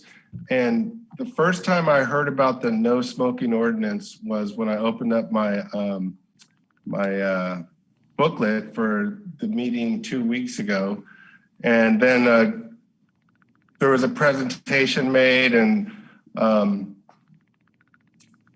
then we heard from Surfrider today.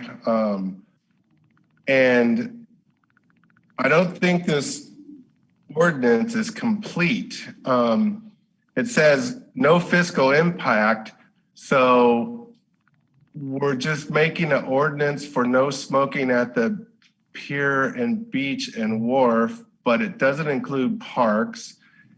It doesn't have money set aside for signage, doesn't have money set aside to install cigarette containers.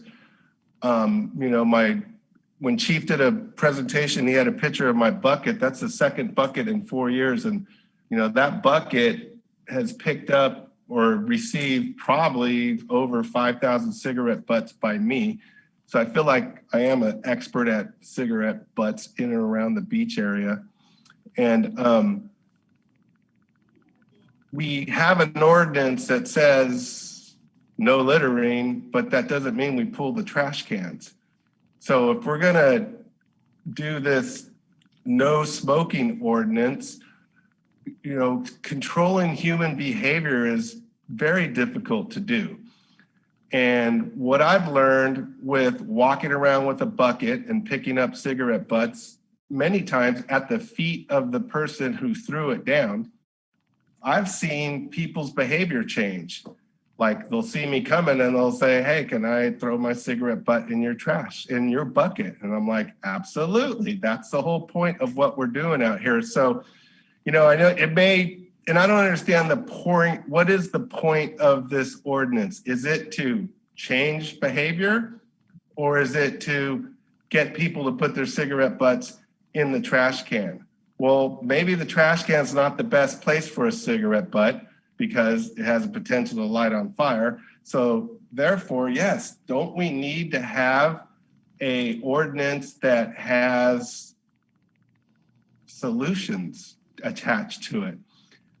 And so it seems to me it might be better, rather than before we have a first reading of an ordinance, let's have a full discussion. Because I know Mr. Rollins, and I agree with him, we should not have, if we're going to ban smoking at the beach park, why don't we ban it at Volker Park, Miranda Park, Bubbling Springs Park, the community center? Why are we just picking on the ocean? And I think, I think this ordinance needs a little more work in order to get us all to support it. So I'm not going to support it because of the fact that it's missing those items. We just heard from from Surfrider that the city of Ventura, while they have a no smoking ban on the promenade, they have cigarette containers placed up and down the promenade. So I just, I just don't feel that this ordinance has the necessary components to it, because if there is no fiscal impact as a result of this ordinance, then what are we doing? Why are we passing it? What are we going to do to help people either comply and not smoke? I mean, what are we going to do? Do we have a community outreach program to help people quit smoking? Are we going to tell liquor stores in the city of Port Hueneme to stop selling cigarettes? I mean, so that's my reason why I can't support this in its current form. But I do think it's important to address the smoking issue throughout the city, not just the beach, park, and wharf and pier. Okay, any other comments from council? Councilman Rollins?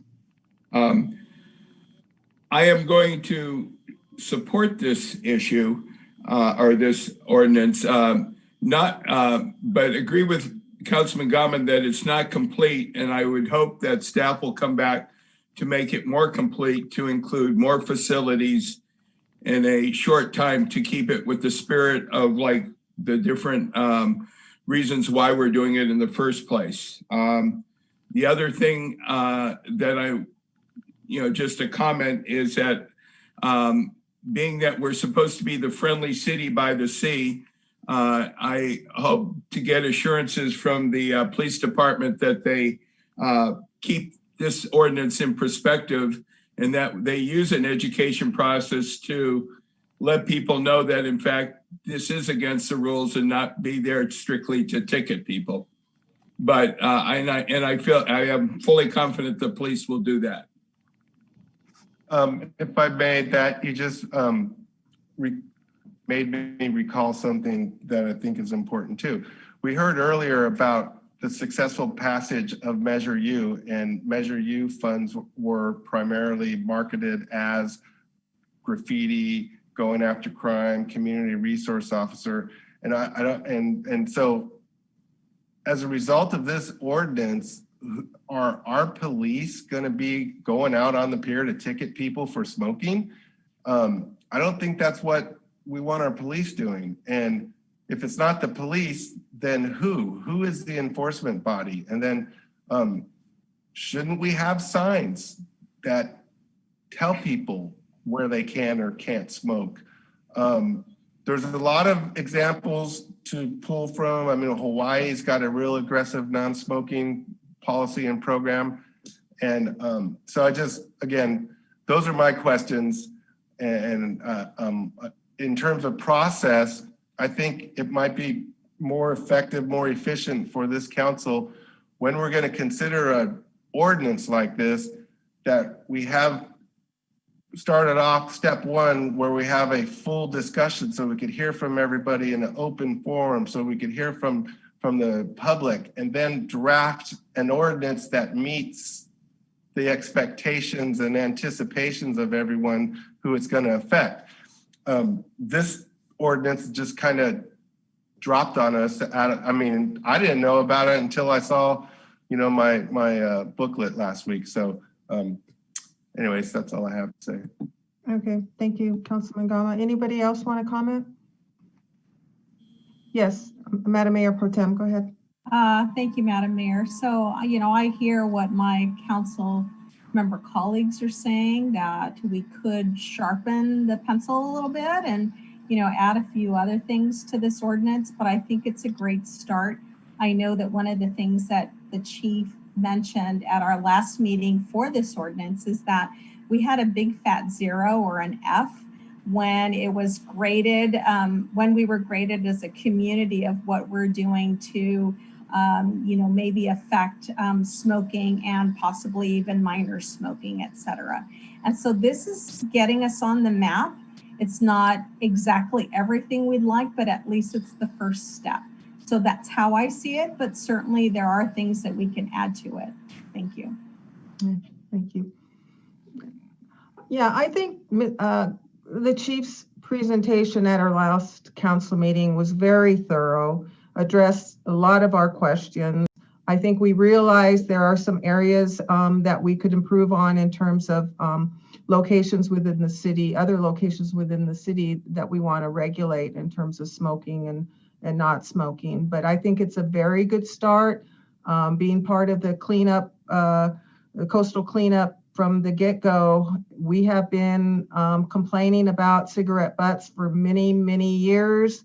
No solutions have been offered up until now, and I think we have a very good working solution with this ordinance. I am sure that the chief did due diligence and looked around at what other cities are doing and other best practices. I feel that he covered all the bases, and I'm willing to support this with the hope in mind that we will continue to examine ways to curb the pollution and the littering of people who smoke and who want to use our beaches and our streets as ashtrays.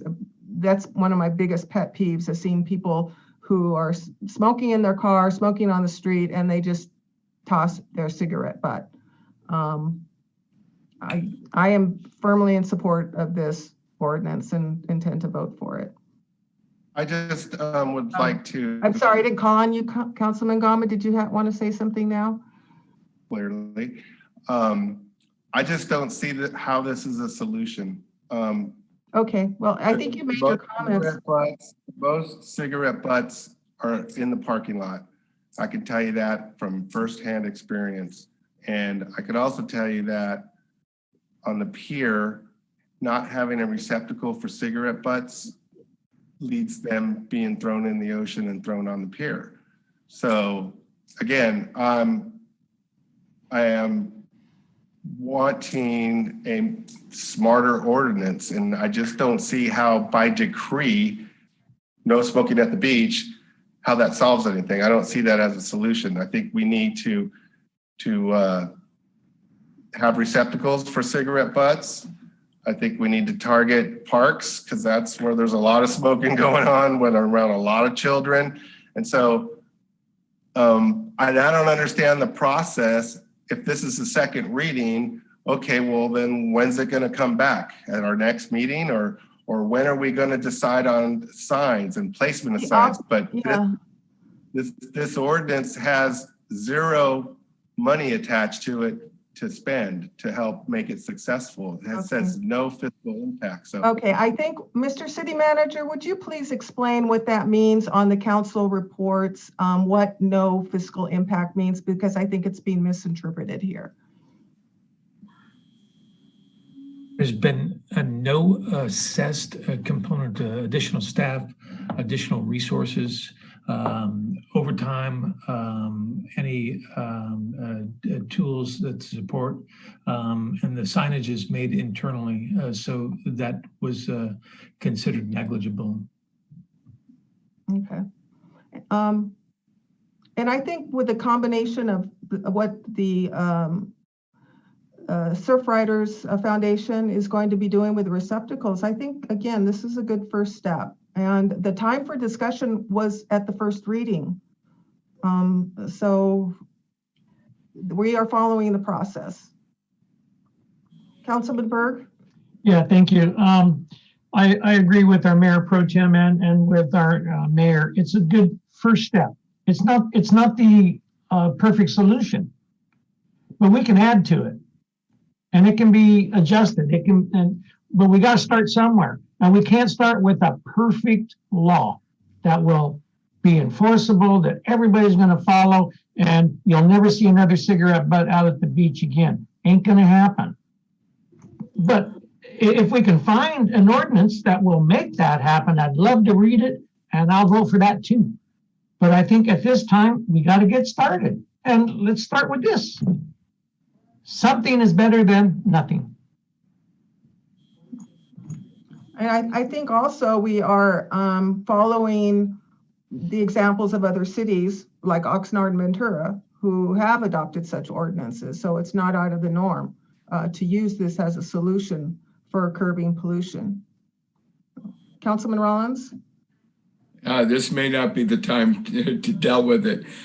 Is it procedurally more difficult to add on to this ordinance at a later time if we expand the opportunity? Is that a simple process, or should it just be included now as an amendment? I don't know.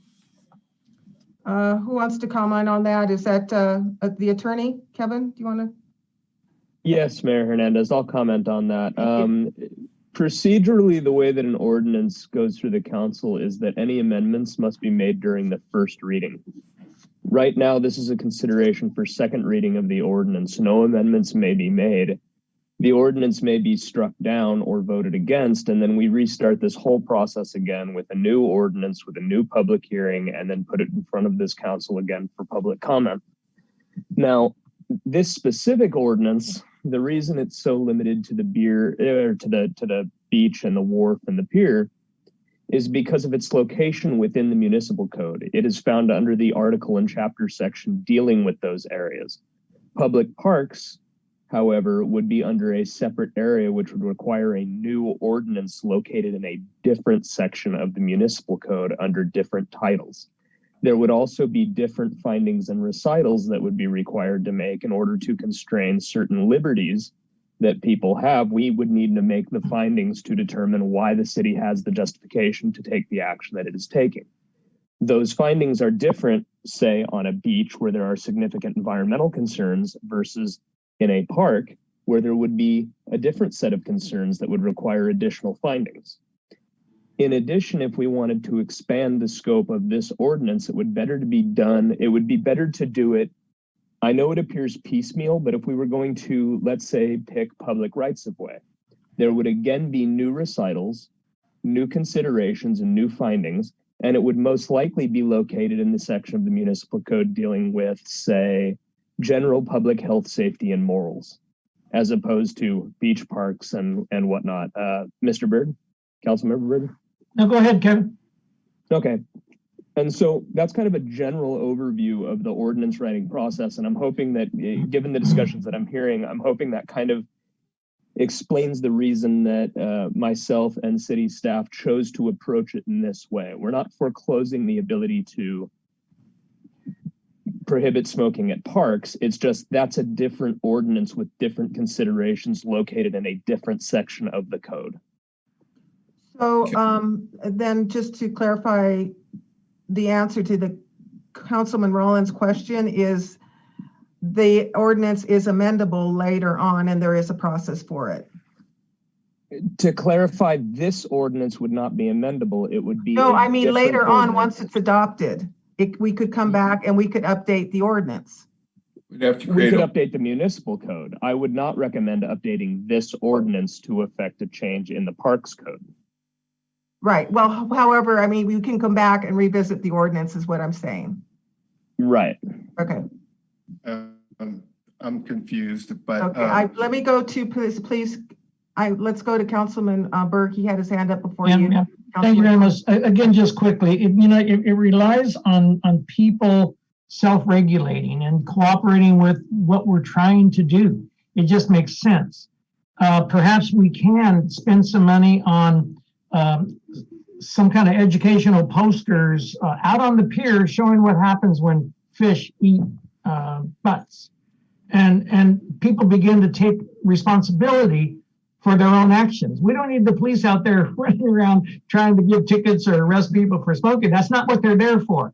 And if the people don't want to cooperate, we don't have enough police in the city to go and arrest everybody that doesn't want to cooperate. It requires people that want to understand that we're here to help. And we're here to keep things cleaner if we can make them cleaner. And it's not going to be the perfect maybe ordinance right now, but it can be made better with time. We could spend the next 6 months negotiating the best ordinance possible, and it still won't work if people are not going to self-regulate. So, I'm sorry, guys. I got to vote yes on this one. Okay, Councilman Gama? One more question for Kevin. So you mentioned the parks, and the parks have drainage systems that end up at the beach. So I'm gonna disagree with you that the parks are a different issue because syringes, cigarette butts, they all end up in the drain. They all make it to the beach. So I don't quite understand how they're separate. But anyways, I will vote no. So Can I make a motion to get this process moving so we can move on? Well, I think you asked a question of our attorney, so let's let him answer that. I believe Councilmember Gama's question was in fact a statement that he just disagrees with the distinction between the beach and the park. I'm not sure it really requires a response from me. Okay. I thought you might have a legal definition for a difference. So what about? I mean, Mr. Gama is correct that there are environmental concerns, but as the conversation has been expanded upon, there are also children present and other safety concerns that are inherent in the park that are somewhat different than the beach and would require different considerations and maybe different strategies. We would need to sit down and brainstorm it. Okay. And then I wanted to ask Chief Salinas if he had anything he wanted to add since he delivered the presentation. So there is obviously a social media campaign and educational campaign attached with this that, thanks to today's environment, isn't going to cost us very much money at all. There is going to be a sign revisal at the beach that includes some of the new ordinances, such as no bicycles on the beach, no private personal property on the beach. So that's all going to be included when we revise our master signs that are located like at the Pier and other locations. So as City Manager Connor stated, the expense in regards to creating specific signs for the no smoking on the beach is going to be very negligible. And so we do plan on getting the message out and educating the community and getting the word out before there's any enforcement.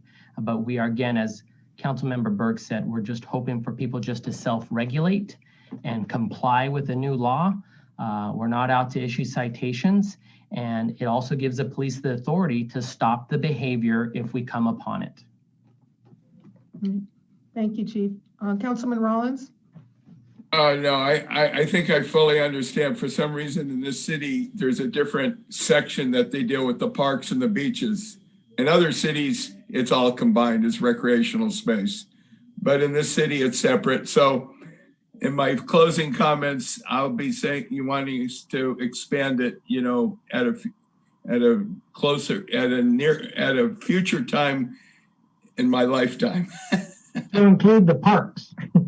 To include the parks, you're right. That's all. I agree. Yeah. Okay. All right. Are we ready for a motion on item 9? I move to approve item 9 as submitted. I'll second that. All right. Madam Clerk, may we have a roll call vote? Mayor Pro Tem Munoz-Schnapp? Yes. Councilmember Burke? Yes. Councilmember Gama? No. Councilmember Rollins? Yes. And Mayor Hernandez? Yes. Motion passes 4-1. Okay. All right, let's move on to the next item up for consideration, and that is item number 10. Yes, I asked that to be pulled because my question is where are these professional services going to be delivered to? Is it for a particular building or a particular project? That's for the water division. Milner-Villa has been providing support because we have not had a water manager for almost 2.5 years. We still don't have a water manager. We're in the process of interviewing, and we have a lot more mandates. The staff report outlines some of the additional mandates. We have the state has now mandated an urban water management plan. We have the annual consumer confidence report that we have to start putting together. That's due out in July. This is a lengthy process of gathering information, and I need that support. Even when we do hire a water manager, because of the additional mandates, I need additional support in that, and that's what this contract is for. Thank you. I'd like to move approval of item number 10. Okay, anybody else have any comments? I do. Councilman Rollins? Yeah. How long does this 150,000 carry us through? Hopefully it'll carry us through, depending unless we have another emergency. It should carry us through until March. The contract ends June 30th. So depending on the usage, if we bring a water manager on board in the next couple of months, obviously we'll be spending less of this, but I will be using them to help me transition and also to meet these additional mandates. Okay. Any more comments? Okay, we have a motion to consider. Do we have a second? Second. Okay. Madam Clerk, may we have a roll call vote, please? Councilmember Gollin,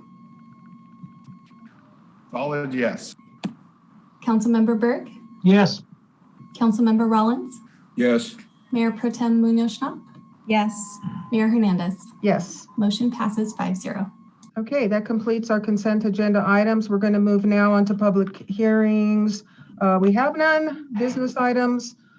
Under City Manager's Department, item number 11, voting delegate direction on resolution for the 2020 League of California Cities Annual Conference. Madam Clerk, this is your item. Yes, ma'am. Good evening, Honorable Mayor and City Council members. As you know, each year the League of California Cities holds its annual conference for mayors and council members to attend. At the conclusion of the conference, the League holds their annual business meeting, during which League membership considers and takes action on resolutions that establish League policy. Each member city is allowed one voting delegate and up to 2 alternates. On July 20th, the City Council took action to appoint Councilmember Rollins as the city's voting delegate and Council members Gama and Berg as the 2 voting alternates. The League of California Cities introduces resolutions proposed by member cities for consideration to be voted on in the General Assembly meeting, which advocate for policy change addressing important national and state issues. The conference resolutions were not available at the time of our meeting in July, and as promised, I'm returning to Council with the opportunity to review and provide direction to the voting delegate on the proposed resolution. There is only one resolution this year, titled as followed. A resolution of the General Assembly of the League of California Cities calling for an amendment of Section 230 of the Communications Decency Act of 1996 to require social media companies to remove materials which promote criminal activities. Tonight, you have the opportunity to discuss the League of California City resolution and provide direction to the chosen voting delegate who will attend and participate at the annual conference.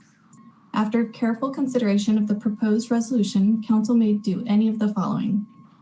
Direct the voting delegate to take a specific position to support or oppose the resolution. Provide direction to the delegate to consider all information presented at the General Assembly and vote in the manner they believe to be in the best interest of the city and the state as a whole, or receive and file this report with no direction given to the voting delegate. This concludes my report, and I welcome any questions you might have. Any comments, questions regarding this item and the resolution? Councilman Rollins. I've just begun to read through it, and it's a pretty dicey decision. While I think none of us want to have criminal activity on social media, my concerns are how, with all the millions of different communications going on, who's going to be the watchdog, and then who's going to make the determination to take this off when they see some red flags going up. So that's just my introductory salvo to it. You want an answer to that? No, I mean, if people want to provide me with some thoughts, I guess ultimately when I go to the convention, there'll be a lot of other different inputs coming in for me to make a final decision. But sure, I would like to get some input. Okay, I don't know how they plan to enforce this. I don't know, Madam Clerk, if you have an idea of how it plans to enforce this. I think it's good policy. And I would vote for it. So anybody else want to comment? Sure. Go ahead, Councilman Gama. You know, we heard a lot about these supposed peaceful protests, and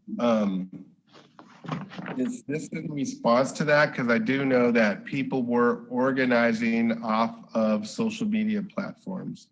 I recall seeing pallets of bricks placed in a location for people to get so they could throw them at the police officers. So I'm trying to understand, I haven't read this whole thing, you know, what exactly are they trying to accomplish with this resolution? If anyone knows the answer, I would love to hear it.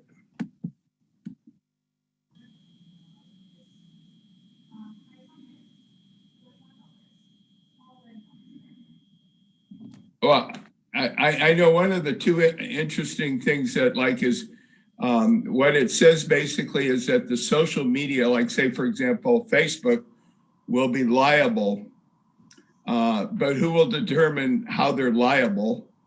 And then secondly, how are they say that Facebook or any other social media has to provide reasonable precautions, but who's going to develop what those reasonable precautions might be? Right.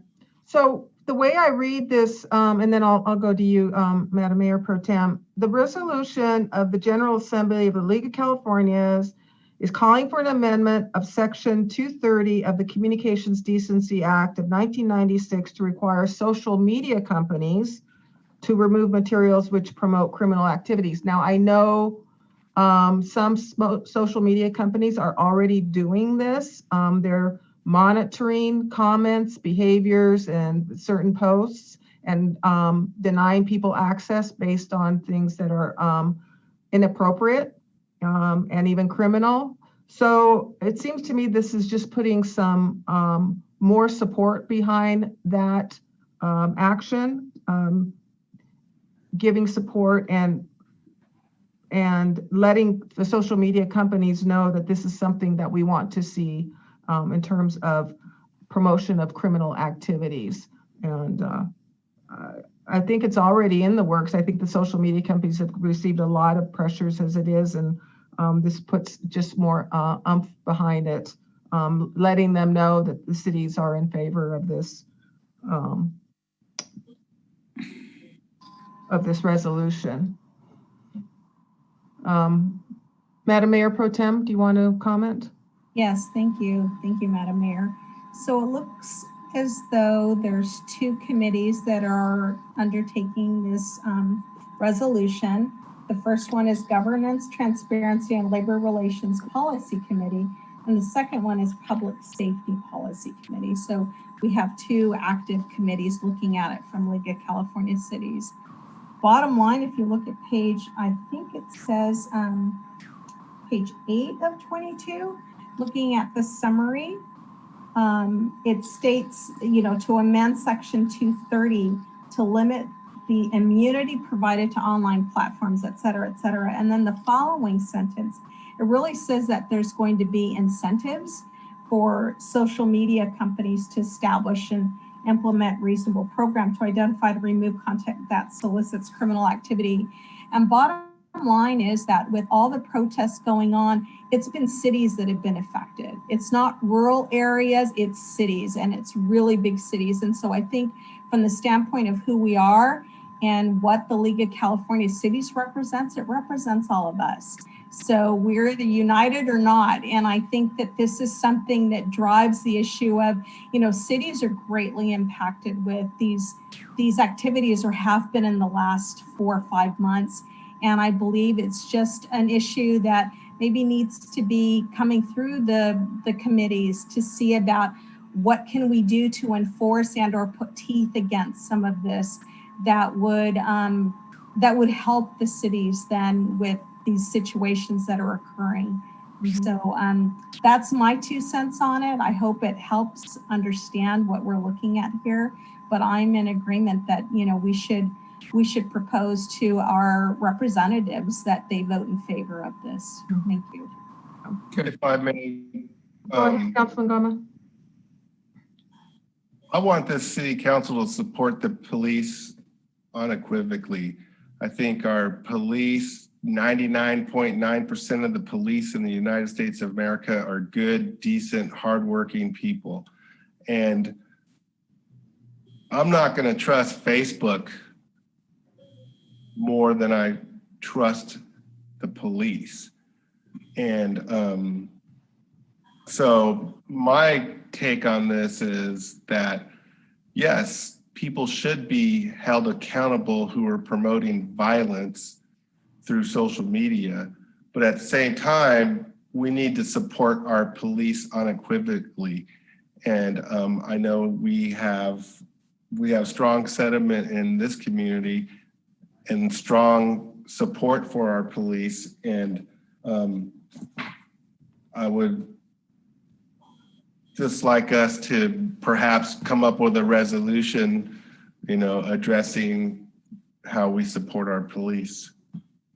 And I know the conversation has never come up here in terms of defunding the police, but I will say it right now, absolutely not. We need to have a strong, ethical, and we do police force, and I want to support them wholeheartedly. Well, I think that the example on page, I think that's page, the page numbers are kind of messed up. Let's see, 27 of 22. They talk about the city of Cerritos. The city of Cerritos supports the rights of free speech and assembly guaranteed under the First Amendment, but believes cities should have the ability to hold social media companies liable for their role in promoting criminal acts. The city actually suffered thousands of dollars in damage to respond to online threats that the Cerritos Mall would be looted. Anonymous posts on Instagram.com invited followers to work together to loot Cerritos Mall only several days after the Lakewood Mall had been looted, causing thousands of dollars in damage. The posts were made under the names of Cerritos Mall looting and Can't Stop Us All, among others. So it left the city with no choice but to initiate response to protect the mall and the public from credible threat. So, it does really put onus on not only the police department, but the cities to take action when these kinds of things are posted on the internet. And we've had a small taste of it with the protests. We had people who wanted to generate it, some activity regarding their cause, and we didn't know for sure what it was going to lead to. So it does gin up a response from our police department, and it does cause the cities to incur costs as a result. So I agree. I think this is something that we should support. I plan to support it. And with that, I'd like to make the motion that we adopt, that we recommend approval of this resolution and ask our representative delegates to vote in favor. I second. Okay. All right. Mayor Hernandez? Oh, sorry, this is a roll call vote. Mayor Hernandez? Yes. Councilmember Burke? Yes. Councilmember Gama? Yes. I'm sorry, sir? Yes. Okay. Councilmember Rollins? Yes. And Mayor Pro Tem Munoz-Schnapp? Yes. Okay, vote passes 5-0. Thank you. Okay, very good. All right, we are now moving to item, where are we? Item number 12, the Red Mule purchase and sale agreement and related resolution adoption. Mr. Connors, are you prepared to present the report? I am. If you can hear my voice. You have the floor. Thank you, Madam Mayor. Yeah, the Red Mule progression towards an activated business is contingent on two things. One of them is the purchase sale agreement. As currently exists, it is flawed in 3 technical areas. One of those is the date the escrow is scheduled to close, which is September. We're still not quite ready to complete the other parts of it. So this revised PSA will extend it to December. The existing PSA also did not contemplate the the legal parcel creation and the methodology was going to be used. This corrects the language to allow for what the Public Works and the county has used to separate into a legal parcel. And the third correction allows for a new title company to insert language that makes it more agile to a change in that area as well. So with those three technical corrections, you have the revised PSA available for a recommendation and a resolution to support that sale. Okay. Any questions for Mr. Connors on this item? Councilman Rollins, then Madam Mayor Pro Tem, and then Councilman Gama. Mr. Connors, just real quickly, what if this approval goes through? When would the business be up and at 'em? I don't. I'm going to defer to either council or Mr. Stewart. I know that the improvements to the application are very close to finalization, but I won't allow them to provide an estimate of what that time remaining is.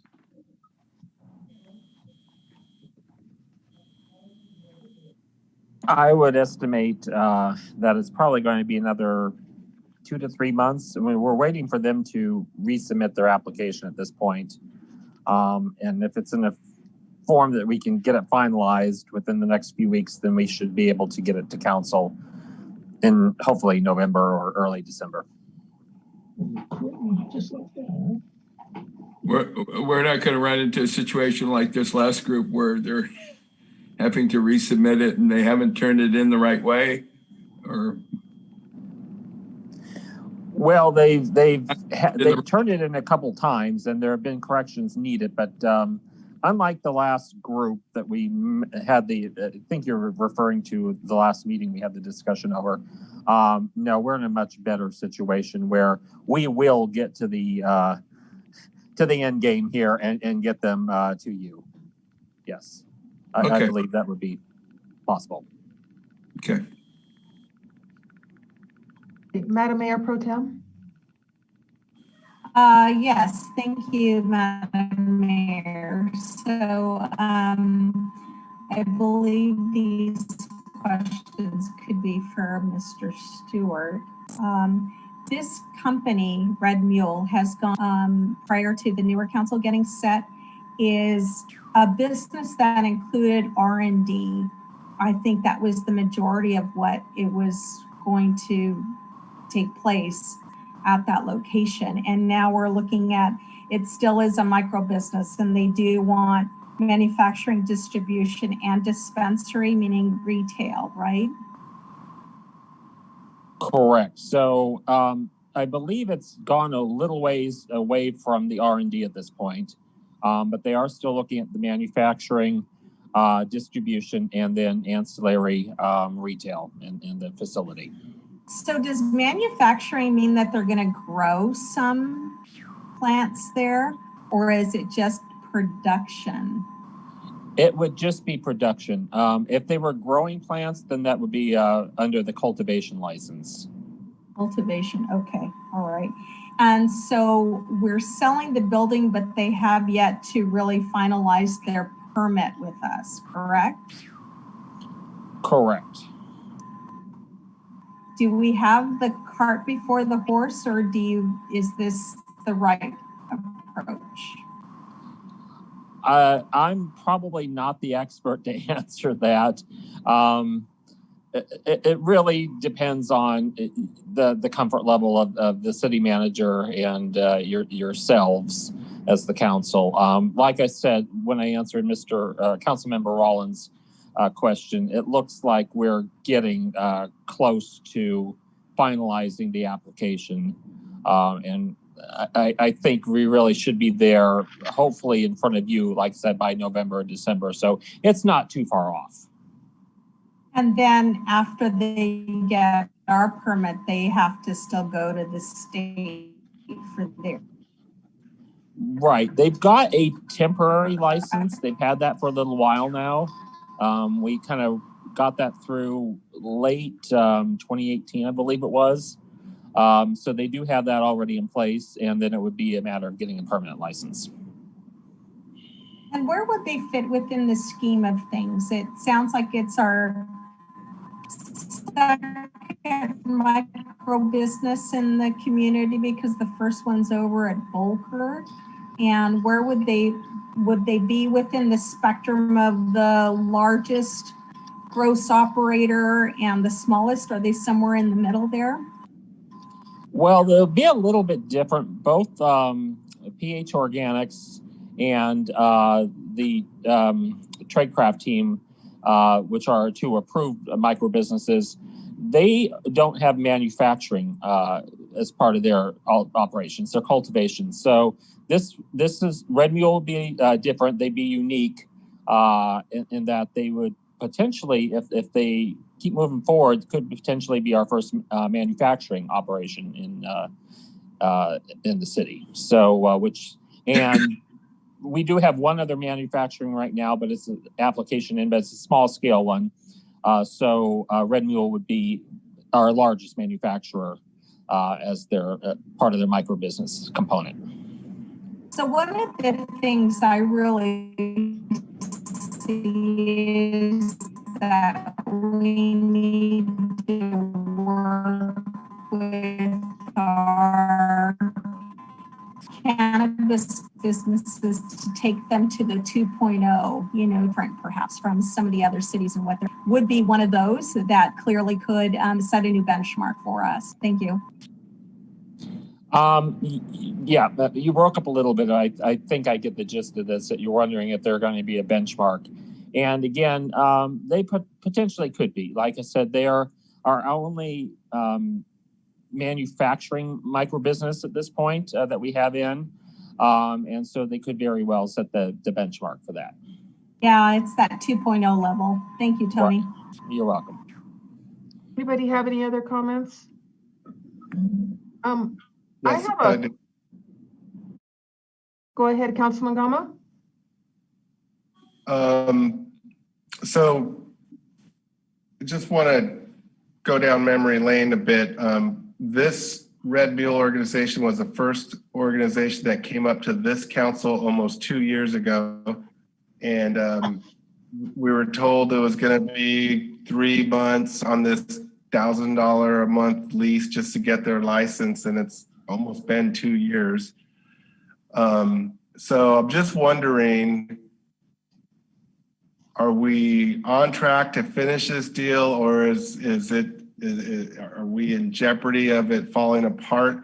And then I'm curious if the Bubbling Springs walkway ever came up as an issue, particularly because initially this was going to be only manufacturing, and then I think now they've added the dispensary component. So I'm a little fuzzy on that timeline. And is it an actual dispensary, or are they just going to be dispensing their own products, or are they going to be carrying other products?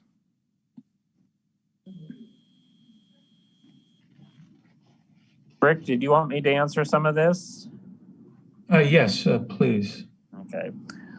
So from what I understand, the dispensary, which we're still working out the details on, probably is going to be a standard dispensary. However, they'll need to quantify it as an ancillary use, which means it'll probably be a smaller portion of their overall business revenues coming in. The manufacturing would have the majority of that. While the Bubbling Springs corridor didn't come up because it's across the street and whatnot, we did have meetings with the adjacent development about a year ago with the HOA to discuss the potential operations as a whole, including the potential dispensary operations out there. So we've already been vetting this out with the adjacent community to try to alleviate any concerns they would have with regard to that.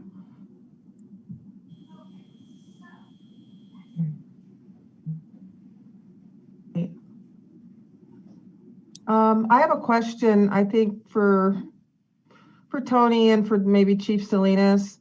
In Chief Salinas's presentation, you mentioned, that there possibly could be, do we want to like focus on the really strong cannabis businesses in our city, or are we going to have, a group of businesses that are kind of iffy? And I feel like the Red Mule company, because of the history, is kind of iffy. What is your level of confidence that this company is actually going to be able to deliver and perform the way they are stating here?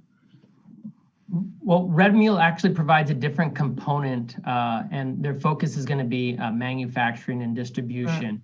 And so that's kind of an element that we need in this region, in Port Hueneme as well as in Oxnard, to help kind of vertically integrate cannabis throughout the county. So I think retail will be a small component of it, and it's something that we can definitely use here in Port Hueneme to kind of round out everything that we're getting done.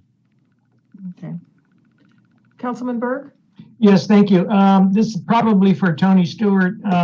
What protections are built in for us here at the city if they again don't perform? Well, first of all, we've got the purchase and sale agreement, which will have some additional built-in performance standards, something that's unusual because we're selling the property to them. Then we will definitely have the standard conditional use permit and development agreement, and both of those are powerful by themselves for all of our operators. But then, like I said, we'll have the PSA on top of that to provide us additional comfort level, basically, to ensure performance. I understand, but I also understand why my fellow council members and myself as well feel a little, what word should we use? Suspicious? Here they are again.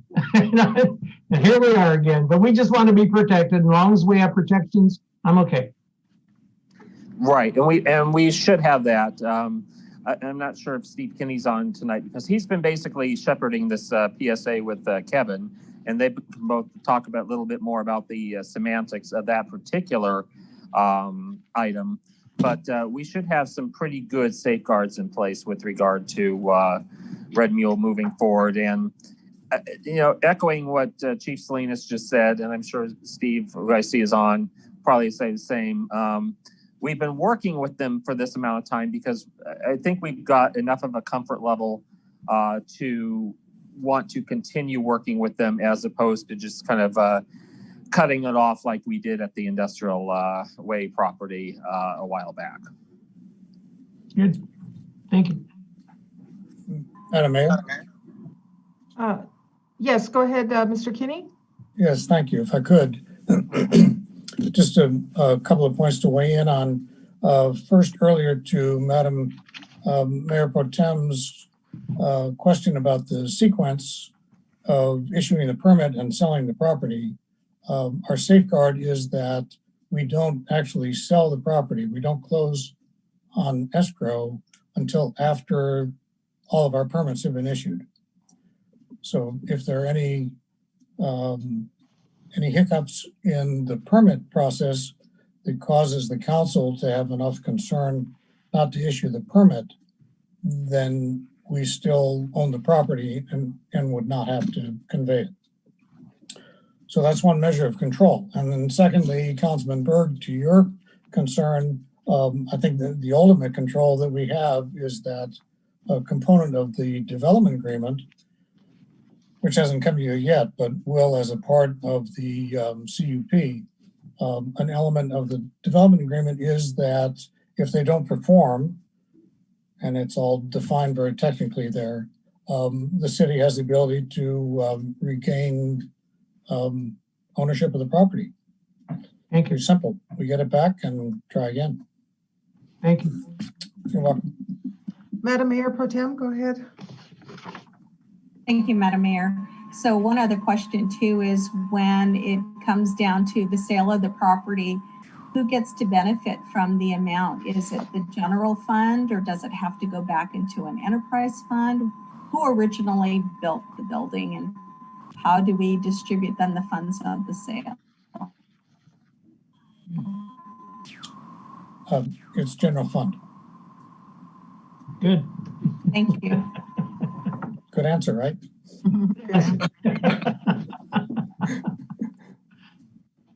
Any other questions on this item? Go ahead, Councilman Gama. Anytime I hear of money going to the general fund, I'm kind of like a little bit suspicious. And should we not consider moving that money, say, to the unfunded liability trust? Should we not try to define what we're going to do with that money and put it to productive use, as opposed to just earning the LAFCO minimal interest rate at the county? And I know we want to look at the unfunded liability situation and the fact that we are a member of a trust. And how do we get money into that trust? And this seems like a real good opportunity for that. So I hope that we could have a discussion as to the best use of those funds over the long term. Okay. All right, so we have before us, unless there are any other comments, we have before us staff recommendation to approve and authorize the mayor to execute the First Amendment purchase and sale agreement with Red Mule LLC, and to approve a resolution authorizing the sale of the property located at 700 East Port Hueneme Road to Red Mule LLC and execution of a First Amendment purchase and sale agreement for same. May I have a motion? Move to approve recommendations 1 and 2. Okay. I'll second it. Second. Okay, very good. And Madam Clerk, may we have a roll call vote? Mayor Pro Tem Munoz-Schnapp? Yes. Councilmember Berg? Yes. Councilmember Gama? Yes. Councilmember Rollins? Yes, but I just have one question on that. Last time I was supposed to be, even though I was past the 900 feet, whatever the requirement is, I live 900 feet, and I guess it was 600 feet. I don't want to do anything wrong. But if I'm not supposed to vote, I won't vote. If I am supposed to vote, tell me. Don't vote. You're better off. Miss City Clerk, do you want to respond to that? Not City Clerk, City Attorney. Sure, Mayor Hernandez. Councilmember Rollins, I am not familiar with the proximity. However, and my advice will not immunize you from the FPPC. So I would recommend if you're at all hesitant about it, your vote is not required to move forward on this. Okay, can I abstain, or is abstain not even the right? Abstain. You may abstain. I guess you've got a good reason. To do. Okay. All right. Continue, Madam Clerk, please. Yep, I'll record his vote as an abstain. And Mayor Hernandez? Yes. Okay, so motion passes with 4 approvals and 1 abstention. Thank you. Very good, thank you. All right, moving right along to item 13, City Manager verbal report on the Heroes History and Heritage Policy Adoption. You want to go ahead, Mr. Connors? Yeah, sure. At our last. I do have 2 public comments, excuse the interruption. I do have 2 public comments. I'll read those after the staff report. All right, at our last council meeting, we took a council vote, which was approved on the Heroes History Heritage Policy. As a result of responding to public comments, I unintentionally misrepresented both Commissioner Eau Claire's and Commissioner Rodriguez's vote and follow-on conversations.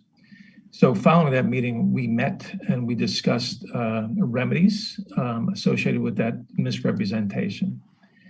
And one of those remedies was to publicly apologize, which I genuinely and sincerely do to both commissioners, but also to offer the opportunity for council to reconsider the options relative to that policy vote, which include really 2. One is to send it back to the commission, or the commission. The other one is to continue with your formal approval. The origin of the issue really has to do with the first attempt to gather, implement, and activate the Citizen Advisory Commission. And so it was a new group of folks. And so we had several iterations of the motion specific to the Heroes History and Heritage Policy, which ultimately it came down to 3 elements in the final motion. One of them, the second one, specifically stated that the document would be corrected and returned to the commission for review. Prior to that, City Attorney, City Clerk had conditioned that review to public comment. However, from a literal perspective, both Commissioners O'Clair and Commissioners Rodriguez applied that standard, which was different than the staff's version. Hence, we have a difference in our takeaways from the motion. As such, I want to give the opportunity to honor, out of respect for Commissioners O'Clair and Commissioners Rodriguez, an opportunity to correct that. Okay, and what was the vote on that? That was it a 3-2 vote or? It was a 3-2 vote. Okay. All right. Let me go ahead then and I'll read the public comments. And this one is from Juliet Rodriguez. She sent it via email to Christy. It says, thank you, Council, for this opportunity to hear clarification on former City Council agenda item number 15, Heroes History and Heritage Policy Approval, presented to you at the 9/18 meeting. While City Manager Connors will be offering some clarification and me a public apology, I will be at work unable to watch the meeting and due to COVID participate in making any live comments. Hence, I am submitting my clarification as one of 2 dissenters of the 3-2 vote at the CAC meeting of August 11, 2020. The CAC meeting of August 11 was, to use Mr. Connors' word, clunky. What was not reported to Council was that the Commission had not received the documents for review 3 weeks earlier, as Mr. Connors had thought. Instead, during the meeting was revealed by 3 of the 5 commissioners that they had only received the documents when the agenda went out to the public. One commissioner admitted to not even having read them, so it was that the Commission struggled with making edits under a pressured time frame. Commissioner O'Clair attempted to motion to have the document with the suggested edits returned to the Commission at a special meeting for final review before sending to Council. The City Attorney denied the motion, referencing Section 4.2 of the bylaws that states only the City Manager or City Council could call for a special meeting.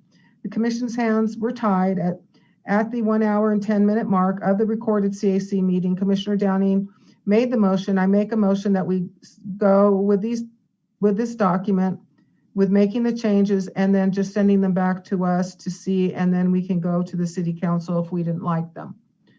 The motion roll call immediate followed without opportunity for discussion. I voted no and would do so again as the motion was flawed. It asked for the return to the Commission before sending the document to Council. In as much as the majority of commissioners desire this, we had been told by Council that this was not possible. As a clerk, I know that regardless of discussion or staff intent, it is a motion made and voted on in a meeting that becomes the permanent record. There was never a post-meeting accidentally voted incorrectly statement ever made. Today, you have that opportunity as Council to do the right thing and allow the Commission that you entrusted the opportunity to review the document as was included in the CAC motion and to send it to you with a majority approval. In terms of timeline, a special meeting of the CAC could be put together within a week, with the results moving to Council at its earliest October meeting. I look forward to working on the Commission and with the Council and City Manager. I trust the Council will respect the Commission's motion and take appropriate action. Appreciatively, Juliet Rodriguez, CAC Commissioner. The next public comment is from Stephen T. O'Clair, also sent by email. It reads, Mayor Hernandez, Mayor Pro Tem, Munoz-Schnapp, and City Council. I write today to follow up on my comments at the last Council meeting. While I accept the apology offered by the City Manager last week for his misstatement at the last City Council meeting regarding the vote of the Commission, it is my hope that the City Council ensures that the commitment to the Citizen Advisory Commission is renewed.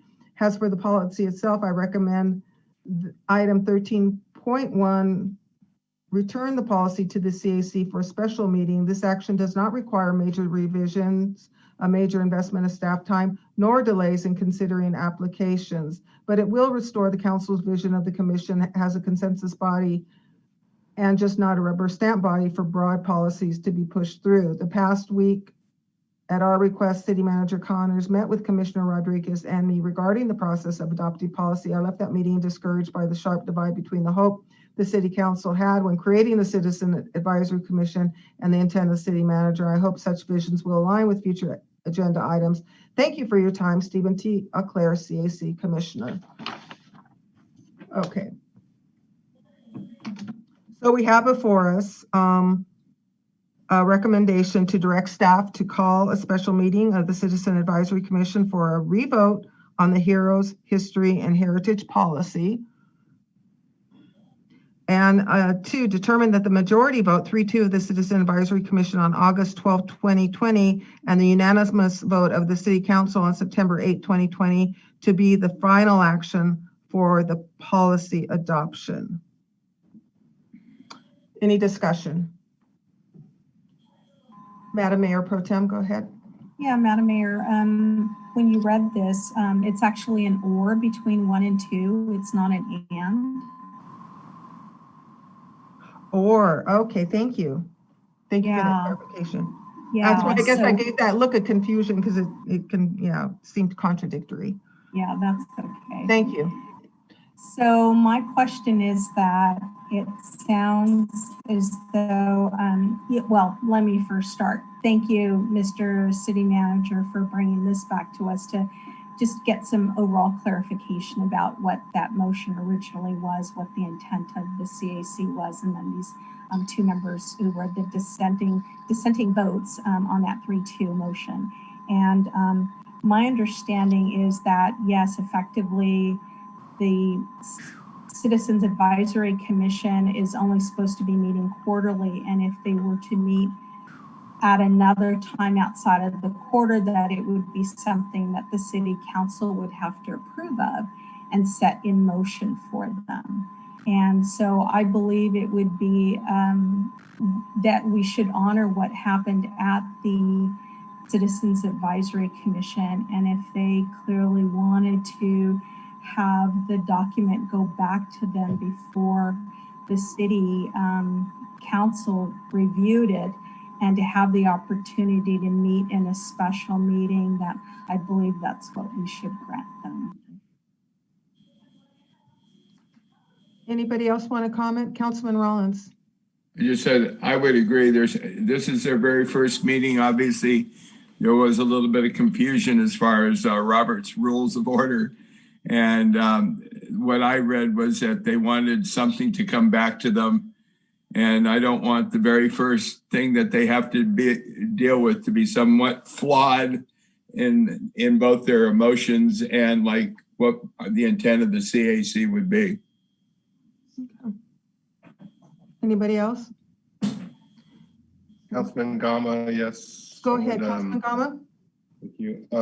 Yeah, I watched the meeting and there was a couple things that were not quite right.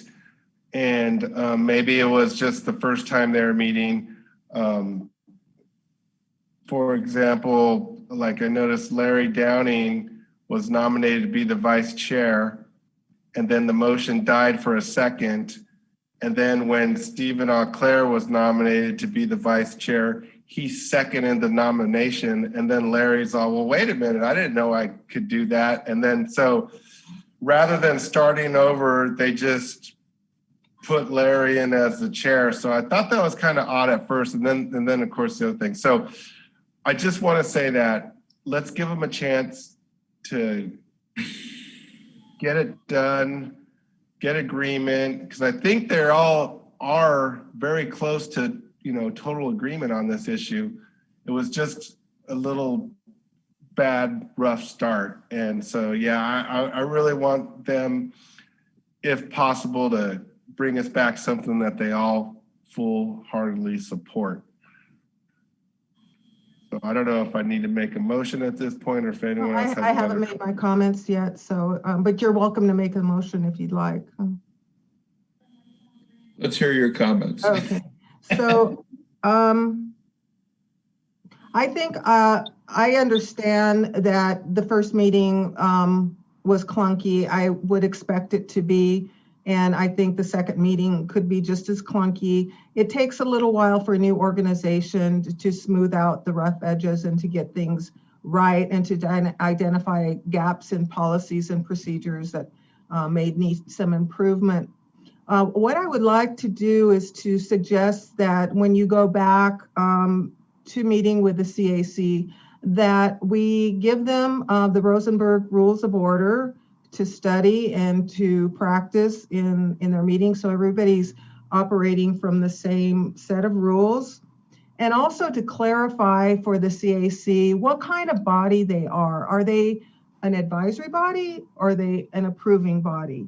So if they want to make advisory comments and make changes to the document, we will then take those changes and consider those changes and make some of the changes, but that to have the document come back to them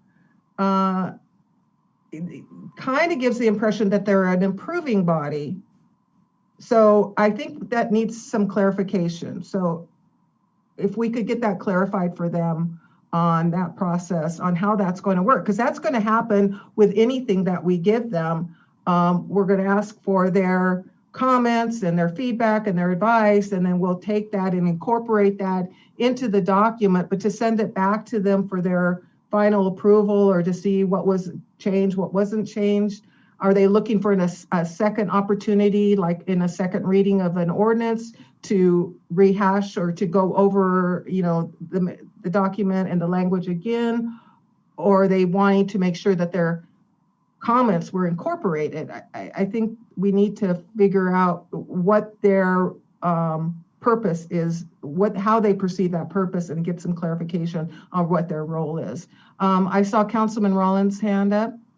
Yes, by nature, they are an advisory body, so they can, usually these types of things go to an advisory body first, and then they recommend to the council, and then we decide whether we want to go with their recommendations, or we may have our own as far as when it's finally approved. But they're strictly an advisory body, and I think as we move forward, things that go to the advisory board, maybe they go to them first, they give their advice, and then they move it up, as opposed to coming to us, going down, and then coming back. Then there's kind of a little confusion. Right. Madam Mayor Pro Tem, did you have a comment? Yes, thank you, Madam Mayor. I believe that, there was a slight hiccup with the first meeting, and by setting in motion some of those suggestions that you've made, along with identifying really how this advisory committee is going to advise the city council on things, just like Councilmember Rollins has suggested. I believe, there's great room for improvement, and there's only one way, and that's up. And so we want to make sure that we empower them to do what they're supposed to be doing with the advisory of the council and of the city. And I think that by granting them the option number one, that is really allowing them to work their magic and to help us. Thanks. Okay. Can I hear a motion on this item, please? I'd like to move approval of staff recommendation. Okay, so which one are we going to go with? The number one or number two? No, I'm sorry. How to get it right, Will. Yeah. I think where our discussion was leaning toward one. See, what was that? Yeah, let's call the revote. Let them, let them present their case again. So would that be moving item number one? Number one, please. Yes. Okay. I second that, please. Okay. Thank you. All right, may we have a roll call vote, please?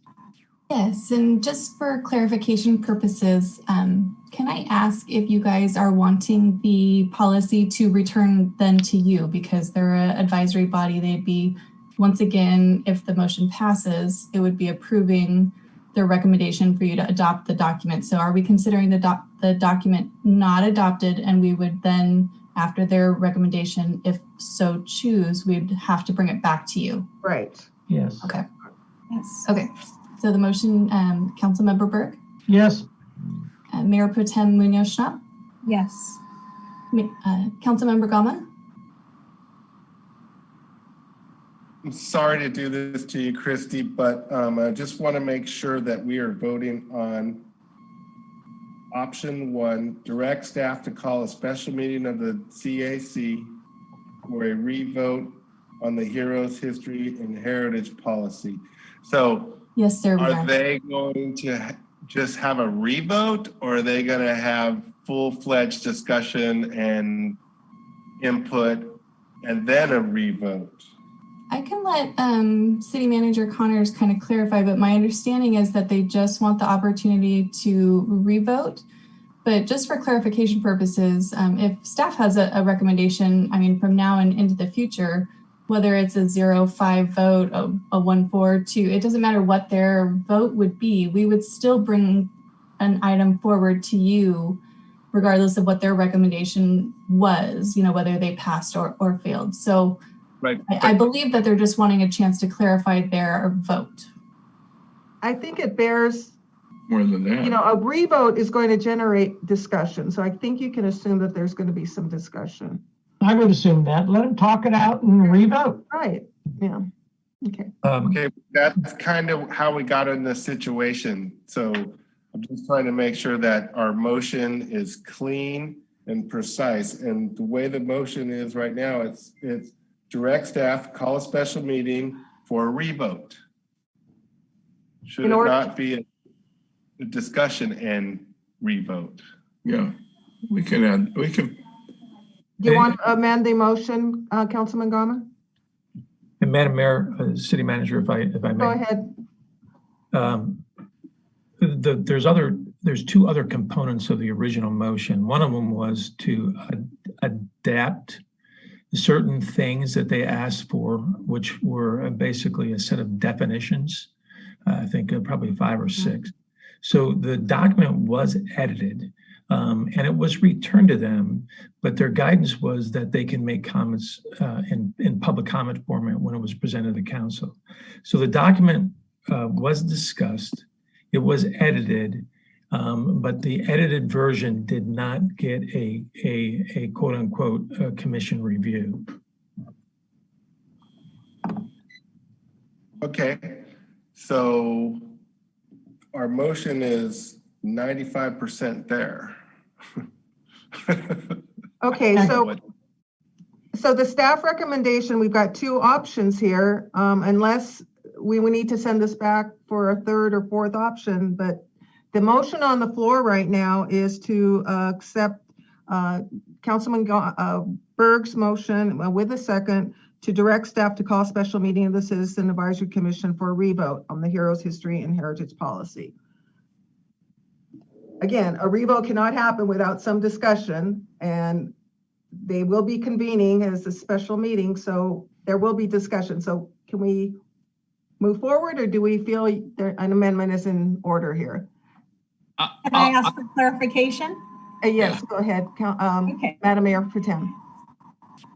So hearing City Manager Connors saying that this commission did not see the edited version of those changes that perhaps they're suggesting, that would be part of item number 1, is that they'd actually be looking at the edited version and considering a revote. They received the updated edited version, but the guidance was if they had any issues with it, that they had as a remedy to contribute to the public comment when it was presented to council. So they didn't go back and look at that document as a body, an advisory body. They did it independently as public comment. But the situation exists that they make an edit to that, and then we have to keep on going back and forth with the commission. At some point, I need to bring it to council, and I don't know exactly how to do that if this persists. Okay. Madam Mayor Pro Tem, did you have anything you wanted to add? No, just if anybody else has comments. Okay. Councilman Berg? Yeah. I'm following the words of the document is a little constraining. I mean, can't we just say all the oxen free, have them come back and start again, have their meeting and then come back and then we get a report on that. I anticipate they will be free to have conversation with this and let them vote again. Okay, was there no intention of giving them the document back for this meeting so that they can do the revote?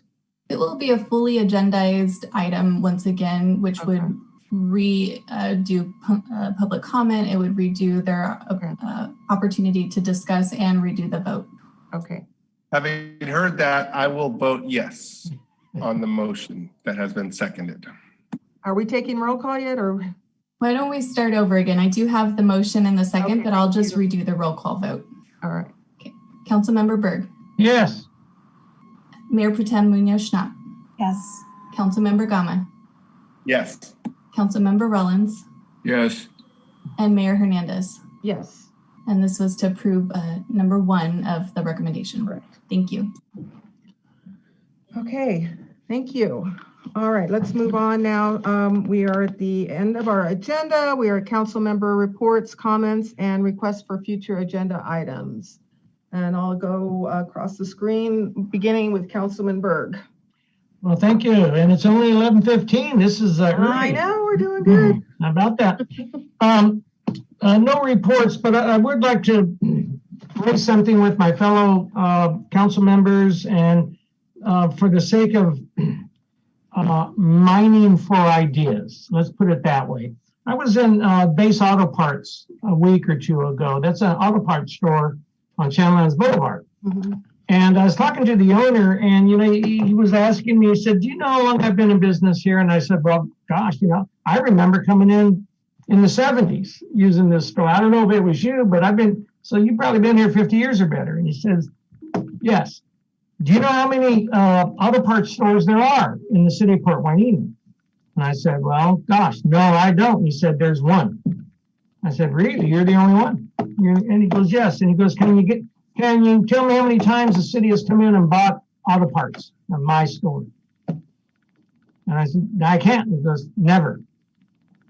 Is there not something that we could policy, or not an ordinance or something, but to give our local businesses maybe a little more chance, not to give them all our business, but to give them some kind of, I don't know, let this go to the city manager and his senior staff to come up with some kind of a policy whereby local stores, local businesses get some kind of opportunity, not a break, but an opportunity maybe. I don't know where we can go with this, but it seems after 50 years that they ought to get some business. Thank you. Okay, thank you. Madam Mayor Pro Tem. Thank you. Real briefly here, if we could have a continuing discussion for the City Port Standing Committee, I think that, maybe having this meeting with them quarterly would be really good for both of us. And so I'd like to have Mr. City Manager take a look at our calendar and see what else could be scheduled before year end. The CJPIA, the Zoom October conference is happening the 14th and 15th, and make sure you get registered for that. The registration is open now, so I encourage my fellow colleagues on the council to get that underway. With the Port Hueneme Water Agency, we heard about the great job that Don Villafana and his team did so that there was no interruption of water for our customers with the big break on the 22nd. We also heard a report about, we did ask for a variance, but it wasn't at the Fox and Canyon level. It was at the United Water Conservation, because United Water actually holds not the 4,500 acre feet that we need every year, but something a little lower, and it's within the range. It's within the range of what we would need as a city. So that was some good news, changes, but good news. And then let's see, what else? Oh, I think that's it for me. Thank you. Thank you, Madam Mayor Pro Tem. Councilman Gama. I'm not on mute. Thank you. It was a joke. So we had a Beacon meeting this last Friday. Big topical discussion on sea level rise, and kind of interesting when you look at where the city of Port Hueneme is on the flow of sand, and where the city of Oxnard is, and then the city of Ventura, and then we go on up the coast all the way to Goleta, and all of us have the same issues, but they're different issues. And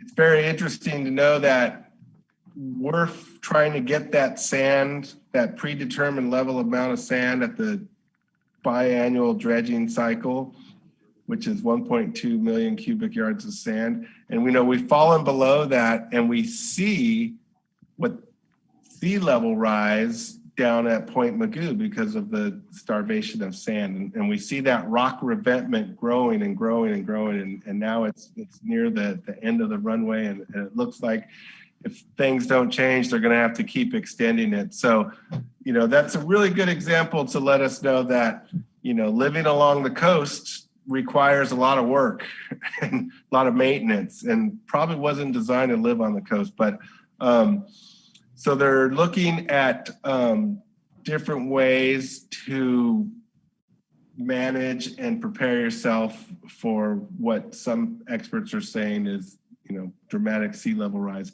But for the city of Port Hueneme, we're excited because we have our dredging cycle coming up here. Hopefully in the next couple of weeks, I think we're gonna start seeing the mobilization of the dredging equipment. So, and then we're gonna monitor and see how we do this year. And then we're gonna organize another meeting like we did last year, get the stakeholders and take the information we learned from this year and hopefully be able to begin to lay the groundwork to sustain the amount of sand that we need here at Hueneme Beach. Second thing, our coastal cleanup has been COVID hampered somewhat, actually in a big way. And so want to thank the city of Oxnard, want to thank Gabby Basua as a city council member for the city of Oxnard.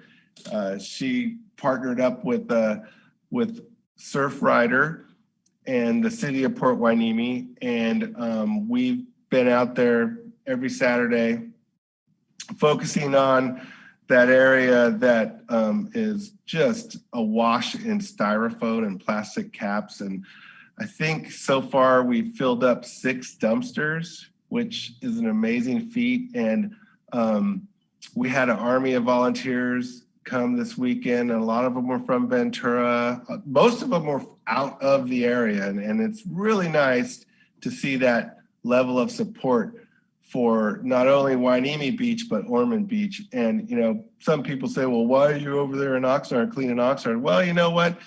That large amount of trash is going to make it to Hueneme Beach. And so we cut it off before it gets to the ocean. We have made a huge difference, and it just keeps getting better every year. So to everyone that's been helping, thank you very much. And it's really great getting the young kids involved. You know, we talked about real guppies today and how they're an inspiration. And they're an inspiration because of that education, conservation, and environmental stewardship part.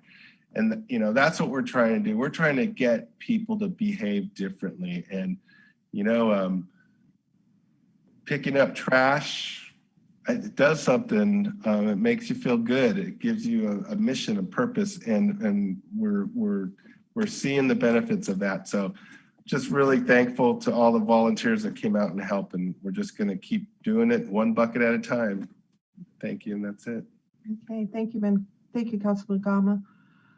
Councilman Rollins. The REACH did meet in the last couple of weeks. And one of the unique things that came out of that is they approved the development of a REACH Hueneme Beach t-shirt that will be given to key volunteers that improve the quality of life within the city of Port Hueneme while meeting the goals and the mission of REACH.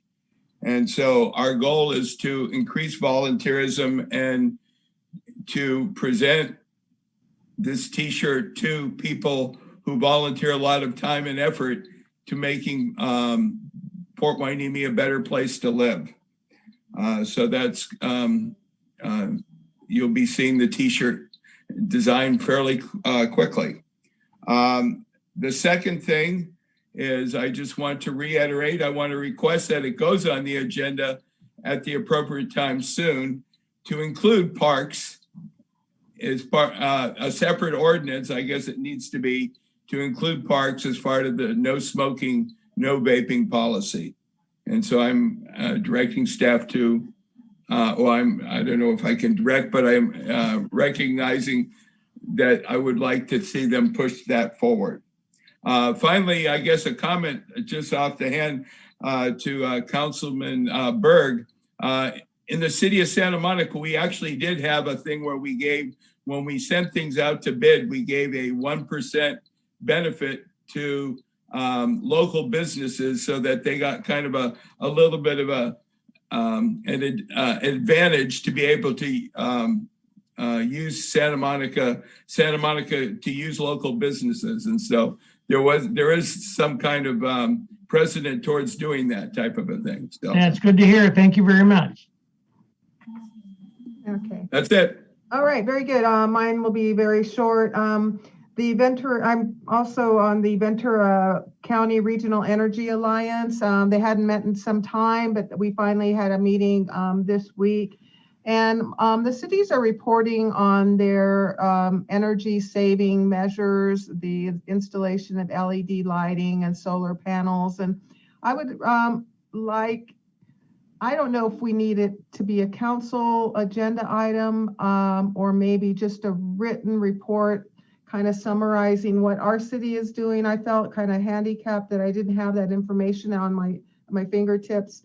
But I would like to be able to share at the next meeting what we're doing, because I know we're doing a lot of things, and so is the port. But if we could have just a quick report or even just a written report on our energy saving measures here in the city of Port Hueneme, I'd much appreciate it. And I just want to also remind everybody, it is National Hispanic Heritage Month. And so, we have a large Hispanic population in Port Hueneme. It's important we recognize their contributions to our community, and I just want to put that on your radars and for the last couple of days that we have left in September.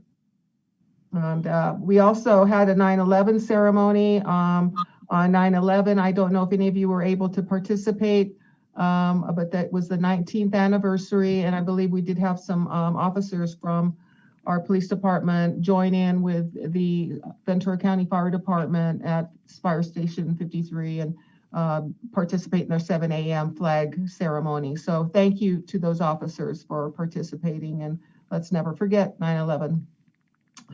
I see a hand up from Madam Mayor Pro Tem. Did you have something else you wanted to add? Thank you, Madam Mayor. Just one last detail here. And it was a yeoman's job to pull it together, and I believe that was a dry run, but attended well. The chief and their budget and REACH and so many other businesses, including cannabis businesses, all came together so that we have our own system, so we don't have to be dependent on renting it and trying to find a date within a calendar that would work. But we'd have our own system from here on out. And so that's a really positive investment in the community. And I appreciate Ditto on that one. Thank you. Okay, unless there's any other comments, I will go ahead and adjourn the meeting. It is 11:28. City Council will adjourn to our next meeting until the next meeting, Monday, October 5th, 2020. Thank you, everybody. Have a good night. We'll see you next time. Take care. Be safe.